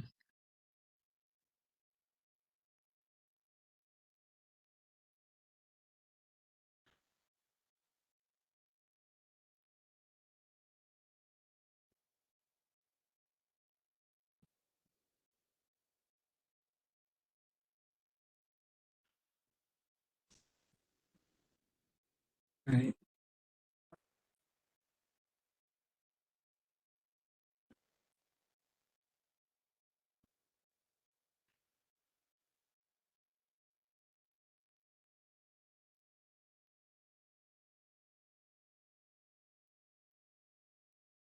He's there.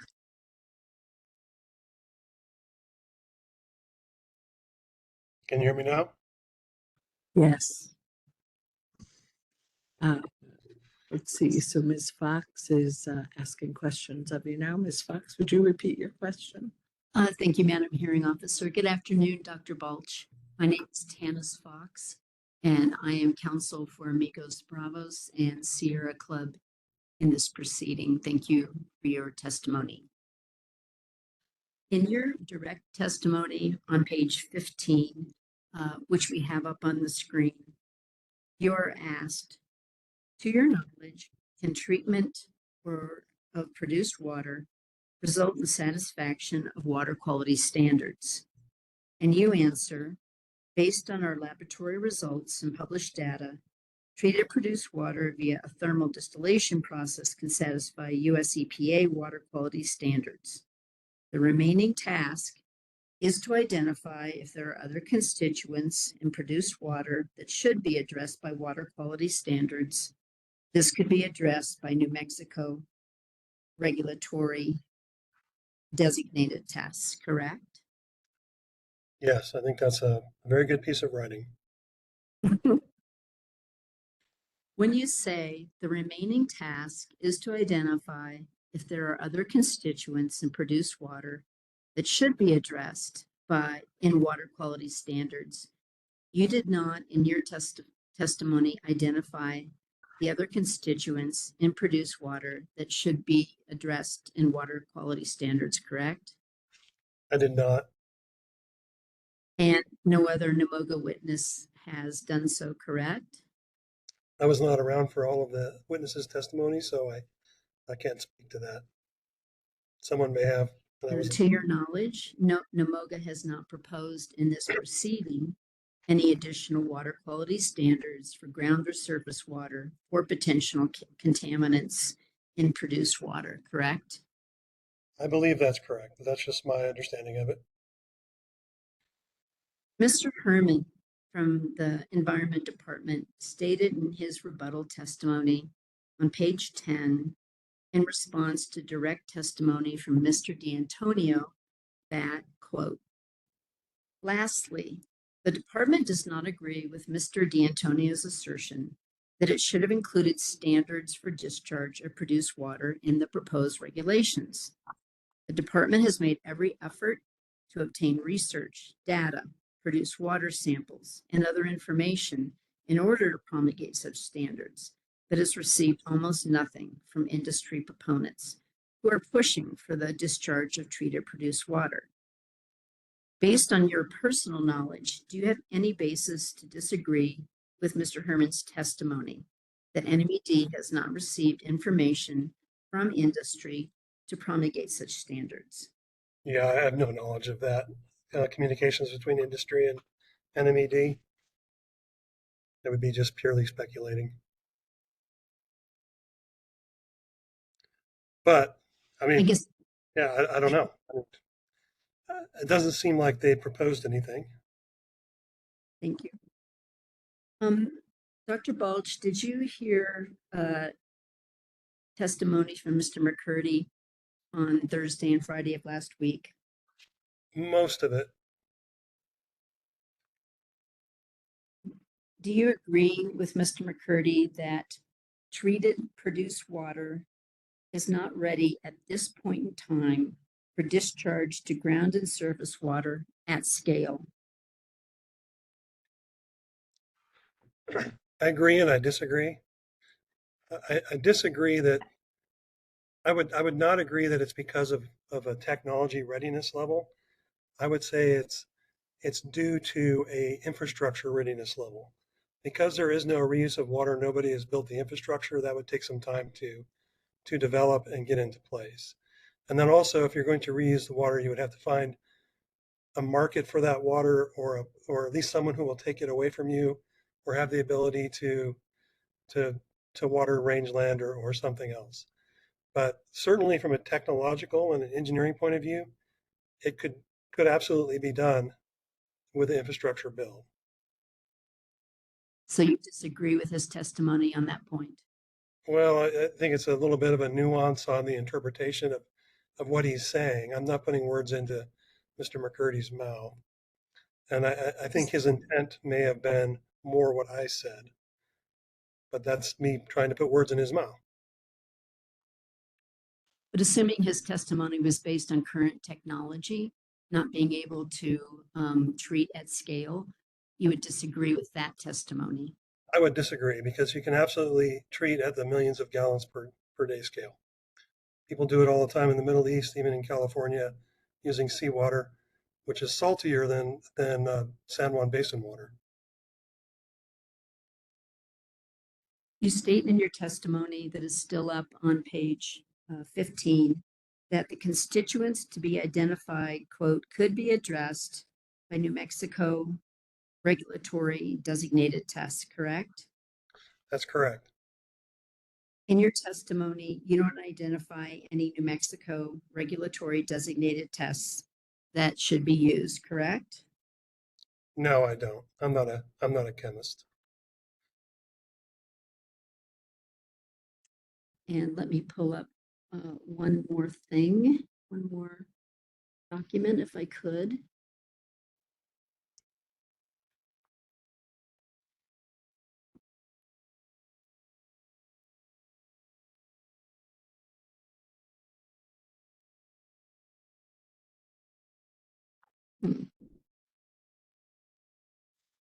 No.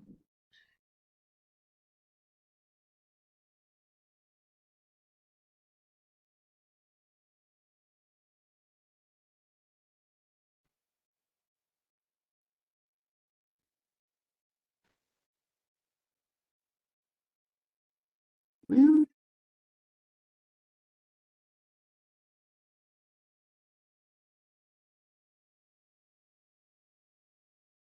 it's coming up.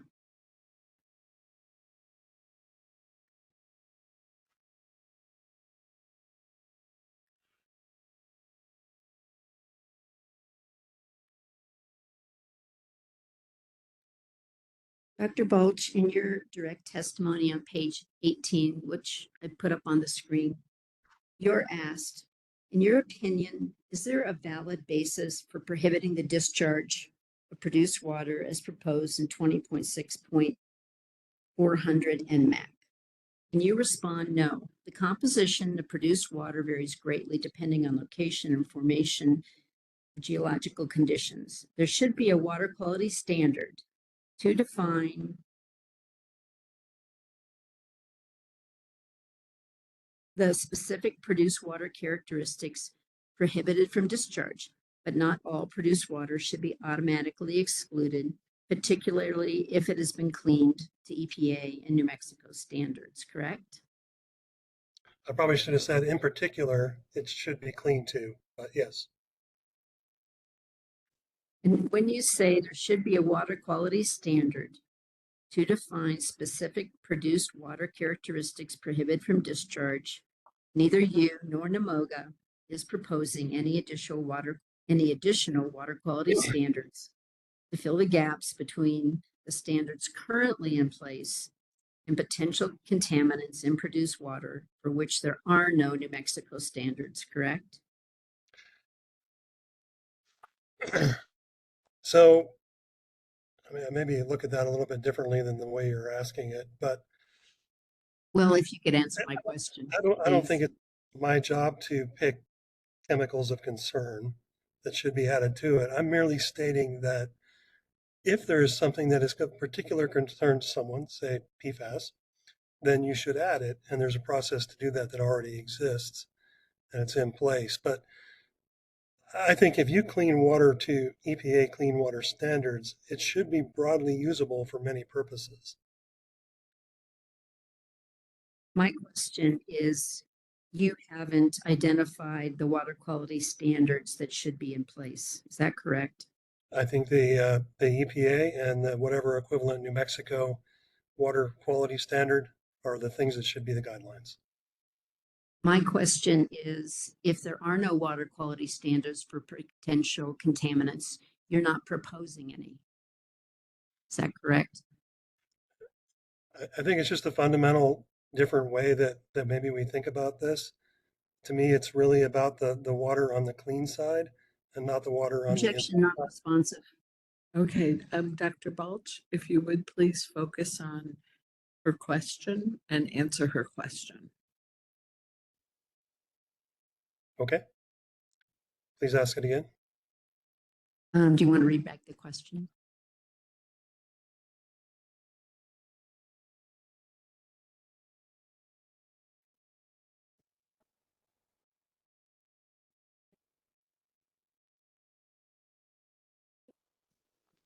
Potential contaminants.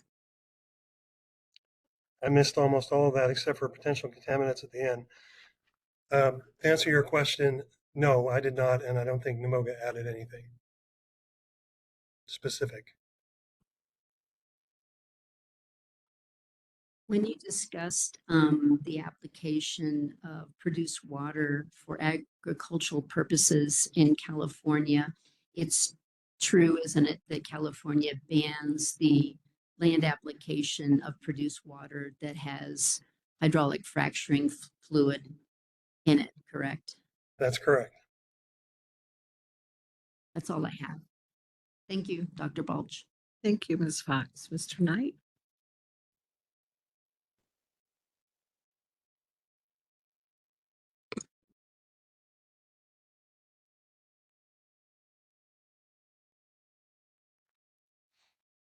And Ms. Fox, if you would stop sharing.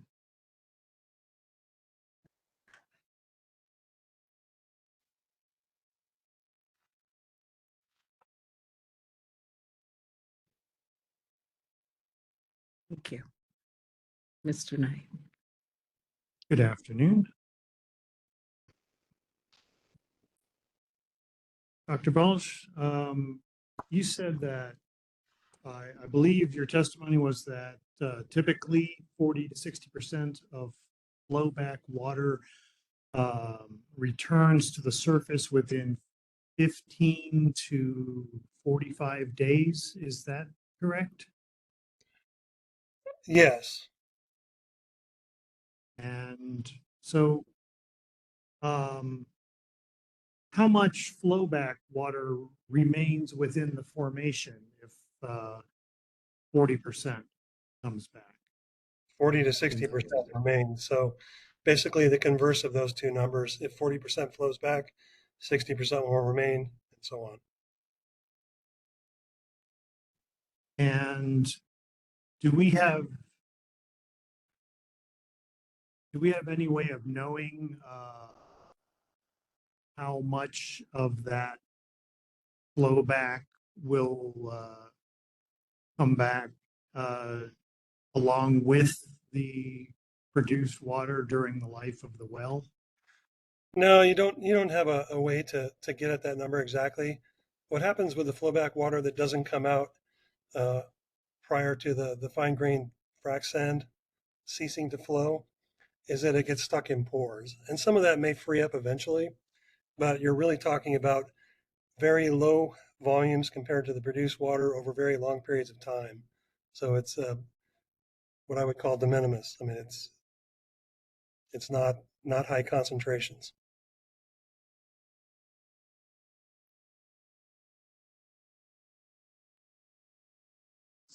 Let's see. You also mentioned reuse. I believe you mentioned reuse or possible reuse of flowback water or produced water in the drilling process. Is that right? Yeah, oil companies will bring the water back up, especially if they're doing zipper fracs and doing multiple wells from the same pad. They'll keep recirculating that water as they go through a number of different well completions. But that reuse has potential hazards as well, correct? Well, I think those are not a part of this hearing. That's already addressed by OCD rules on produced water reuse. But for instance, if you're using flowback water or produced water drilling through a clean water or drinking water quality aquifer, there's the potential to contaminate that clean water with the produced water or flowback water. And that's one reason why OCD rules prohibit that. Objection, this is outside the scope of Dr. Balch's testimony. Well, he did talk about reusing water for drilling. I just wanted to point out that that's. I mean, I can answer. Remember that he did. Dr. Balch, can you answer the question? Okay, so the UIC program, or not the UIC, well program, but drilling permits from New Mexico and or the federal government, depending upon your land situation, they're designed to be protective of groundwater. You will have a hard time getting a scientist to say never. We'll always hedge our bet a little bit, but you have multiple layers of steel and concrete between what is inside the pipe and what is outside of the pipe. And that's on purpose in levels where there is groundwater that is usable or protectable. Usable is below 1,000 TDS, protectable below 10,000 TDS, to ensure that you don't do that. Is it going to be 100%? No, it's going to be 99.999% of the time that it works, and then there's going to be a failure that proves the opposite, right? Right. Okay, that's all the questions I have. All right, thank you, Mr. Knight. Ms. Shaheen, do you have any redirect? I do not. Any reason not to excuse Dr. Balch? Well, all right. Thank you very much for your testimony, Dr. Balch. Well, thank you.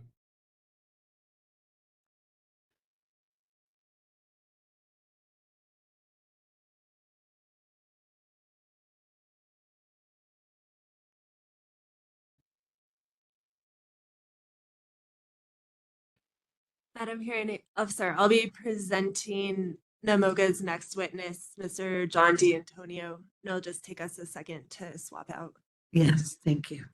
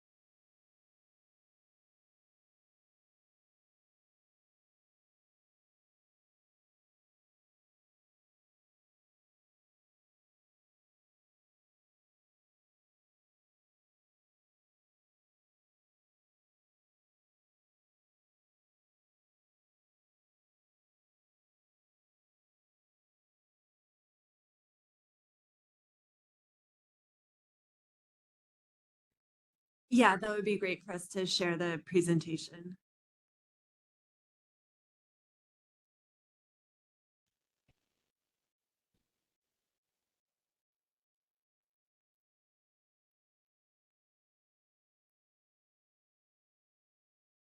Okay, it says we're still waiting in the lobby.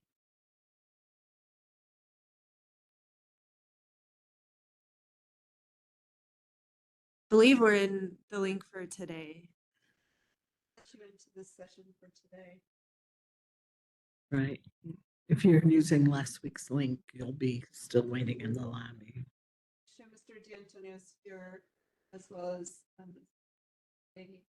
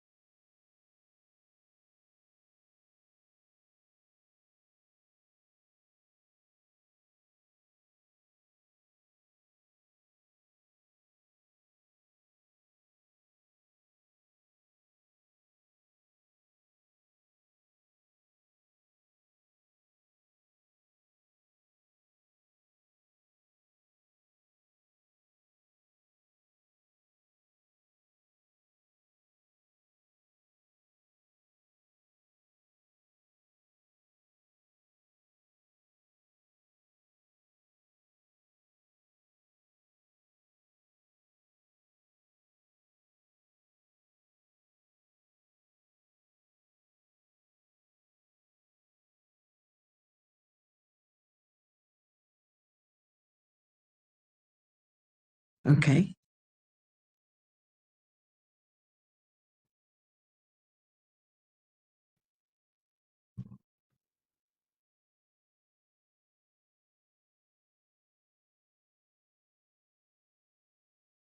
So last week we had to press down the left side by side in order to advance.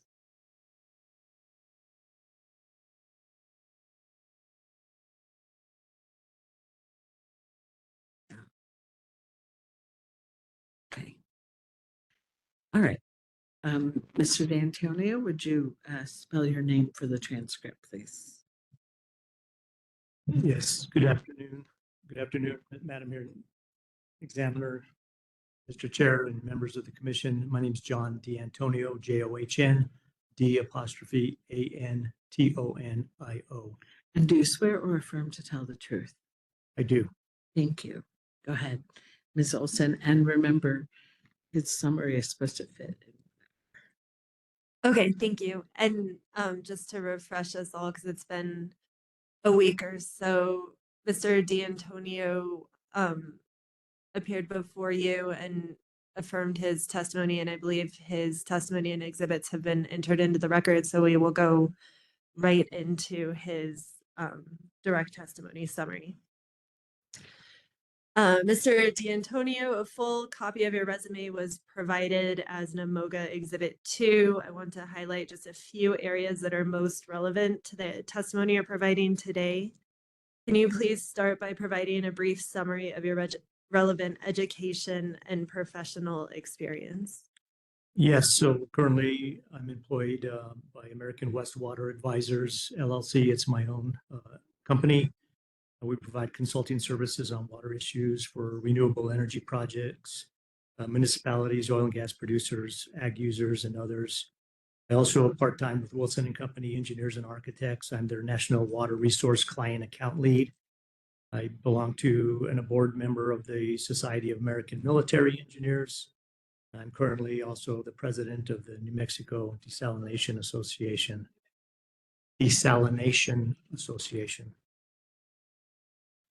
My educational and professional experience, a Bachelor of Science degree in civil engineering from the University of New Mexico in 1979. I'm a licensed professional engineer in the state. I worked for the U.S. Army Corps of Engineers immediately out of college, and I've held various positions over 22 years. A hydraulic design engineer to begin with, and the chief of the hydraulics, hydrology, sediment, and floodplain management, and a project engineer. More recently, I was a deputy district engineer for programs and project management in the Albuquerque district, which is the lead civilian for the Albuquerque district office, and also had acting stints as the program director and the for South Pacific Division, which is a senior executive position, and also the regional business director for South Atlantic Division. Both of them had budgets of $3 to $5 billion on projects annually. Continue cabinet secretary for the New Mexico Environment Department in the last 6 months of since August of 2002. I oversaw all aspects of the New Mexico Environment Department, including surface water and groundwater quality.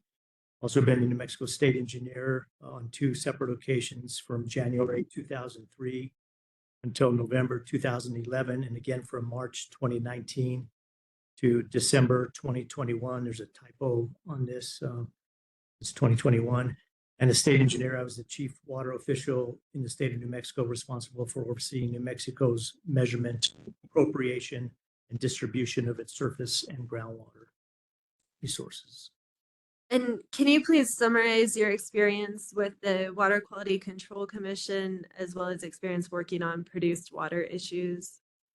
Sure. I served as chair of the Water Quality Control Commission during the time I was secretary of the New Mexico Environment Department.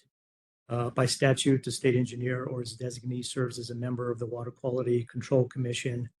And in general, it's important for the state engineer to be informed about water quality standards and issues, since there is significant overlap with the work of the Office of the State Engineer.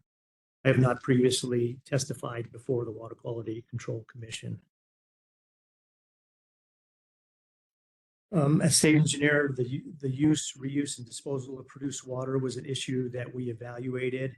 I worked with several other natural resource agencies, including New Mexico Environment Department, the OCD and Energy Minerals Natural Resources, and New Mexico Department of Game and Fish. They were part of a natural resource cabinet group in the governor's office, and really to evaluate the technical and policy issues surrounding produced water.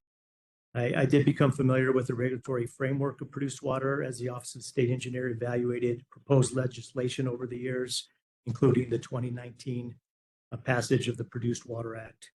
I served on Government Advisory Board for the New Mexico Produced Water Resource Consortium from 2019 to 2021.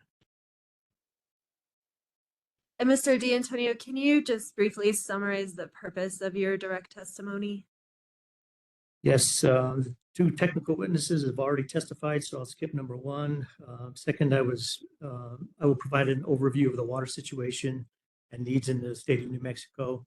This information is really important in the context and background for proposed rules because it helps to explain why it's important for the state to adopt rules that allow for reuse of produced water.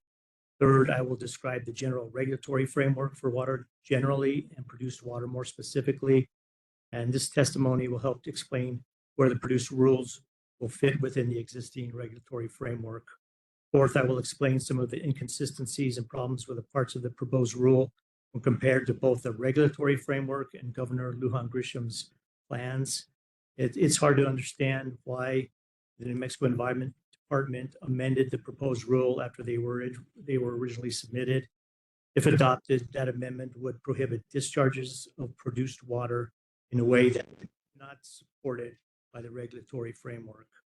Fifth, and finally, I offer the specific NMOGA proposal for the current rulemaking. Mr. D'Antonio, the commission has your pre-filed direct testimony, so I want to focus on some of the key points. Starting with overview of water supply in New Mexico, can you please summarize your testimony and options for addressing projected water shortages? Yeah, so water supply in New Mexico, this comes from the New Mexico 50-year action plan. Of course, the New Mexico's water future will be drier, more variable. Changes in climate, increasing temperatures will mean less water will be available, while demands for water continue to increase in the next 50 years. There's average temperature rise of predicted of 5 to 7 degrees Fahrenheit in that time frame. There'll be lower stream flow and aquifer recharge, greater year-to-year variability in precipitation, hotter, more severe droughts, decreasing snowpack earlier and diminishing runoff, greater demands on dwindling groundwater due to surface water shortfall, and stress on natural vegetation caused by increasing temperature and decreased water availability. Also increasing catastrophic forest fire frequency from the heat and the dryness, and increasing flooding and sediment transport due to more intense storm events and fires. There'll also be irreversible damage to soil through the loss of vegetation and erosion and degraded quality of its surface waters. And can you briefly highlight why this is relevant to the proposed rules at issue in this hearing? Yes, let me go over the this long-term storage of supply, shortage of supply. It's a 2018 state water plan document. If you look at the y-axis, those are the anticipated gaps in average supply in acre feet. The y-axis represents the 16 water planning regions within the state of New Mexico. And what they're showing is gaps in the 2060 average supply. The darker colors, the gap in the 2060 with drought. And it's based on high growth scenario, which is about a 1.4 million person increase by the year 2060. And I just want to touch on two items here. And they're the two bookends of this graph. One's the Northeast New Mexico, which is the first couple of lines. And then one is the last two lines in Lee County. The gap in Northeast New Mexico and Lee County are particularly concerning because alternative supplies of water had not been identified when this plan was put out in 2018. Of course, the water shortages, the impact that we have, really without getting into the challenges we have all over the state, there's two ways to address the long-term shortages. New Mexico can manage or expand the use of existing resources through conservation and the reuse of water. And two ways to do that are developing additional new sources of supply, which are both using treated brackish water and treated produced water.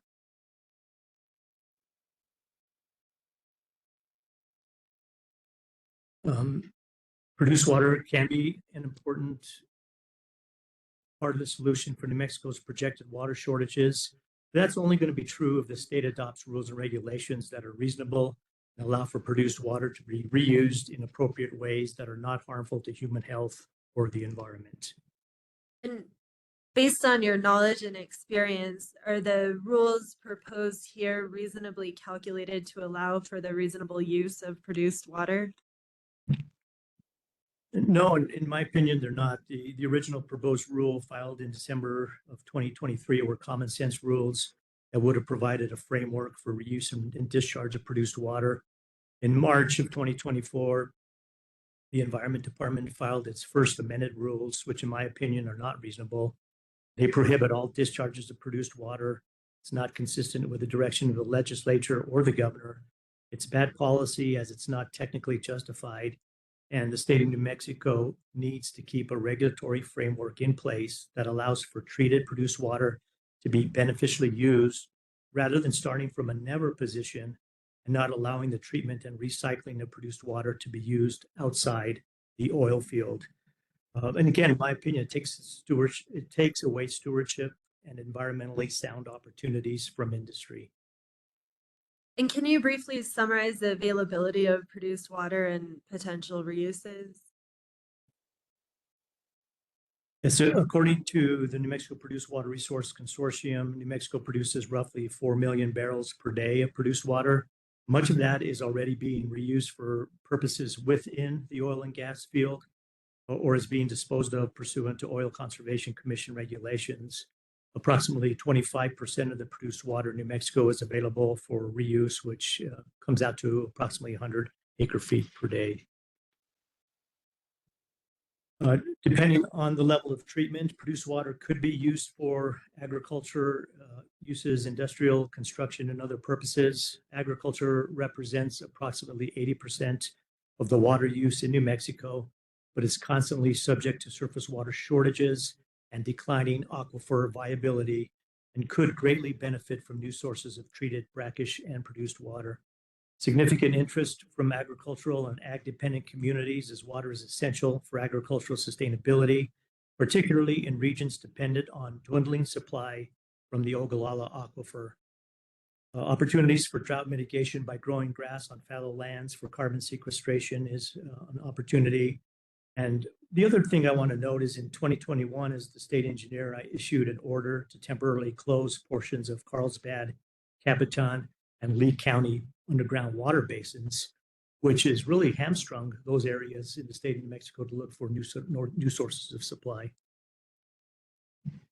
The next topic you cover is the regulatory framework for water, and specifically produced water. From your experience as Cabinet Secretary of the Environment Department and as New Mexico's state engineer, can you briefly describe this framework and specifically the role of each of the regulatory agencies that have jurisdiction over produced water?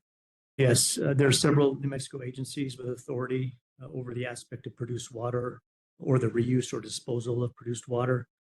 There's the EPA, obviously is a federal agency that plays a role over discharge of produced water onto surface waters. In 2018, the EPA, the New Mexico Energy, Minerals, Natural Resources Department, I'll refer to as NMED, New Mexico Environment Department, NMED, and the State Engineer's Office entered into a memorandum of understanding to clarify and understand the existing regulatory and permitting frameworks related to the reuse, recycling, and beneficial use of produced water.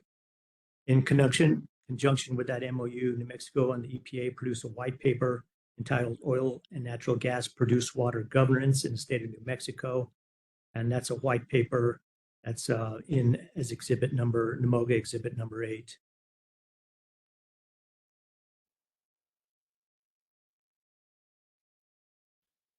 State engineer responsibilities. The state engineer administers the state's water resources, has the supervision, authority over supervision, measurement, appropriation, and distribution of both surface and groundwater. Water in New Mexico is owned by the public, subject to appropriation for beneficial use. According to the doctrine of prior appropriation, the state engineer administers water pursuant to a series of statutes and regulations. The important piece here is the state engineer does not have jurisdiction over the disposition of produced water or used in connection with drilling or production of oil and natural gas, which is assigned to the Oil Conservation Division. There's not a state engineer permit required for the disposition of produced water. And the corollary, which is really important here, is that there's no water right acquired through the disposition by use of produced water.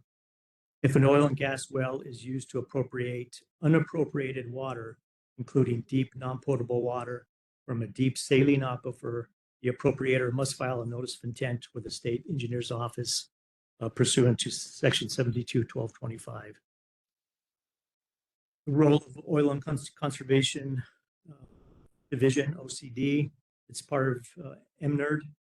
It regulates oil and natural gas activities on all state and private lands. OCD collects production data and issues permits for new oil, gas, and injection wells.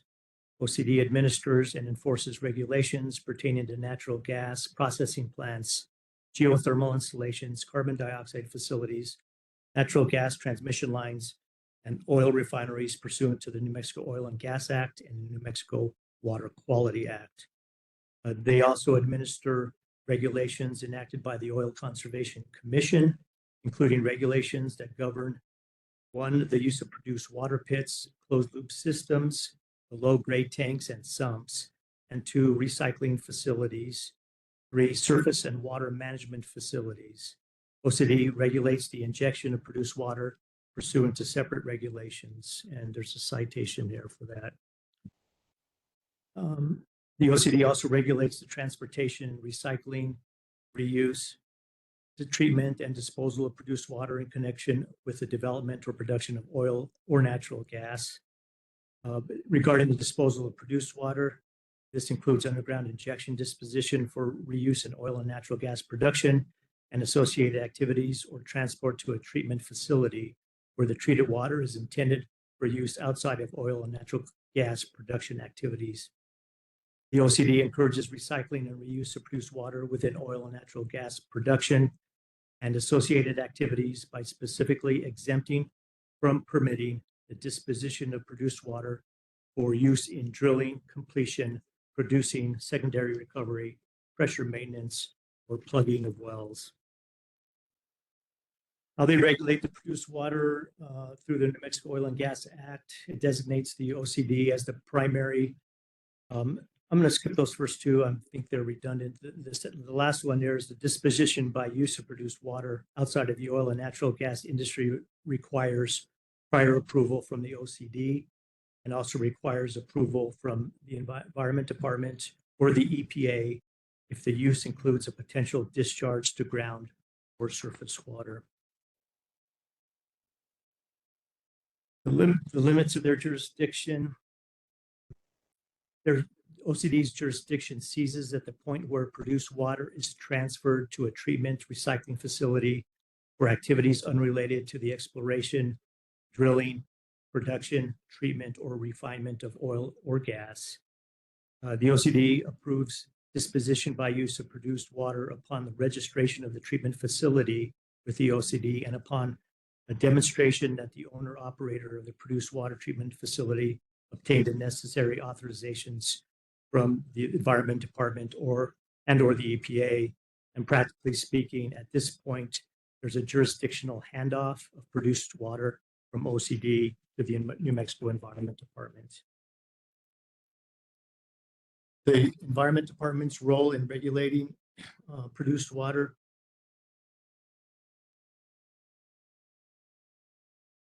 The Environment Department administers several programs that are relevant. The Water Quality Control Commission adopts groundwater quality standards and regulations to protect water quality and abate water pollution. Discharges from other types of facilities that could affect groundwater quality are regulated by ED's Groundwater Quality Bureau. A discharge of treated produced water onto the land or into the subsurface would require a groundwater discharge permit from the Bureau, and NMED issues permits for various purposes, including irrigation of cropland and urban green spaces and construction and fire suppression. And turning to the problems with the proposed rule, in your opinion, does the Produced Water Act contemplate discharges of produced water? The Produced Water Act was adopted in 2019 to promote and regulate the reuse of produced water. It governs the transportation and sale of produced water, recycled water, and treated water. The Produced Water Act clearly contemplates the discharge of produced water for multiple purposes. This section 74-6-4P, which I've heard many times, I'll go ahead and read it again, which was adopted as part of the legislative package, provides that the Water Quality Control Commission shall adopt regulations to be administered by the Department of Environment for the discharge, handling, transport, storage, recycling, or treatment for the disposition of treated produced water, including disposition in road construction, maintenance, roadway ice or dust control, or other construction, or in the application of treated produced water to land for activities unrelated to the exploration, drilling, production, treatment, or refinement of oil and gas. And really the upshot of this is it really commodifies the new water as it gives control to the owner or the producer that cleans it up. And I think that's a really important distinction on this for this act. Are the department's first amended rules, and that's the March version, I'm referring to it as the first amended rules, consistent with this provision of the Produced Water Act? No, the First Amendment rules propose that no discharge permits will be issued for produced water. That is directly at odds with the direction of the legislature. Has the Water Quality Control Commission adopted standards for discharge permits? Yes, the Water Quality Control Commission has adopted a number of specific standards for discharges and as described in the testimony of Dr. Balch, produced water can be treated to satisfy discharge standards. Do you understand why the proposed first amended rules propose to ban even discharges of treated produced water? No, I don't. My understanding is that the standards adopted by the Water Quality Control Commission are intended to be protective of human health and the environment. If produced water is treated to those standards, it stands to reason that the discharge of treated produced water is also protective of human health and the environment. Are the first amended rules proposed by the New Mexico Environment Department consistent with the regulatory framework and Governor Lujan Grisham's Water Action Plan? No, they're not. Governor's action plan, the 50-year water action plan, highlights under Section B, new water supply, that there will be 25% less water available in 50 years, and that we must develop new sources of water while we conserve and protect our freshwater resources. Action B2 of the plan identifies that by 2024, NMED will adopt preliminary water reuse rules to create a consistent and science-based regulatory program for treatment and reuse of produced water outside of the oil and gas sector. And by 2026, NMED will adopt the necessary revised and sector-specific water reuse rules pursuant to the Water Quality Act, the Produced Water Act, and the Environmental Improvement Act to establish clear regulatory pathways for potable, both direct and indirect, and fit for purpose non-potable reuse of all relevant sources of wastewater, including from domestic, municipal, and industrial sectors. The First Amendment rules proposed by NMED are inconsistent with the governor's 50-year water action plan. Are you aware of ongoing pilot projects and feasibility studies? Well, related to treatment of reuse of brackish water, a pilot project is currently ongoing by my company, American West Water Advisors, with Encore Green Environmental, and it's tied to a New Mexico Department of Ag grant to the Lee Soil and Water Conservation District. The pilot project will look at the feasibility of using treated brackish water to blend with fresh Ogallala groundwater to volumetrically extend irrigation supply for agricultural production. This pilot project provides an opportunity to source brackish water, not as a byproduct associated with an industrial process, but from groundwater from a deep mineralized aquifer disconnected from Lee County's shallower fresh groundwater system. But the one thing I want to highlight here is the project is safe, what we call safety designed for pilot application of the blended water to cropland that will include conservation, but by design, patented process. So it's a prescriptive process that looks at the pre-soil testing, review of results, irrigation monitoring, crop harvesting, and crop test reviews. So it would ensure the protection of public health and the environment. And a process like this allows us to be stewards of New Mexico's environment. There's one more here, there's a dedicated treatment technology and a safety accountability at the back end of the process. Using conservation by design will ensure regulatory compliance if a pilot process advances to approved production later on. Conservation by design is compatible with any treatment technology used to clean the water and will confirm whether the end use of the treated water results in protecting human health and the environment. The key with this is this process could be replicated using treated produced water once the treatment technologies are approved by the New Mexico Environment Department. And do you have specific comments on proposed Part 8, Section 400 C2, requiring persons implementing projects to submit research results to the New Mexico Environment Department? Yeah, so comments to 20.6.8.400 C2. First, a permanent industrial project should not be subject to the provisions of this section. Rather, the commission should consider a periodic reporting obligation.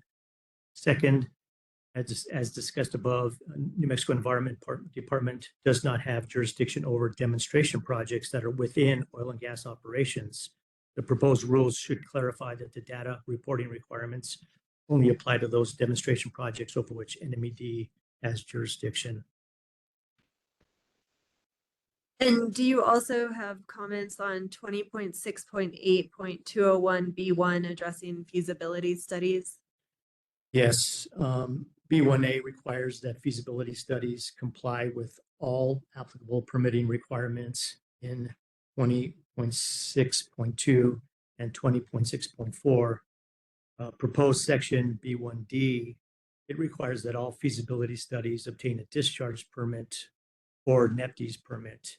These two sections are either inconsistent or redundant, so I recommend deleting proposed section B1D as potentially confusing and unnecessary. And I believe that you have submitted with your testimony in AMOGA Exhibit 1, providing red line changes to the first amended rules. Those walk through a number of other areas as well as in your testimony that are ambiguous. For sake of time, I think I'll let the commission review through those and get to slide 37.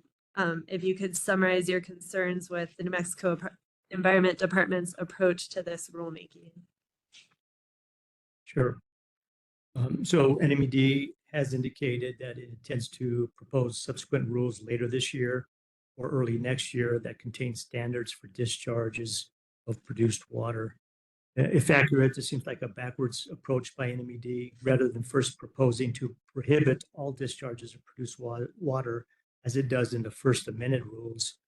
NMED should have simply consolidated the rulemaking processes to propose standards for discharges of produced water.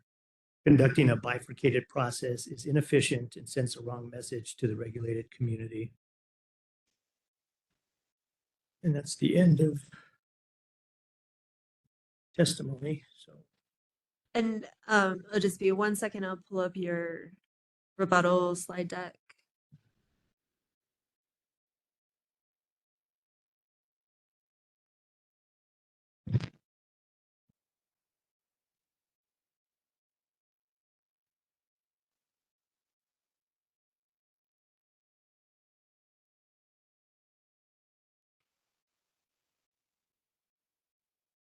And Mr. D'Antonio, can you briefly summarize the purpose of your rebuttal testimony? yes. One, to respond to the direct testimony of the New Mexico Environment Department and other parties to this proceeding. I will address the numerous challenges and difficulties with the multi-phase rulemaking process proposed by NMED. And I'll recommend to the Water Quality Control Commission that it deny the current rulemaking petition and request NMED to file a more complete rule within 12 months. And what did you do? What did you review to prepare your rebuttal testimony? I've reviewed the notice of intent to present testimony and exhibits filed by the following: the New Mexico Environment Department, New Energy Economy, Amigos Bravos Sierra Club, Wild Earth Guardians, and collectively the New Mexico Produced Water Resource Consortium staff from Hightower, Zhu, Zhang, and Young. Is the New Mexico Environment Department's amended rule contemplated as a standalone rule? No, the amended proposed rule proposed by the Environment Department is contemplated as part of a multi-phased rulemaking process. In other words, NMED is contemplating that the amended proposed rule would only be the first step in a long rulemaking process. In NMED's words, the amended rule will provide a regulatory framework for future rulemaking. And is the New Mexico Environment Department contemplating additional rules? Unfortunately, NMED's direct testimony speaks only in generalities. For example, NMED does not specifically identify the future rulemaking that it contemplates. By reading the First Amendment statement of reasons, however, it is possible to determine part of the future rules that NMED does intend to propose. In the amended proposed rules, unlike the original petition, NMED proposed that any discharge of produced water, even treated produced water, is prohibited. NMED suggests, however, that it will eventually be possible to obtain a discharge permit to discharge treated produced water subject to the development and adoption of standards specific to treated produced water. Also, the original petition contemplated demonstration projects or industrial projects submitted through an NOI process. NMED's first amended petition at statement of reasons. One of the future rulemakings contemplated by NMED is the adoption of specific standards for produced water. And has the New Mexico Environment Department specified when the produced water standards will be proposed? I really don't know. NMED does not specify when those produced water standards will be proposed. In your opinion, why is this approach to rulemaking problematic? Well, first, NMED's multi-phase approach makes it very difficult to evaluate the amended proposed rule. NMED is essentially proposing what I consider an empty rule. To consider the real impact of the amended proposed rule, it will be necessary to evaluate the specific produced water standards. Only with those produced standards will the parties be able to understand the amended proposed rule in context. And as evidence of that, one need only look at the definition section in the proposed rule. As Mr. DeSalen, a witness for Amigos Bravos Sierra Club, points out, the amended proposed rule contains numerous definitions that are not even used, and cites the exhibit there. Oh, that was first. Let me continue here.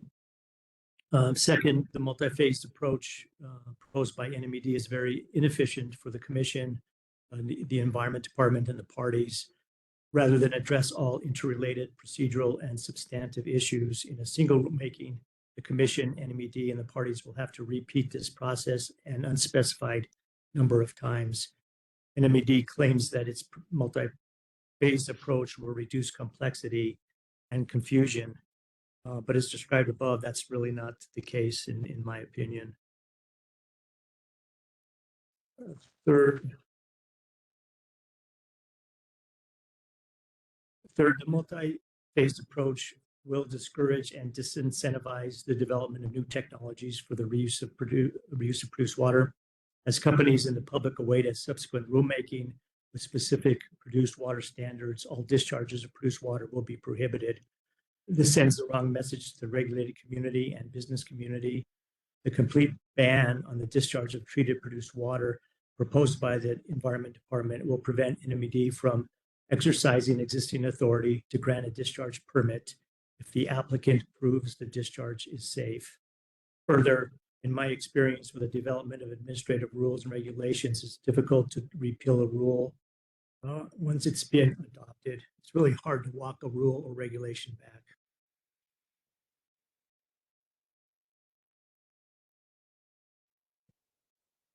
In your opinion, has the New Mexico Environment Department justified its multi-phased approach? Not really. On behalf of NMED, Ms. Fulham says only that the approach will aid the Commission and the Department in regulatory referencing as the world of reuse expands. I'm not really sure what that means. In my experience with developing and proposing rules, it's much better practice to develop a comprehensive and complete rule that allows the public and regulated community a full and fair opportunity to evaluate the rules, and it prevents an endless cycle of litigation. Have other parties expressed concern with the department's multi-phased approach? Yes, while they do not use that specific term, Mr. DeSalen from Amigos Bravo Sierra Club, Mr. Gom from New Energy Economy, and Ms. Troutman, Wild Earth Guardians, all expressed concerns related to the multi-phased approach or the lack of specific produced water standards, and their citations are listed. How does NMOGA recommend the commission proceed? Well, I recommend that the commission deny the current rulemaking and request NMED to file a new petition within 12 months. The commission should further request NMED to include all procedural and substantive measures in the new petition, including specific produced water standards. Madam Hearing Officer, that concludes Mr. D'Antonio's summary of rebuttal testimony. I just have a few brief rebuttal questions. Thank you. Mr. D'Antonio, did you hear the department's opening statement explaining this rule is intended to set up a framework to guide future rules? Yes, I did. And do you understand that, along with other testimony from the department, to be confirmation that this proposed rule is a first step in a multi-phase rulemaking process? Yes. And the department witnesses also confirmed at hearing that this first amended rule is prohibitory for discharges of produced water. Did the department's testimony at hearing respond to your testimony that the department has not explained or justified the change from its initial rule to impose a moratorium on any and all discharges of produced water? Not to my satisfaction. The Environment Department talked about a regulatory loophole that they were worried about. That was not protective nor practically implementable. I just see this as a moratorium on discharges. And in their testimony, they also stated that it was going to require a new rulemaking, which is where I said it's a bifurcated process. I just think the Environment Department, they have the power to issue discharge permits with conditions, and they should proceed in that manner to take care of the risk associated with allowing for a use of treated produced water. In your opinion, will imposing an extended ban on discharges of produced water have consequences to New Mexico? Yeah, I feel like it will. It'll eliminate new sources of water. It's really contrary to the governor's plans. It's very difficult, as I said, to walk back a rule or regulation once it becomes law. It disincentivizes pilot and demonstration scale projects in New Mexico. And as a consequence, I think it even hurts research opportunities in New Mexico. I think a lot of the research dollars will wind up going to Texas instead of New Mexico, which I hate to see, being a native from New Mexico and wanting to get on the good lists for a change. And you mentioned uncertainty about the rulemaking. I think we heard from the department at hearing it could take 4 years to go through the next rulemaking process. I think on redirect, the department addressed plans for next steps and testified the department has no proposed timeline to consider discharge standards and will instead follow the science and availability of data. Specifically, I think they testified the department will propose additional rules specific to treated produced water or reuse as the science supports it. Does this uncertainty from the department of when or even if a subsequent rulemaking will occur enhance the concerns that you mentioned about the ban on discharges of produced water? Yeah, I think it enhances everybody's concerns. It delays the governor's, I think, 50-year water action plan, their strategic water supply initiative that they're trying to get through. It also delays solving the disposal problem, which we've heard testimony on the problem. It is a problem. And it jeopardizes New Mexico leading this effort, which I think New Mexico is in the lead. We want to continue to lead. And we need to be able to do that and move forward, in my estimation. We've also heard testimony from the department and other witnesses that one reason they can't advance the proposed reuse rule any further at this time is that they were not given specific data and research developed by the New Mexico Produced Water Consortium. Do you have a response to this testimony? Well, I think it's incumbent upon the agency to get that data. The New Mexico Produced Water Resource Consortium, I've been to a lot of their presentations, their conferences, the work that they've discussed. There's 15 to 20 technologies which they're monitoring to be able to put treatment trains together. So I think the information's there. I just feel like it's incumbent upon the agency to go after that information. And finally, Mr. D'Antonio, you gave recommendations after your rebuttal testimony. Has the testimony that you've heard during the course of this hearing modified or caused you to change your recommendations to the commission on how to proceed? No, it doesn't. I just gave it, and I'll go ahead and read it again. But I'd like for the commission to deny the current rulemaking and request NMED to file a new petition within 12 months. The commission should further request New Mexico Environment Department to include all procedural and substantive measures in that new petition, including specific produced water standards.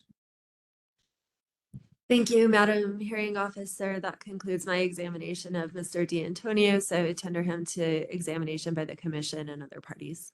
Thank you, Ms. Olson and Mr. D'Antonio. We'll start over here this time. Commissioner Fry. I have no questions. Vice Chair Armstrong. I'm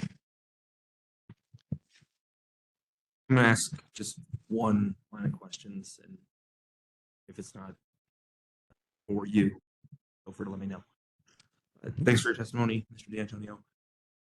You spoke a little bit to the statutory language and what you view as the intent of that statutory language to allow discharges. There's some other statutory language that we've heard discussed about the requirement for a permit under the Produced Water Act. What do you have to say about that? Mr. Chairman, Commissioner Armstrong, I believe it's a permit is warranted.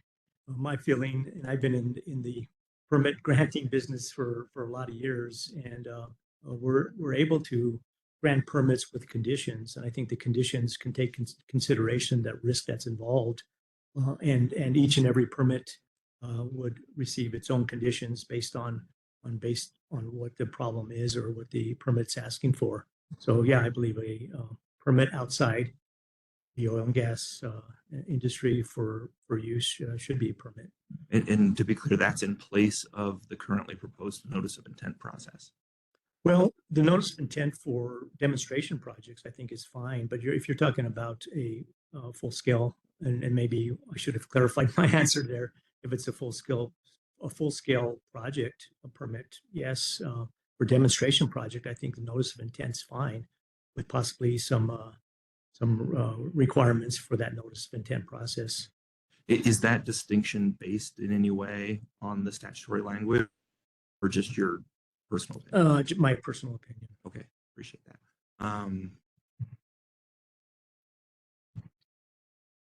And sorry if I'm not remembering completely your statement that you just made before we started asking our questions. Did that statement include that you would want the new petition to include a permitting process? A permitting process? Right. I would think, Mr. Chairman and Commissioner Armstrong, I think a permitting process, a well-defined permitting process with safety accountability on the back end would be warranted. Okay, thank you. That's all my questions. Thank you, Commissioner Dominguez. Thank you, Madam Hearing Officer. Mr. D'Antonio, thank you for your testimony today. I've got a couple of follow-up questions related to, in your testimony, you spoke of, other potential uses of treated water. And one of those being for agricultural use. So I have some line of questioning along that, and I think some of your professional career as state engineer may help frame this. If it gets outside the scope of your testimony, I'm sure your counsel will let me know. So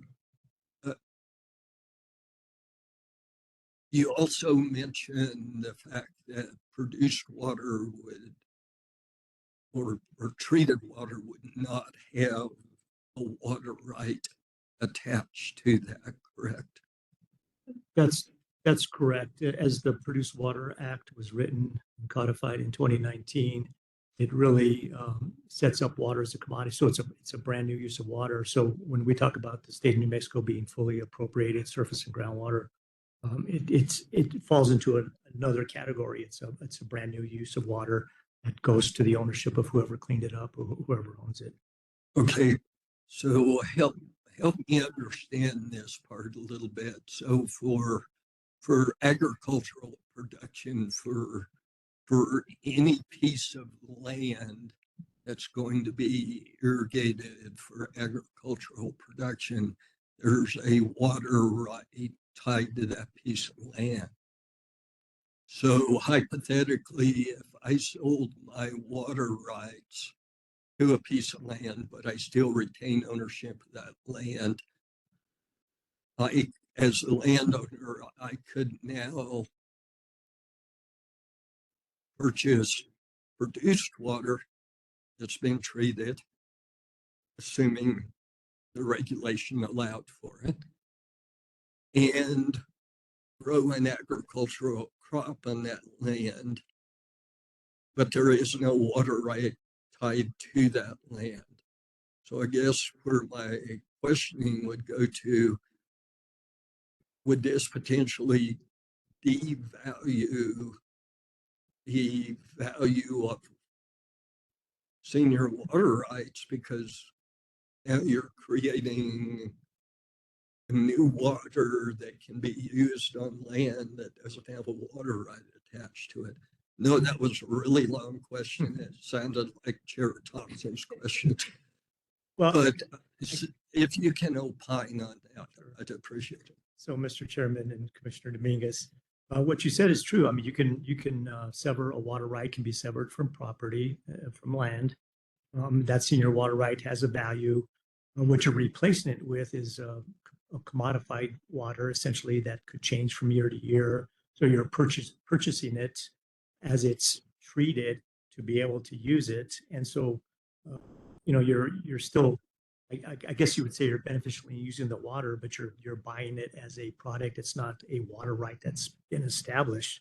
So you'd have to have a continuous contract or purchase in order for it to maintain some longevity for you to be able to use it in that agricultural setting. But you would lose the senior water right that you transferred off for that purpose. There was another question in there about the value. I think you probably, if you were to sell your senior water right, you would get value for whatever the market would bear for that, the value of that senior water right. So, but for those people that still have senior water rights, would it potentially devalue those water rights? Mr. Chairman and Commissioner Dominguez, not in my estimation. I think we're suffering shortages in so many different places that I think that it's going to help augment that supply, and people will typically hold on if they want their land to be worth what it is as an agricultural piece of property. They'll probably retain their water rights. I wouldn't see them selling in lieu of this, although it could happen, I guess, but I don't see it being a problem. Okay, thank you, Mr. D'Antonio. Madam Hearing Officer, that's all my question. Thank you, Mr. Chair. Thank you, Mr. D'Antonio. It's nice to see you. I have 3 lines of questioning. First of all, are there existing rules for reuse of wastewater, any type of wastewater? Let's talk about municipal wastewater. Are there existing rules? Mr. Chairman, as far as I know, yes, within New Mexico Environment Department. Yeah. Are there existing rules for potable reuse of wastewater? My understanding, yes, there is, same through the New Mexico Environment Department. Okay. Let's talk about your pilot test with NCORE Green Environment. Is that a proprietary technology? No, it's not. It's a process patent. It's not a technology patent. Okay, so it's patented. So the technology is available to. It's compatible with any technology, Mr. Chairman. Yes. Okay, so if I wanted to look up the patent, I could find out everything I need to know about that technology. Absolutely. In your testing, is it a pilot test or a demonstration test? Right now it's a pilot test. It's a little low on funding to complete the agricultural portion to do the testing on it. So, it is an expensive process to go in and re-drill using an existing oil and gas well, going down and seeking two different areas. One about 9,000 feet. We were trying to get it below the standard to be able to use the state engineer's notice of intent. It looks like if we are going to finish it, we may have to actually file an application for the shallower one because it's only about 2,100 feet. It doesn't quite meet the standard, but going after doing the characterization, sending it to a certified lab. So getting the water quality of those two samples, but not diverting any water just yet. And that's where we kind of had a hiccup with some financing to be able to continue on and be able to prove it. Deep wells are expensive, very expensive. Yes. And to be clear, this is brackish water, not produce water. Mr. Chairman, yes, it's brackish water. And one last question. When you run this pilot plant, do you anticipate having third-party validation of the results? Well, I think, Mr. Chairman, I think this would be part of a sort of a third-party evaluation. The intent was with the New Mexico Department of Agriculture is to use the University, Las Cruces University, New Mexico State University, use their folks to do a lot of the testing and to do the field work, do the collection. The samples are turned over to a certified lab. There's that chain of custody, so you don't interfere with any of the sample. And so to be able to do it so that it's a true validation and accountability of A to Z. So it's ground applied. It would be monitored at certain depth levels, the moisture, the quality, the crop produced, and at the very end to just validate that water quality, whatever was ground applied, actually is safe, and it would be completely documented. Again, the idea is to replicate that process for treated produced water and doing some demonstration projects that would allow for that same validation at the end of the process.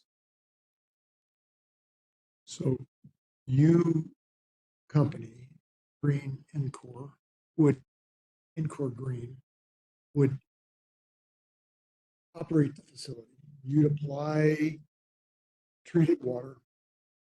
You would collect the samples and send them to the folks at New Mexico State. Mr. Chairman, that's what we did in this particular instance. I think if we were to use, and something that's been discussed in prior testimony, if we're going to use a third-party evaluation team or process, I believe the team could consist of the New Mexico Produced Water Resource Consortium, New Mexico State University, and possibly this process as the prescriptive patented process to follow, so that it's got the power of a U.S. patent behind it, but what it does, it identifies the A to Z process so that there's nothing's left to conjecture or a different process that somebody else is using. That would be an option, I think. Thank you. One last line of questioning. Oh, I'm sorry, there's one, two, but this one's, yeah, we've talked about pilot projects. If an entity decided to do a pilot project at a produced water storage and disposal facility, and it was a closed loop project, meaning they took both the treated produced water and the residuals, recombined it and returned it back to the pit or the tank, whatever. Does NMED or OCD have oversight on a closed loop project that is conducted at a facility owned by an oil and gas entity? Mr. Chairman, that's a good question. I think if it's considered still within the oil and gas regime, it would be still under OCD.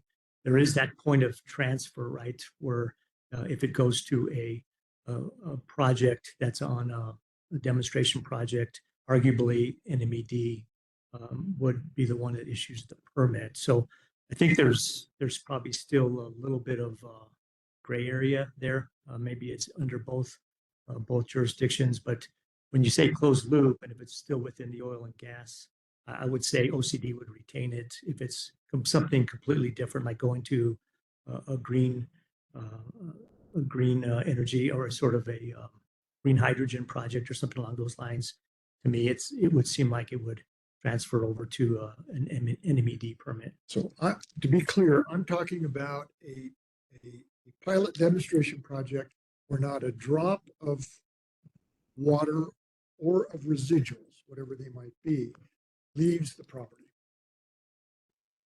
Given that information, I would say it would be still under OCD jurisdiction, in my opinion. And isn't that similar to the constraints that are in the proposed rule? That again, that they're not allowed to discharge either treated water or residuals outside of the industry? I believe so, yes. So do we need the rule?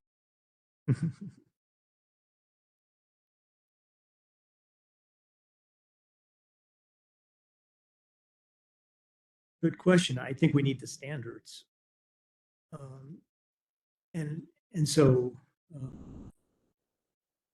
from my perspective, that's why when I said it was an empty rule, without the standards, to me, it's an empty rule.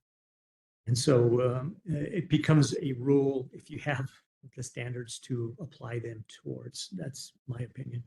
So we need the standards, but in its present form, the rule, which again prevents discharge of residuals or the treated product water, it's the same as what we have now. Yes, I believe it is. Okay. One last question, and that is, are there any problem with the current standards for land application or agricultural use of any type of wastewater, whether it's domestic, industrial, or produce water? Are there any problems with the current standards? Are there constituents that are not regulated that should be regulated? Or yeah, we'll just leave it at that. Mr. Chairman, I think that's outside of my qualifications to answer that one. So, okay. Thank you very much. I'm done. All right. Thank you, Commissioner Bayless. No question. Commissioner Brankard. Thank you.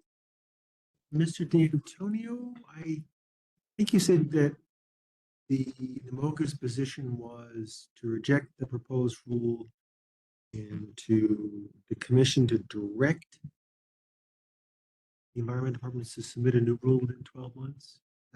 That's correct. But what authority does this commission have to direct the Environment Department to submit a new rule?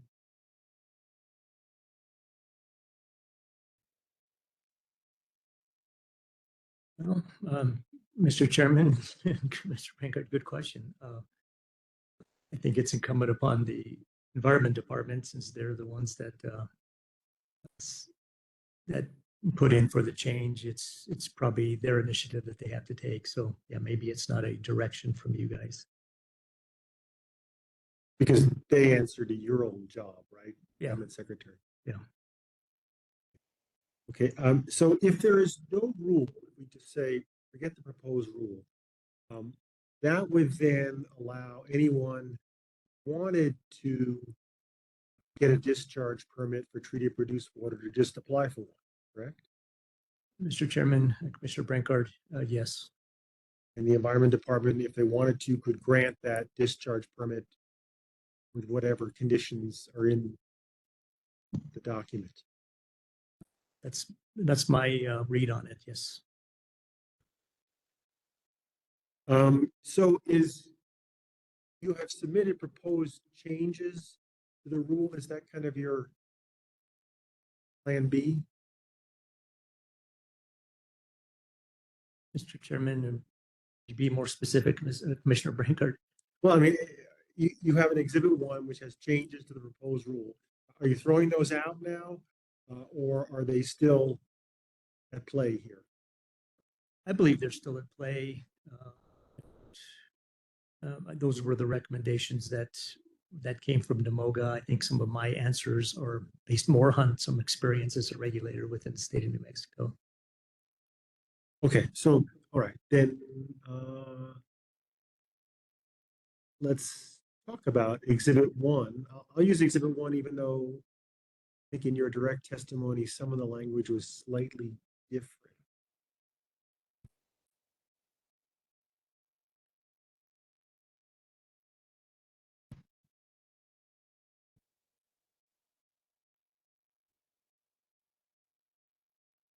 For instance, right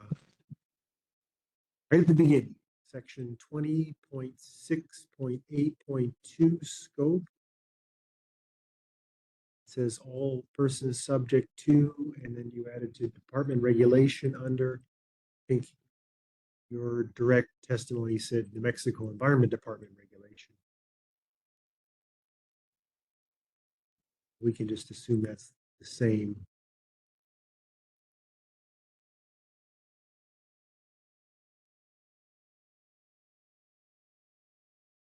Is that, I don't know which version you're going with. I guess that's my question. I guess I'm not following your question. So on 20.6.8.2 scope.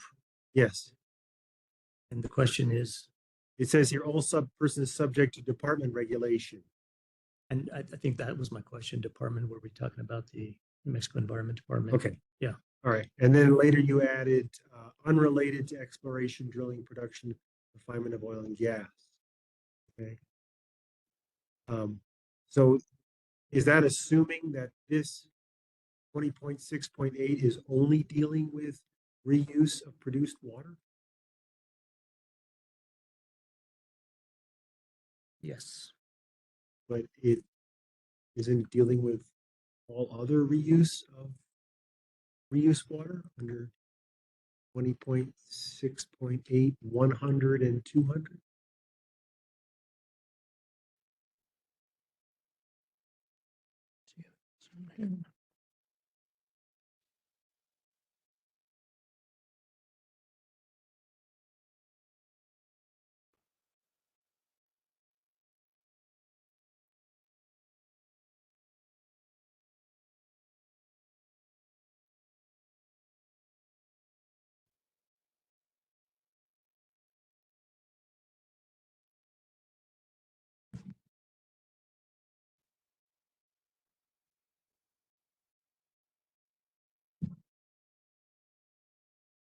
So in 20.6.8, 100, it's got the general provisions, right? So unless otherwise required by this part, all persons subject to the state's ground and surface water protection regulations. So this includes, but is not limited to, regulations relating to spills, notices of intent, permitting fees, penalties, compliance orders, and abatement.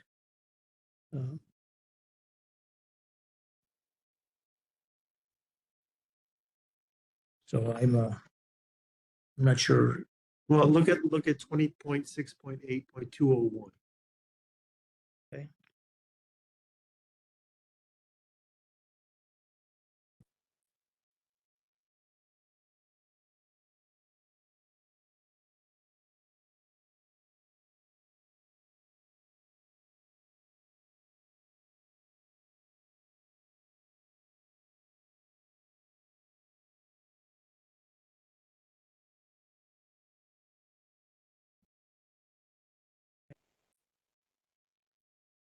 And the scope of that appears to be the discharge of reuse water.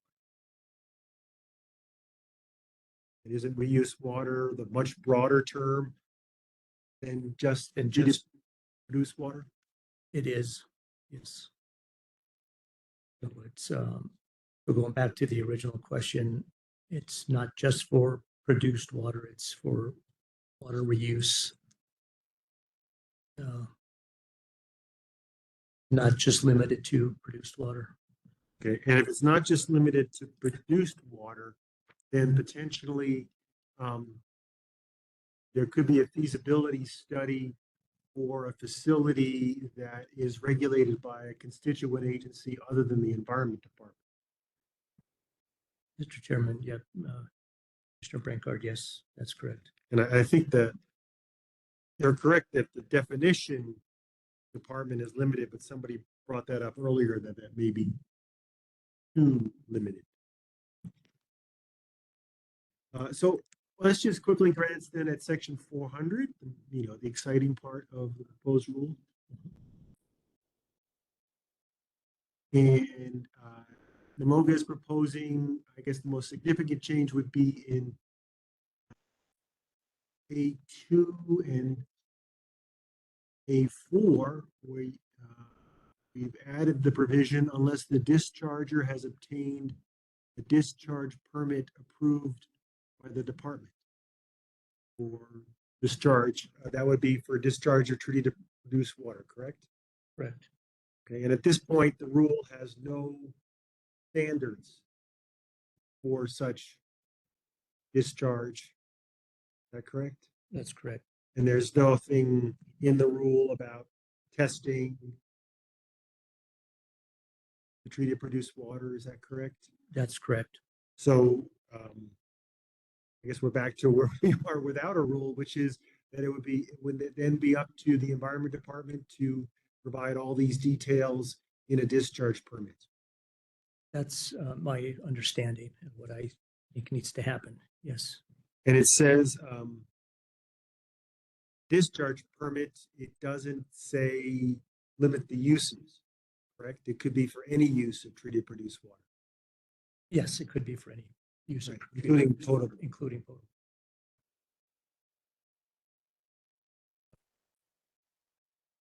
I think I'll end it there. Thank you. Okay, thank you, Commissioner Vihel. All right, let's take a 10-minute break before we go to the party questions. Let's come back at 4:30, or yeah, 4:25. How about that? We'll try to wrap this up.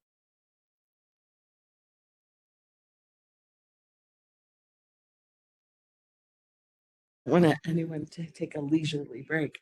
Let's come back from the break, please.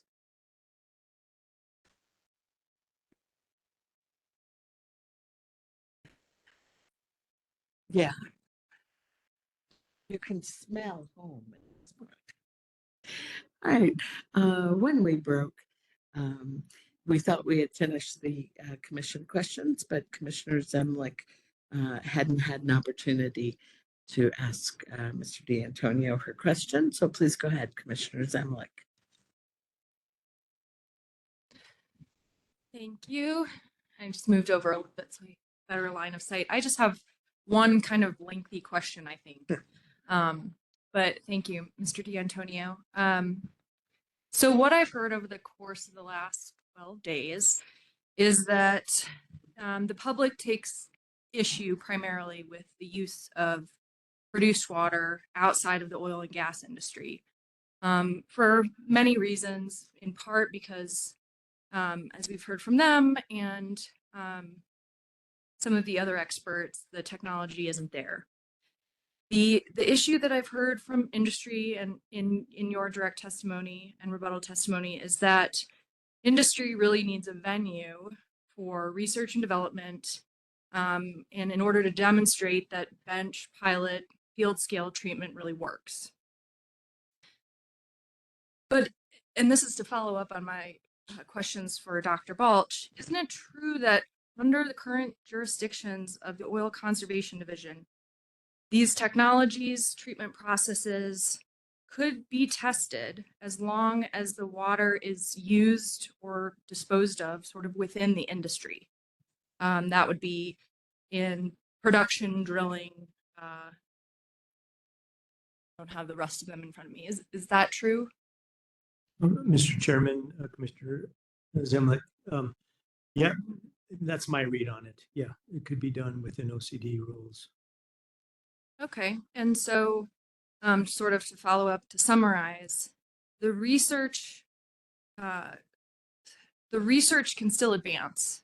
And I think there's maybe some debate about how quickly that happens, but it doesn't put the kibosh on all R&D of produced water treatment if you can only do it sort of within the oil field as you can currently.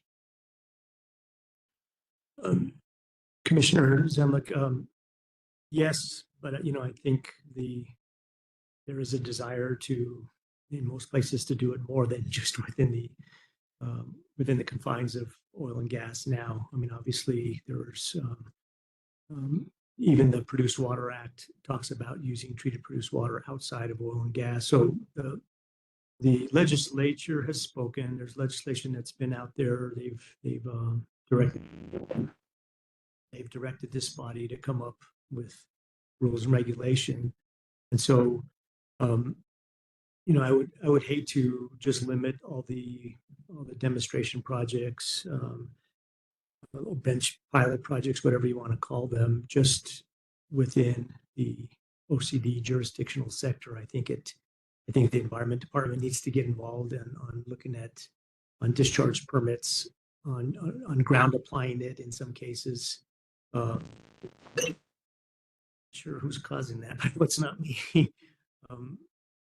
So anyway, I think I'm not sure I'm answering your question, but I guess my read on it, and then that's why, from my perspective, I wanted to start some pilots with some treated brackish water, because a lot of that brackish water is it's pretty nasty stuff still if you're depending on where you're getting it from, and you can test those treatment technologies without the fracking water piece of it, right? You may have some hydrocarbons that can be removed and other things, but at least you don't have the fracking water that's involved. And I think what I've heard with the public testimony and everything is it's a lot of conflated information, but the fear is really the unknown of what's in the fracking water that enhances the production of oil and gas. And I think that's really where the general public is afraid of things that are going on.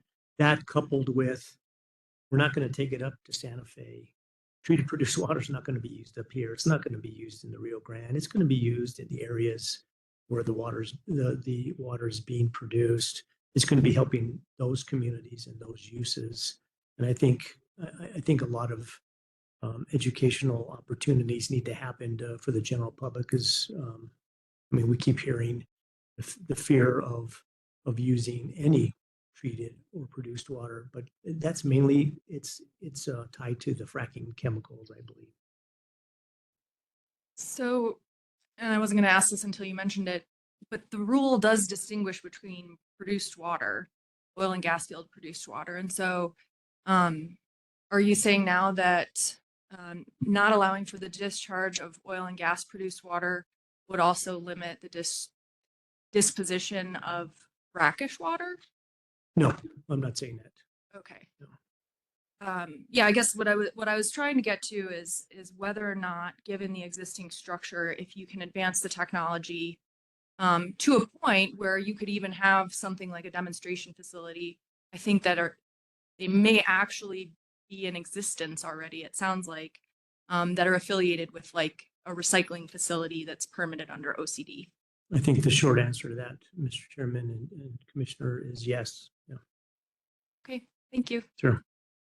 All right. Thank you, Commissioner Zemlick. Let's turn to the parties. Mr. Maxwell, do you have questions of Mr. D'Antonio? Your Honor, I have no questions for this witness. Thank you.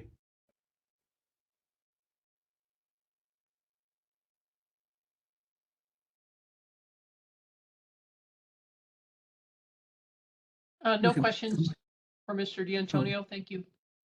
Thank you, Ms. Taylor. And I think Mr. Maxwell indicated no questions as well. Mr. Cox? No questions, Madam Hearing Officer. Thank you. I don't believe we have Mr. Hightower. Mr. Davis? Thank you. Mr. Dodd or Ms. Nanasi?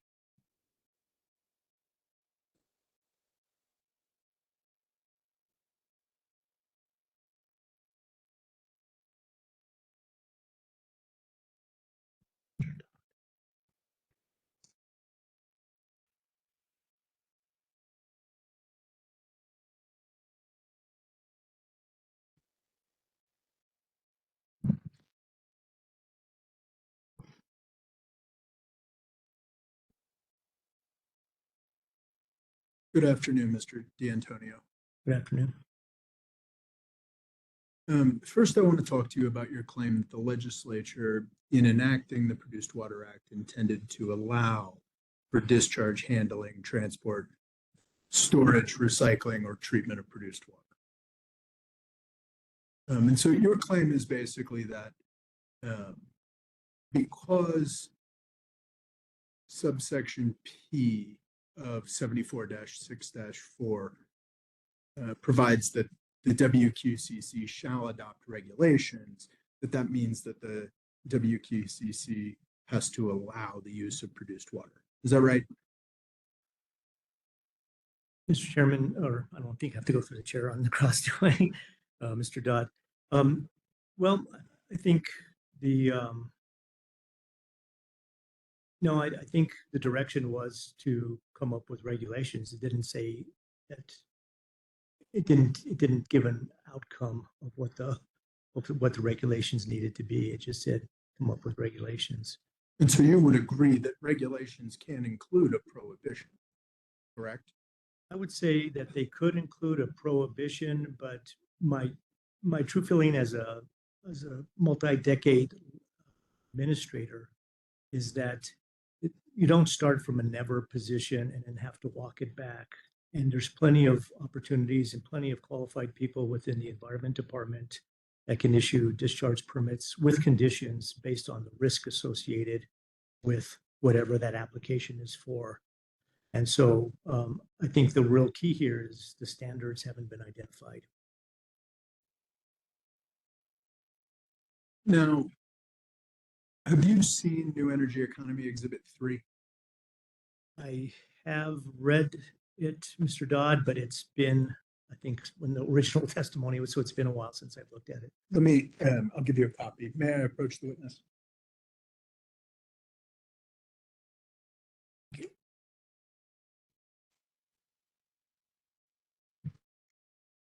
New Energy Economy Exhibit 3 is a letter from then Speaker of the House, Egoff, to the OCD regarding produced water, correct? Yes, it is. And in that letter, looking at the third paragraph, the third full paragraph of the letter, Speaker Egoff wrote, quote, "I urge you to take care in crafting of these regulations to ensure that none of the rules and regulations adopted pursuant to House Bill 546 inadvertently allow or purport to permit any use, application, or discharge of produced water outside of oil and gas operations. The people of New Mexico will be best served by the adoption of stringent regulations of produced water that put public health and safety first and clearly state that any use of produced water outside of oil and gas operations is prohibited." Close quote. Did I read that correctly? Yes, you did. And then in the final paragraph of his letter, Speaker Egoff states, quote, "Currently, several universities are conducting research into the reuse of produced water and whether uses of produced water present health and safety risks to the public and our natural resources. The New Mexico Environment Department and the Water Quality Control Commission will be the agencies best equipped to evaluate any such research when it is complete. At this time, I am unaware of any safe, fully researched application for produced water outside of oil and gas operations," close quote. Did I read that correctly? Madam Hearing Officer, I'm going to object to these questions. I don't believe council has established any foundation for this testimony. I don't know that he's established that Mr. D'Antonio is familiar with Mr. Egoff's opinions or stated in this letter, and I don't think that this has been established to be relevant to Mr. D'Antonio's testimony. So, Mr. Dodd, you did ask him if he'd read NEE Exhibit 3. Is there some other connection to Mr. D'Antonio you're exploring? So first of all, New Energy Economy Exhibit 3 has been admitted into evidence. This witness has testified about what the legislature intended in enacting the Produced Water Act. Speaker Egolf was a sponsor of that bill that was then enacted in the Produced Water Act. And I think it is completely fair game for me to ask this witness about Speaker Egolf's statements about the Produced Water Act and what was contemplated. All right. And so, Mr. D'Antonio, if you know the answer, you can certainly testify to it. Well, I would say that the legislation speaks for itself. The 2019 Produced Water Act, it gives direction. Letters from, and he is the Speaker of the House. That is a letter signed by him. That's not signed by the full legislature. You know, the laws passed by the vote of the entire legislature, and that's what I consider legislative intent. When you have somebody, and albeit I respect Brian and his role as House leader there, but it's a letter from him and it's his reading of the legislation, which I think the legislation speaks for itself. Okay. Now, you have claimed that the prohibition on produced water discharge is, quote, inconsistent with the governor's 50-year water action plan, correct? Correct. Now, you are aware that the 50-year water action plan is not law, correct? That's correct. It is simply a policy document created by the governor's office. That's correct. And in fact, the 50-year water action plan in action item B1 called for the creation of a $500 million strategic water supply, didn't it? It did. Yes, it did. And the legislature soundly rejected that proposal and did not pass legislation to create the strategic water supply, correct? That's correct. And the legislature often does not pass things the first time around. It usually takes a period of time or it's several sessions to get something through. So, yeah. Or not at all. Or true.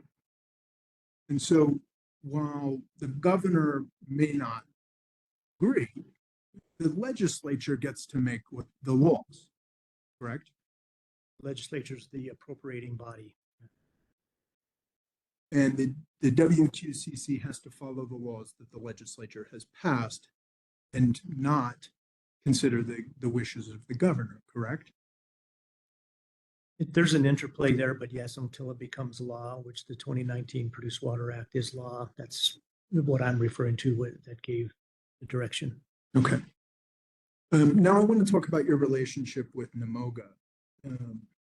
Have you been paid by NMOGA for your work in this matter?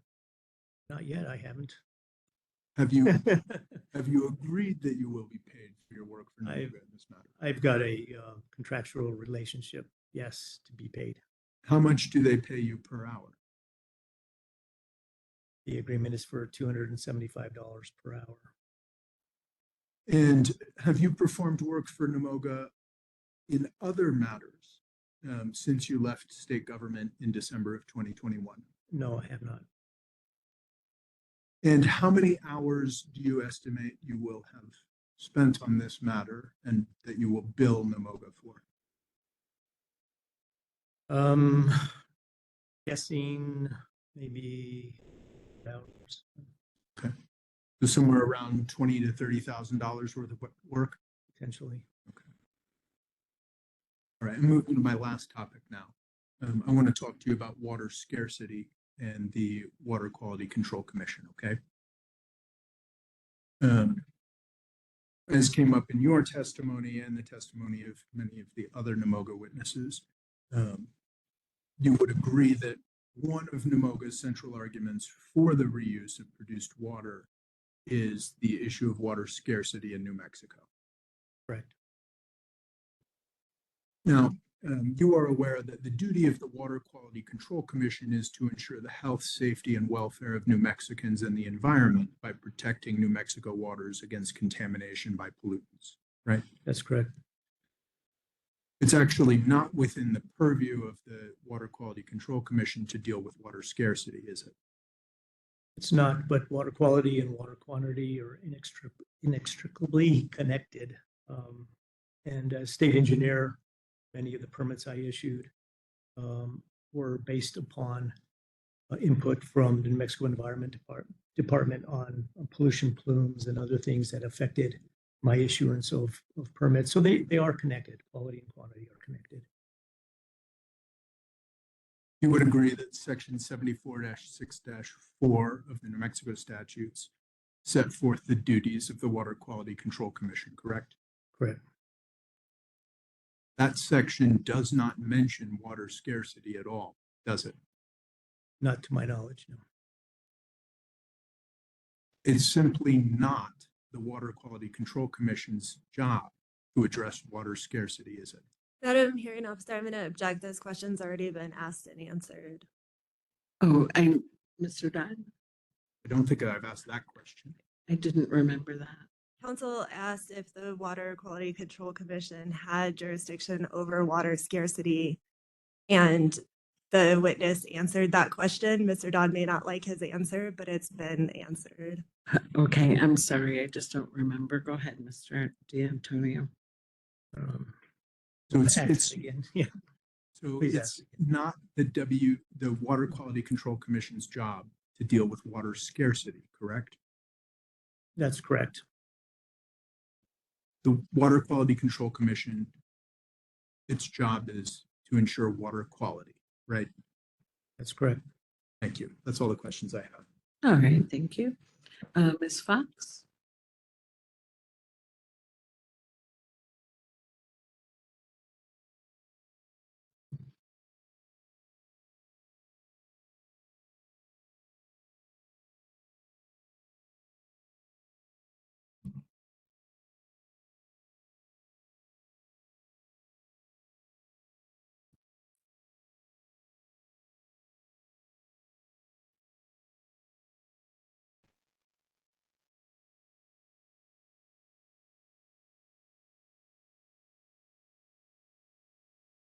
Just two more, Mr. D'Antonio.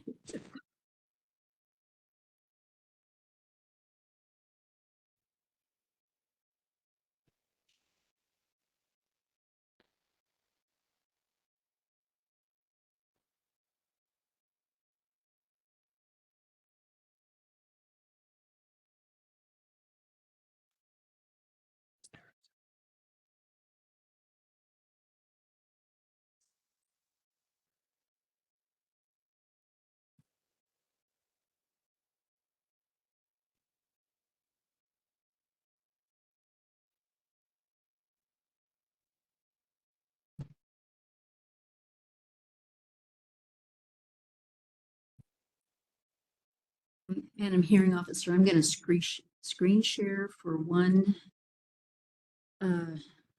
document, and I'm getting the same message as I did before.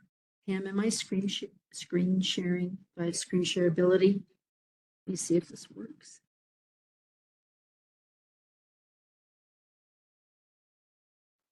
It's giving me that same message that it did previously. The content sharing is unavailable.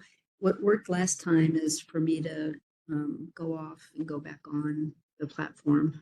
I apologize, but. Or perhaps could Pam share it? Yeah, I could. Should I email it to her? Yeah, let me do that.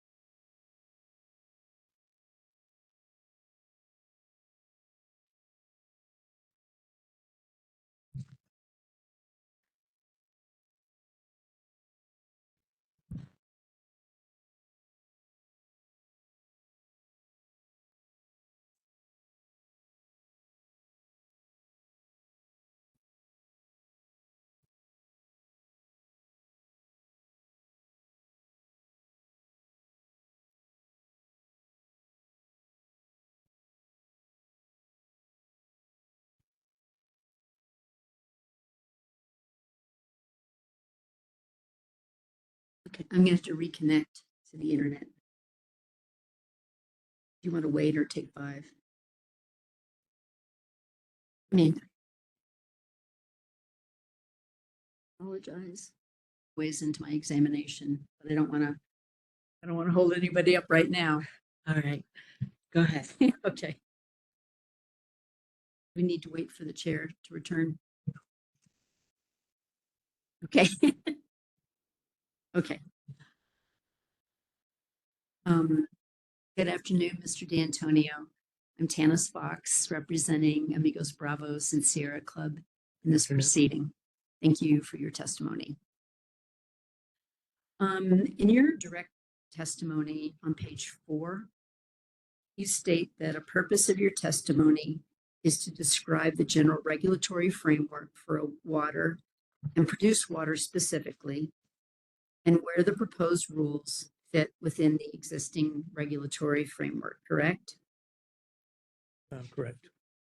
And at the beginning of your testimony on the regulatory framework for produced water, on page 9, you identify a 2018 Memorandum of Understanding, or MOU, entered into by the Environment Department, NMED, State Engineer's Office, and EPA, correct? That's correct. And you say that in connection with the MOU, New Mexico and EPA produced a white paper entitled Oil and Natural Gas Produced Water Governance in the State of New Mexico, correct? Correct. And the MOU and white paper are NMOGA Exhibit 8, correct? Correct. On page 3 of the white paper, it states, advances in water treatment technology have shown promise in turning this wastewater into a future water resource. However, there remain important scientific questions related to the human health and environmental implications of using treated produced water for applications outside the oil and natural gas industry, correct? Catching up here. We're trying to The open reference up again, the- please. I'm sorry. Page 3. Page 3. Of the white paper? Correct. Is what you're referring to. We just need a minute to pull up the white paper.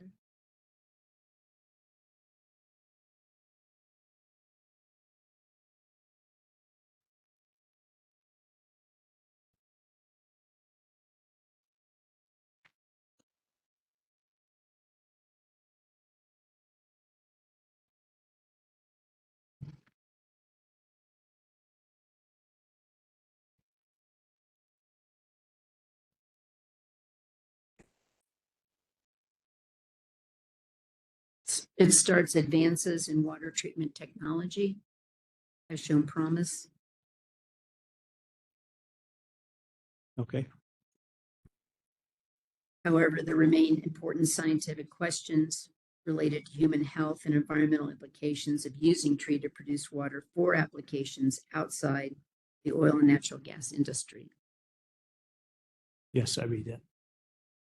Now, the white paper was a draft white paper, correct? Yes, it was. That's how it's entitled, correct? As a draft white paper? I believe so, yes. And that draft white paper was never finalized, correct? I'll take your word for it. I don't remember if it was finalized or not. You don't know? No, 2018 was just before I came back as state engineer. So You haven't submitted a final white paper as an exhibit, correct? no, we have not. The associated MOU that you refer to as establishing a regulatory framework for produced water in New Mexico, that was terminated December 31, 2018, correct? I'll take your word for it. I don't know that it was terminated, but You can take a look at section 5, page 5, duration and signatures.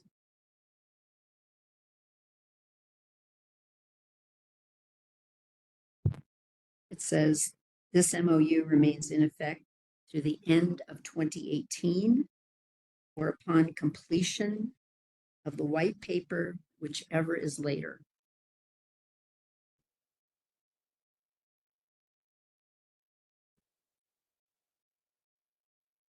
So that MOU terminated almost 6 years ago, correct? Madam Hearing Officer, I'm going to object. I think he's already answered. About when the duration of the MOU was?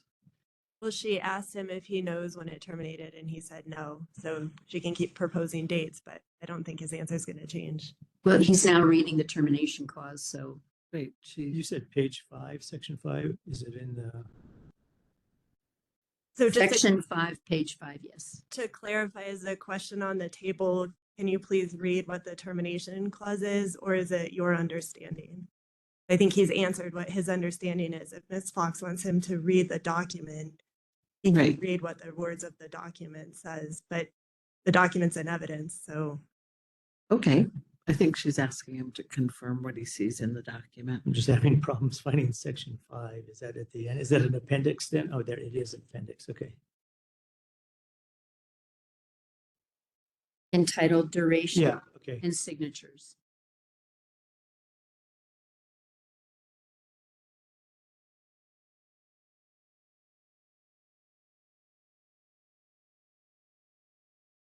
Okay. So doesn't that provision say that the MOU will remain in effect through the end of 2018 or upon completion of the white paper, whichever is later? Yes, it does say that. And as far as you know, there is no final white paper, correct? Correct. And therefore the MOU would have ended December 31, 2018, correct? Correct. And as far as you know, that MOU is not replaced by another such agreement between the state of New Mexico and EPA, correct? Correct. In your direct testimony, you discussed the jurisdiction over produced water of OCD, NMED, the commission, and the state engineer's office, correct? Yes. In general, OCD has jurisdiction over produced water in the oil field, correct? That's correct. Now, at an OCD permitted site, produced water may be reused as a drilling or completion fluid or other type of oil field fluid, including makeup water, fracturing fluid, or drilling mud, correct? That's my understanding, yes. And the reuse of produced water is not permitted for any use which involves contact with freshwater zones, correct? That's correct.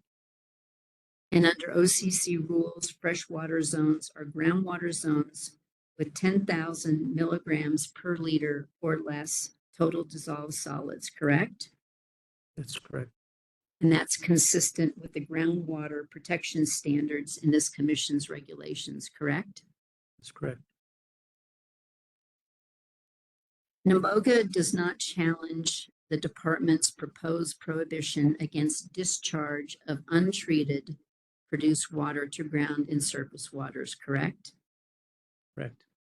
In fact, it supports that prohibition against discharge, correct? That's correct.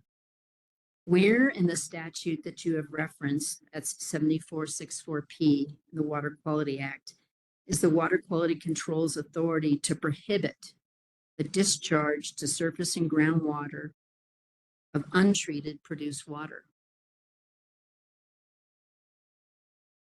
I don't know. I wouldn't know where to find that. Yeah. You've testified extensively as to the meaning of 74-6-4-P from the Water Quality Act, which states that commission, quote, I believe that's the slide, I think it's 24, that sets forth that provision, quote, shall adopt regulations to be administered by the Department of the Environment for the discharge, handling, transport, storage, recycling, or treatment for the disposition of treated produced water. And then it has some other verbiage. Is that where the authority of the commission comes from to prohibit the discharge of untreated produced water to ground and surface water? It doesn't refer to untreated, no, just treated.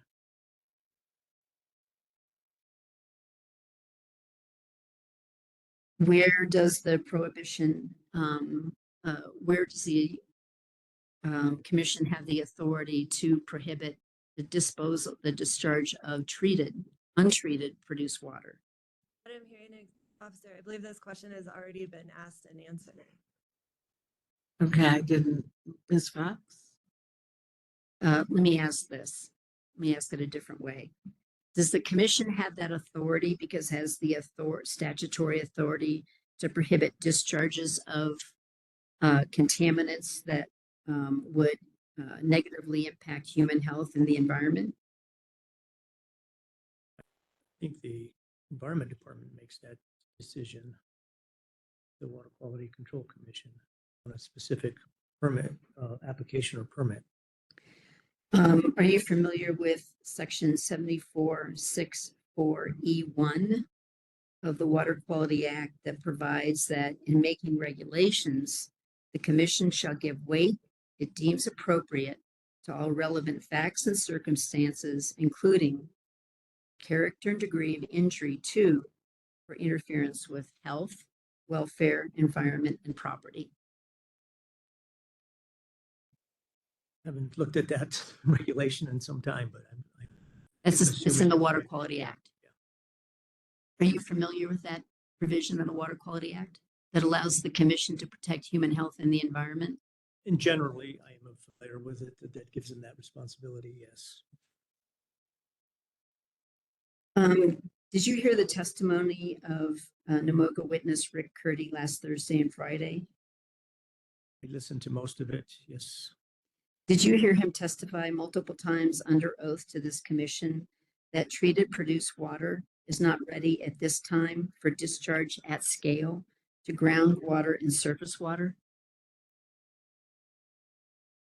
Well, I don't know that he was that particular. He might have said, he said a number of things to scale. I don't know that anybody is, that requires a permit, obviously, from the Environment Department to scale. I think we're still talking about, we haven't fixed the demonstration or pilot project issue yet to go to scale. So my feeling on that particular testimony is that it would be nice to get some pilot and demonstration bench projects first before we go to scale. I think the Environment Department could always allow for a 2-scale project with a permit, with safety conditions and conditions based on human health and safety that they could issue at their discretion. My question is, did you hear that testimony? I remember him saying that, but I don't remember the context of it. It was in the context of whether a discharge of treated produced water should be allowed in New Mexico at this point in time.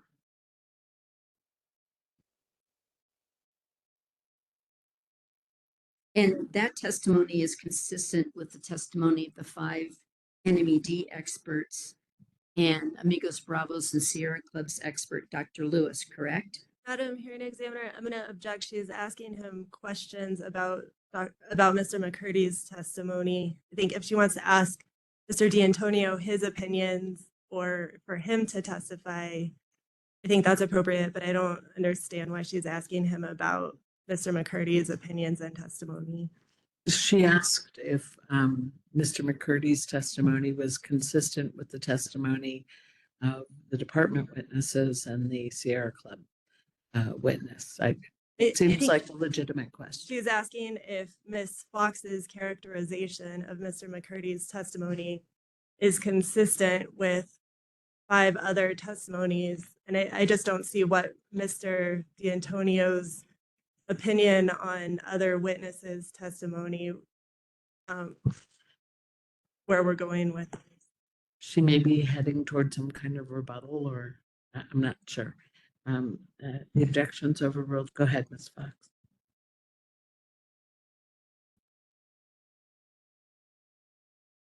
Would you like the question repeated? Yes, please. Mr. McCurdy's testimony is consistent with that I referred to previously is consistent with the testimony of the 5 NMED experts and Amigos Bravos and Sierra Club's expert, Dr. Lewis, correct? I would hesitate to confirm that it was consistent with 5 NMED experts that testified nearly 2 months ago. That I don't remember all of their testimony, but it's I would say it's consistent.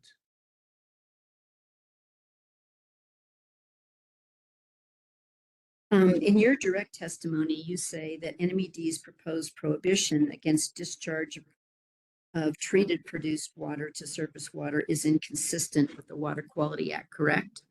Yes, I did say that. And you cite to this specific provision of the Water Quality Act that we've discussed, 7464P, right? That you say, in effect, requires the commission to authorize, quote, discharge of produced water for multiple purposes, end quote, correct? Yes.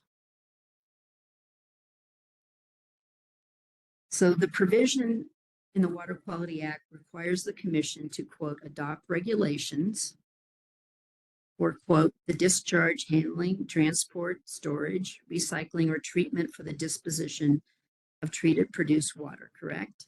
That's correct.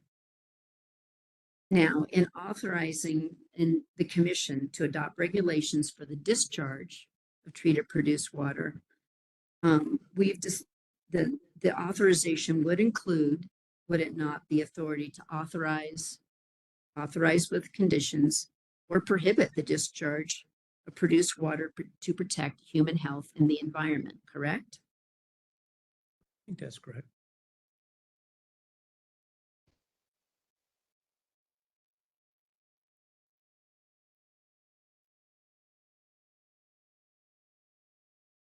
In your direct testimony on pages 13 to 14, you claim that NMED's proposed rule is inconsistent with the governor's 50-year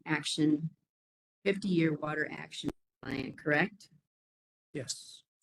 ABSC 14, which I have handed out here and put in the Dropbox and emailed to council, is excerpts from the governor's 50-year water action plan. In your testimony, you refer to action B2 in the plan, correct? I did, yes. That action item discusses development of quote unquote preliminary rules for reuse of treated produced water, correct? I think it did. Yes, let me see. Find it on. It's highlighted in the exhibit.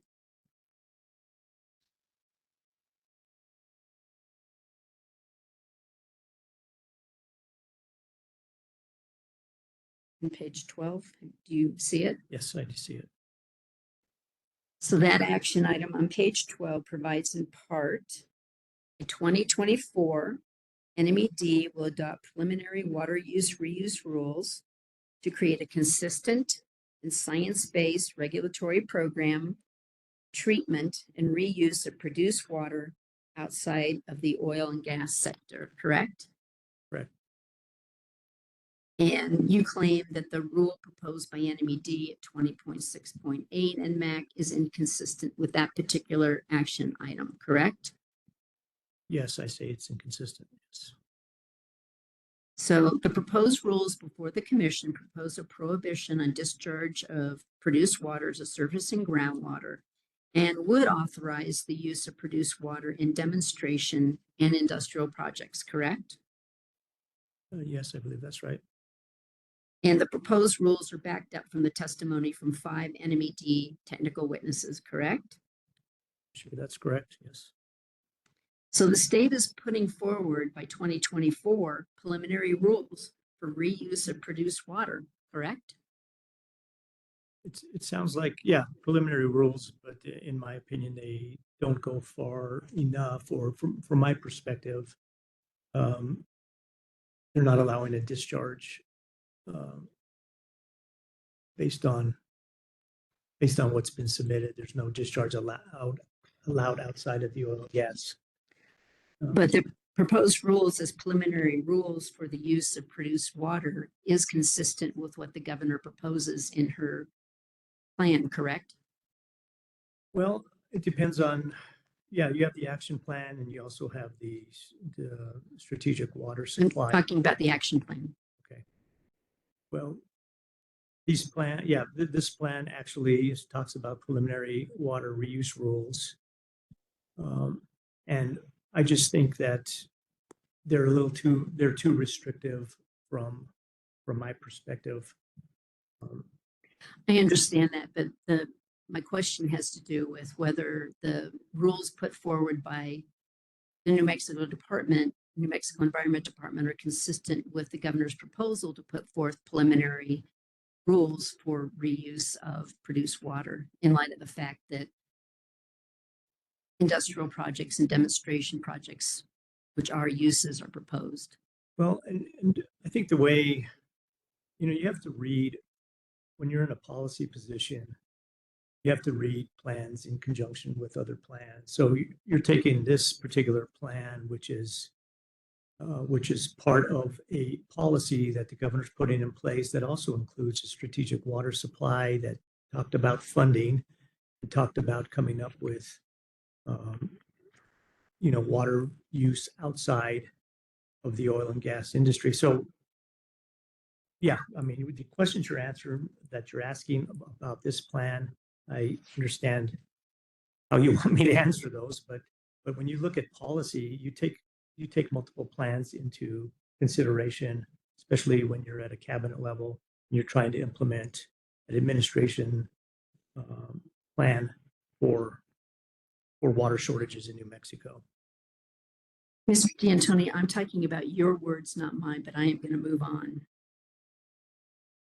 You also, in your direct testimony on page 14, say that NMED's proposed rules are inconsistent with another action item in B2, which is to adopt by 2026 sector-specific water reuse rules for fit-for-purpose, non-potable reuse of wastewater, correct? Correct. It's not 2026 yet, is it? It's not. On page 13 of your direct testimony, you're asked whether, to your knowledge, produced water can be treated to satisfy water quality, WQCC water quality standards for discharge, correct? It's page 13. And the line you're referencing, please. I don't have the line in front of me. 12 to 14. Oh, thank you.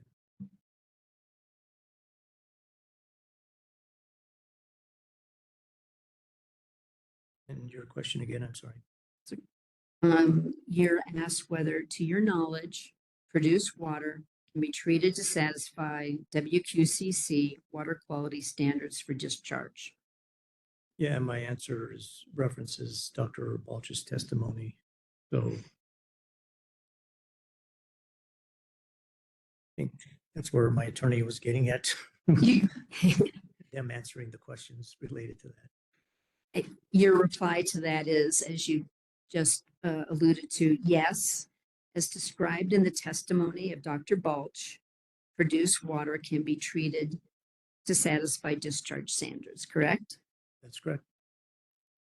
So you're not a chemist or a toxicologist or a risk assessor or the like, and therefore you're relying on the opinions of Dr. Balch and perhaps other NMOGA experts when you assert that produced water can be treated to satisfy water quality standards, correct?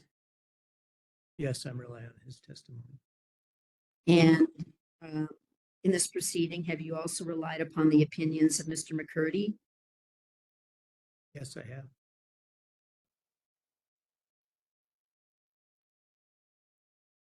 In your direct testimony on page 17, you testify that NMED's approach to this rulemaking is quote unquote backwards. And that quote, rather than first proposing to prohibit all discharges of produced water, as it does in the First Amendment rules, NMED should have simply consolidated the rulemaking process to propose standards for discharges of produced water, correct? Correct. Now, NMOGA has not proposed any, quote, standards for discharges of produced water, correct? Not that I'm aware of. No. And you understand that NMOGA can propose such standards to the commission, correct? Assume they can, yeah. Not to my knowledge, but yeah, I assume they can.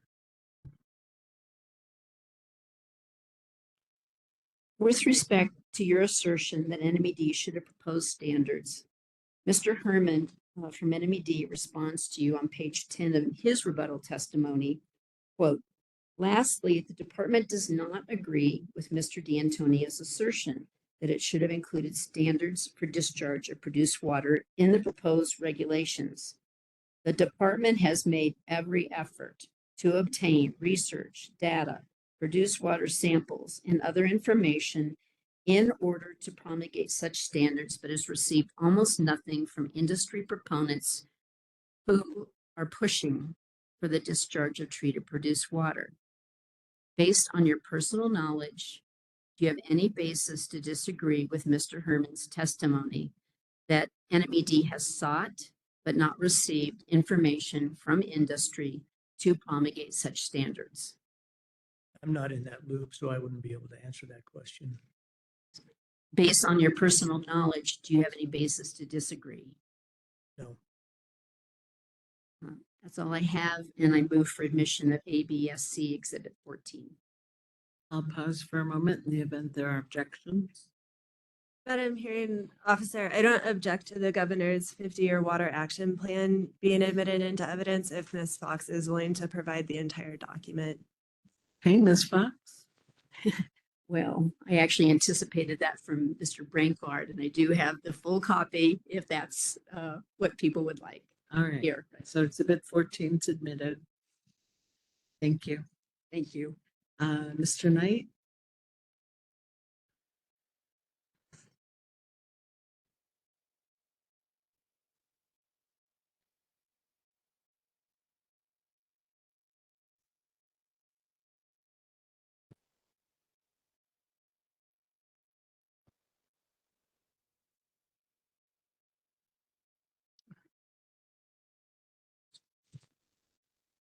Madam Hearing Officer,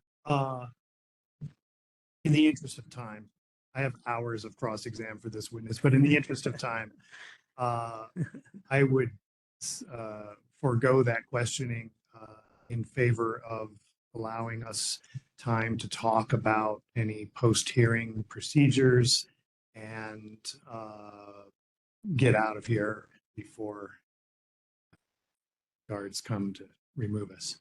Okay. Well, thank you for that, Mr. Knight. I'm aware that I have a few outstanding motion sorts of things. The two that I remember right now, I think both of them came from Mr. Maxwell. One was an attempt to compel the admission somehow or the proffer of the book written by Ms. Nanasi's witness. And my feeling on that and my ruling is that exhibits can be used to cross-examine witnesses without necessarily being required to be proffered or admitted. So that objection from Mr. Maxwell is overruled. And the other one from Mr. Maxwell related to Commissioner Bayless, stating that his financial disclosure was incomplete. So Commissioner Bayless, I think you have something to say about that. Yes, I agree with Mr. Maxwell. My financial disclosure statement was incomplete and maybe even ambiguous. So I understand his questions. I will update the financial disclosure statement before the 29th. That'll be less than the 30 days. That's the deadline for submitting such a thing after my date of appointment. I can assure him that the questions he asked are about my spouse's occupation. She's unemployed, and so the questions about titles and job descriptions and name of employers is moot, I guess. So anyhow, I do have to say that I agree entirely with Mr. Maxwell's um, um, purpose in life, and I support that entirely. So I'm a little embarrassed to be in his crosshairs, but I'll duck quick. Thank you very much, Commissioner Bayless. Is there anything? Let's see. Oh, I'm sorry, Ms. Olson. I didn't ask you if you had redirected Mr. D'Antonio. I had one question, but it's not worth it. We can Okay. we can move on. Okay. Thank you for pointing that out, Commissioner. Okay. Were there any other outstanding motions or objections that didn't get attention? Madam Hearing Officer, I believe NMOGA still has the remainder of its exhibits to move into evidence, which were the subject of objections. We can do that now. Go ahead. Okay, to start with, maybe just the easiest one, I just wanted to represent on the record that we did file that notice of filing Appendix A to NMOGA Exhibit 139. It went back and looked at the transcript, and we were clearly directed to provide that. So I don't know how you want to move, or if I should move for that to be admitted as well. Right. Any objections to that? That was an instruction after some of the commissioners noted that they wanted a little more of that. All right. Thank you. The completed 139 is admitted. Okay, and next, I'll move for admission of NMOGA Exhibits 16 through 74, which are documents related to the New Mexico Produced Water Consortium.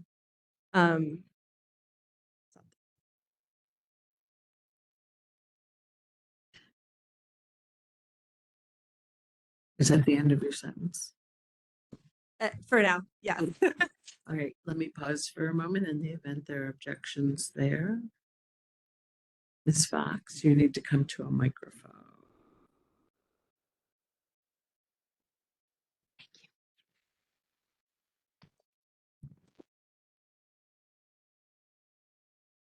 That was 16 through 74. We do object to we object to 16 through 74, except 29, 35, and 39. There was no reference by any witness to those other exhibits as far as I can recall. And so I object on that basis. 29, 35, and 39 were referred to during cross-examination, specifically with regard to questions to Mr. Hightower and one of the NMED witnesses. And so those were used properly in cross-examination. So no objection as to 29, 35, 39, but the rest between 16 and 74 were not referred to in testimony as far as I can recall. All right, Ms. Olson. I would just respond that I've read through the commission's rules for rulemaking procedure. I don't see any requirements that a witness has to mention or the level of detail that they have to be mentioned. My understanding of the objectives of the rulemaking procedures is to provide the commission with as much information as possible to inform their adoption of a rule. I think these documents without question are relevant to that determination. These documents were properly identified in NMOGA's rebuttal NOI. They were provided to parties at that time, consistent with 20.1.6.202 A6 that says list and attach all exhibits anticipated to be offered by that person at that hearing. And so I believe we've complied with the procedural rules. I don't think that there's a credible argument that the documents from the New Mexico Produced Water Consortium are not relevant to this rulemaking proceeding. And I'll just add that during an examination of this hearing, I believe the commission has specifically asked for the documents that the consortium has developed and information about how the consortium has functioned. And so the documents go to that information. Mr. Dodd? Just briefly, Madam Hearing Officer, NEE would join in the objection as to these exhibits because they lack any type of foundation as to relevancy. In order for the hearing officer, for members of the commission to find that they're relevant, there needs to be some testimony from a witness as to what documents are and how they're relevant in some way or another. Without any reference whatsoever to these documents, I don't believe that relevancy can have been established. Thank you. Okay, Ms. Olson, would you like to respond to that? Yeah, I would just say that this argument over lack of foundation seems to be premised on an incorrect understanding of the applicable rules. I believe State versus Martinez, that's 2007, New Mexico Supreme Court 25, stated whether a piece of evidence should be admitted based on a sufficient foundation is governed by Rule of Evidence 11-104, New Mexico Rules Annotated. The reason that this is an incorrect understanding of the applicable rules is that the commission's rules for rulemaking hearings expressly provide that the rules of evidence shall not apply. And that's at 20.1.6.300A. And so the sole basis on which they're arguing the evidence should be excluded simply doesn't apply in this rulemaking proceeding. And so I think that argument should be rejected. I think you and the commission are able to determine the value that these documents have. And so I request that they be admitted and they be given the weight that they deserve by the commission in this rulemaking proceeding. All right, so with what you just said as the basis, I'll overrule the objection, admit 16 through 74, to which all were objected except 29, 35, and 39. It does suggest to me, though, in future rulemakings, I may have to reflect on this and put something more in a pre-hearing order. That's what it suggests to me, rather than, allowing document dumps. So, okay, go ahead. And I would just add on that the commission can also reevaluate its procedural rules at any time to provide clarity. The last series of exhibits is 128 to 136. And these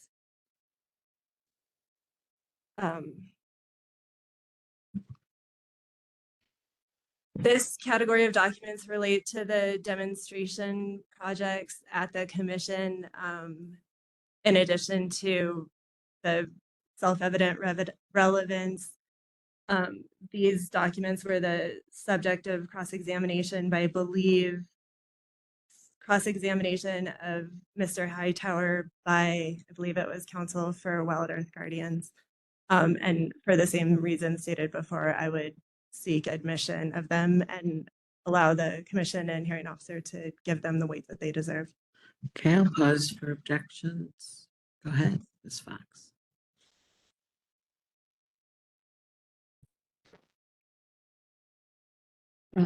Madam Hearing Officer, we object to admission of exhibits 128 through 133 and 135 and 136, because again, those were not exhibits that were in any way referred to by any witness.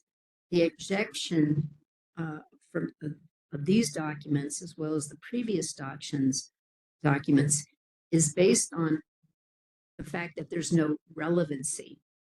Relevancy is required in this proceeding under the commission's rules for admission of exhibits. Without a witness testimony, there is no showing of relevance. And so I move for you to reconsider your previous ruling, because without a witness testimony, there is no showing of relevance, and relevance is required for admission of exhibits in this proceeding. Thank you. Mr. Dodd. And we join in the objection for the same reasons. Okay, thank you. Ms. Wilson. Yeah, it's one, quite frankly, it's surprising to me that council would argue that the documents addressing the demonstration and pilot projects are irrelevant, when I believe there's been substantial testimony during this proceeding over the projects that are going on currently. And I'll also specifically point to, again, I believe it was examination of Mr. Hightower, where I believe it was Council for Wild Earth Guardians walked Mr. Hightower through each of these demonstration projects in pretty extensive detail in the status of each of the projects, where they are, what the purpose is. And so it's surprising to me that there would be an argument that they're not relevant. I think they're clearly established the minimum threshold of relevancy to the subject matter of this proceeding. And again, the commission can provide the weight that the commission deems deserved. All right, same ruling. They're admitted. I just, for council's benefit, the other thing that I'm weighing here is the strong interest expressed by the commissioners for information of this sort. Anything else, Ms. Olson? It's been a long week for all of us, or multiple weeks. I can't think of anything off the top of my head. I hope I'm not forgetting any. I guess the last thing to discuss is the post-hearing process. Yeah, so let me just say, sorry, before I get there, and while we still have the word consortium in mind, I did just want to put on the transcript that someone, Pei Shu, tried to submit technical testimony on Friday by way of a written document sent to Pam. I don't think it was copied to any of the other parties. It was sent to Pam, and at my instruction, Pam explained that the deadline for technical testimony was April 15th, and that it's also not public comment, because public comment has to be non-technical. So that will not be included in the record. So post-hearing submittals. Oh, Ms. Zanasi, you're going to the microphone. Based on your ruling, I would move to have every new energy economy exhibit moved into evidence. Because do I think it's relevant? Sure. I mean, our issue with the ruling here is that you have to have a foundation to prove relevance. If you have no testimony about that, how could there be relevance? That means that we could put in anything into the record. And so basically, based on your ruling on Imoga's exhibits, which New Energy Economy was not held to that same standard. We only asked to put into evidence the exhibits that we refer to and ask questions about of various witnesses. So now I would like to move New Energy Economy exhibits 1 through 35 into evidence. Okay, so did I exclude some of your We exhibits? didn't move some of them because we didn't ask about them, because I thought that that's the basic standard in hearings. All right. Are there objections to the remainder of New Energy Economy's exhibits coming into the record? Be given whatever weight the commission would give them. No? Okay, they're admitted. Oh, I'm sorry. Sorry, I'm assuming that these are all exhibits that have been provided. I don't believe that they were all disclosed on the NOIs, but I'm assuming they're the exhibits that Ms. Nanasi has provided throughout the course of this hearing. Is that correct? You've provided all of these. Okay, thank you. They're admitted. All right, the post-hearing process. The first thing that happens is we wait for the transcripts to be prepared. From the date the final transcript is received, there's a certain period of time whereby the parties can submit written closing argument and whatever I call them proposed findings and conclusions, findings of fact and conclusions of law. What they really are is what the commission counsel would turn into a statement of reasons for whatever decision they make when they deliberate. Is a month long enough for those submittals, again, following receipt of the final transcripts? Mr. Davis?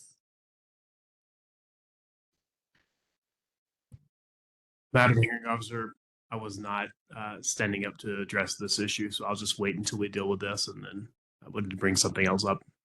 Okay. Is a month long enough? Anyone have a different proposal? Ms. Fox?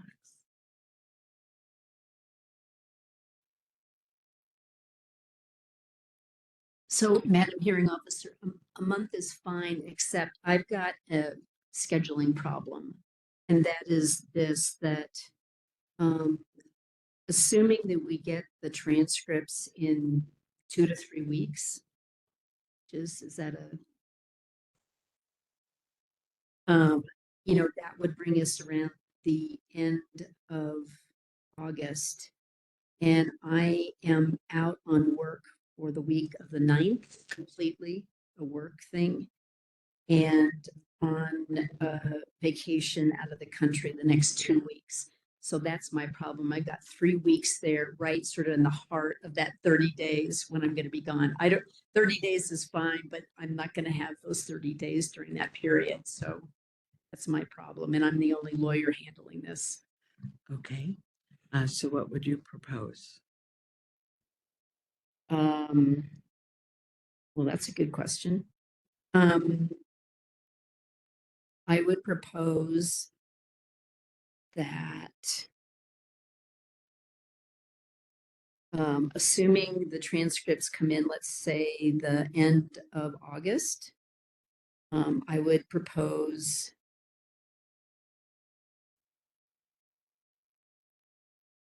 October 18th. Okay, are there objections to post-hearing submittals being due October 18th? I don't have any objection to that. I'm just wondering if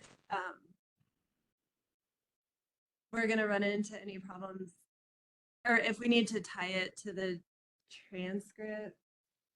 If for some reason the transcript took longer, if we wanted to say instead of 30 days, say 45 days or 60 days from the Right, but transcript. I'm trying to accommodate her trips, not tie it to the transcript. So she's proposing the 18th of October based on her schedule, not based on the exact receipt of the transcript. Ms. Nanasi. I just wanted to be clear also with what we can submit in addition to the written closing argument and essentially a statement of reasons. Potential new rule, right? That is also can be included in our closing. Yes, submission. if any party, if any party desires to make a last final best proposal for the commission to consider as a rule, there's just one really important thing that you have to keep in mind, which is that whatever you propose by way of new provisions is based on something that happened in the record. That's your stopper right there. Yeah, and so do we, well, in our submission, we will cite to the record absolutely. Yes. About that. Yeah. Thank you. Yeah. Commissioner Brankard. Madam Hearing Officer, I think that's very important. But I think for the sake of myself and the other commissioners, we need a base document on which everybody is making changes. And so I would assume that base document would be the proposal of the Environment Department. Of course, begs the question, which version of the Environment Department's proposals is the base document? But is it the original one? Is it the revised one? So Commissioner Brankard, I think we're already downstream of that idea. There isn't a base document right now because across the parties, as we just heard, Mr. D'Antonio was asked to look at the NMOGA proposal, and he had a proposal. The parties already have other proposals besides the. Yes, but all those proposals are amendments to the Environment Department's proposal, because that's what our hearing is about. It's about the Environment Department's proposal. So I just want everybody to be amending the same document so that we can follow it. Okay. So did Mr. Knight give something helpful? Madam Hearing Officer, I couldn't agree more with Commissioner Brankard's point on this, and being consistent with previous rulings, suggest that the most logical thing would be for everyone's best and final proposal to be based on NMED Exhibit 175, which is the version of the rule included with our notice of intent. And that would be best. All right, and let me just confirm the parties' amended rules that were submitted were adjustments to Exhibit 175 already.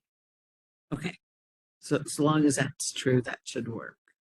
And that Exhibit 175, I apologize, I don't have it in front of me. That's not the rebuttal. That's the one that was the subject of the public notice. Is that correct? Sorry, no.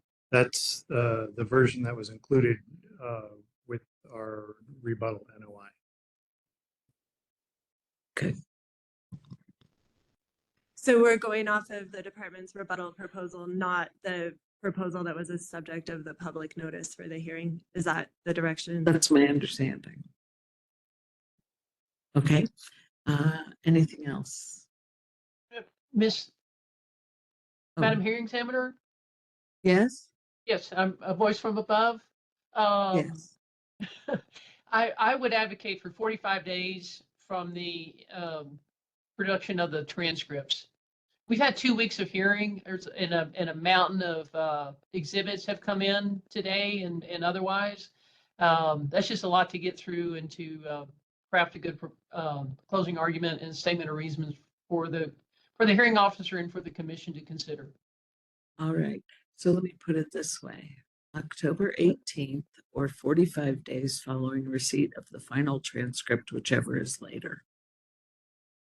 How about that? Okay. Yes, Mr. ma'am. Davis.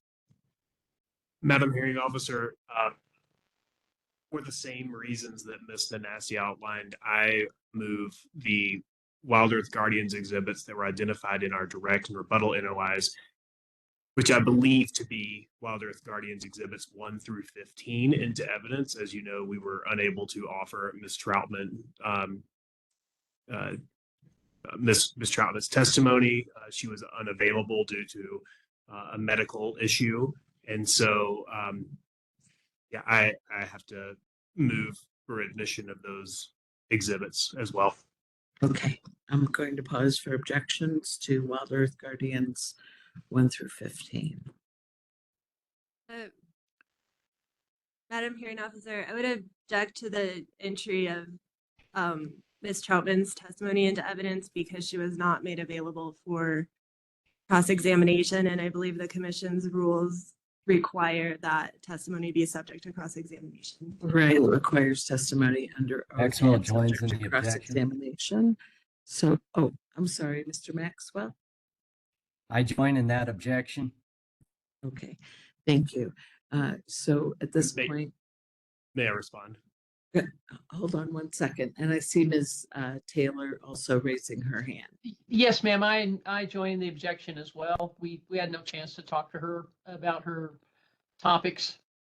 Right. Mr. Davis. I would respond by saying that the documents speak for themselves.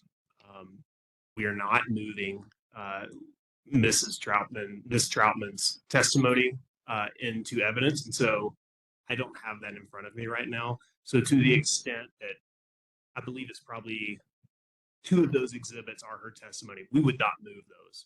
We only move the exhibits that are not her testimony. And sorry, I didn't clarify that at the beginning. So I renew my motion. All right, thank you very much. In that case, other than Ms. Troutman's testimony, the Guardian's exhibits 1 through 15 are admitted.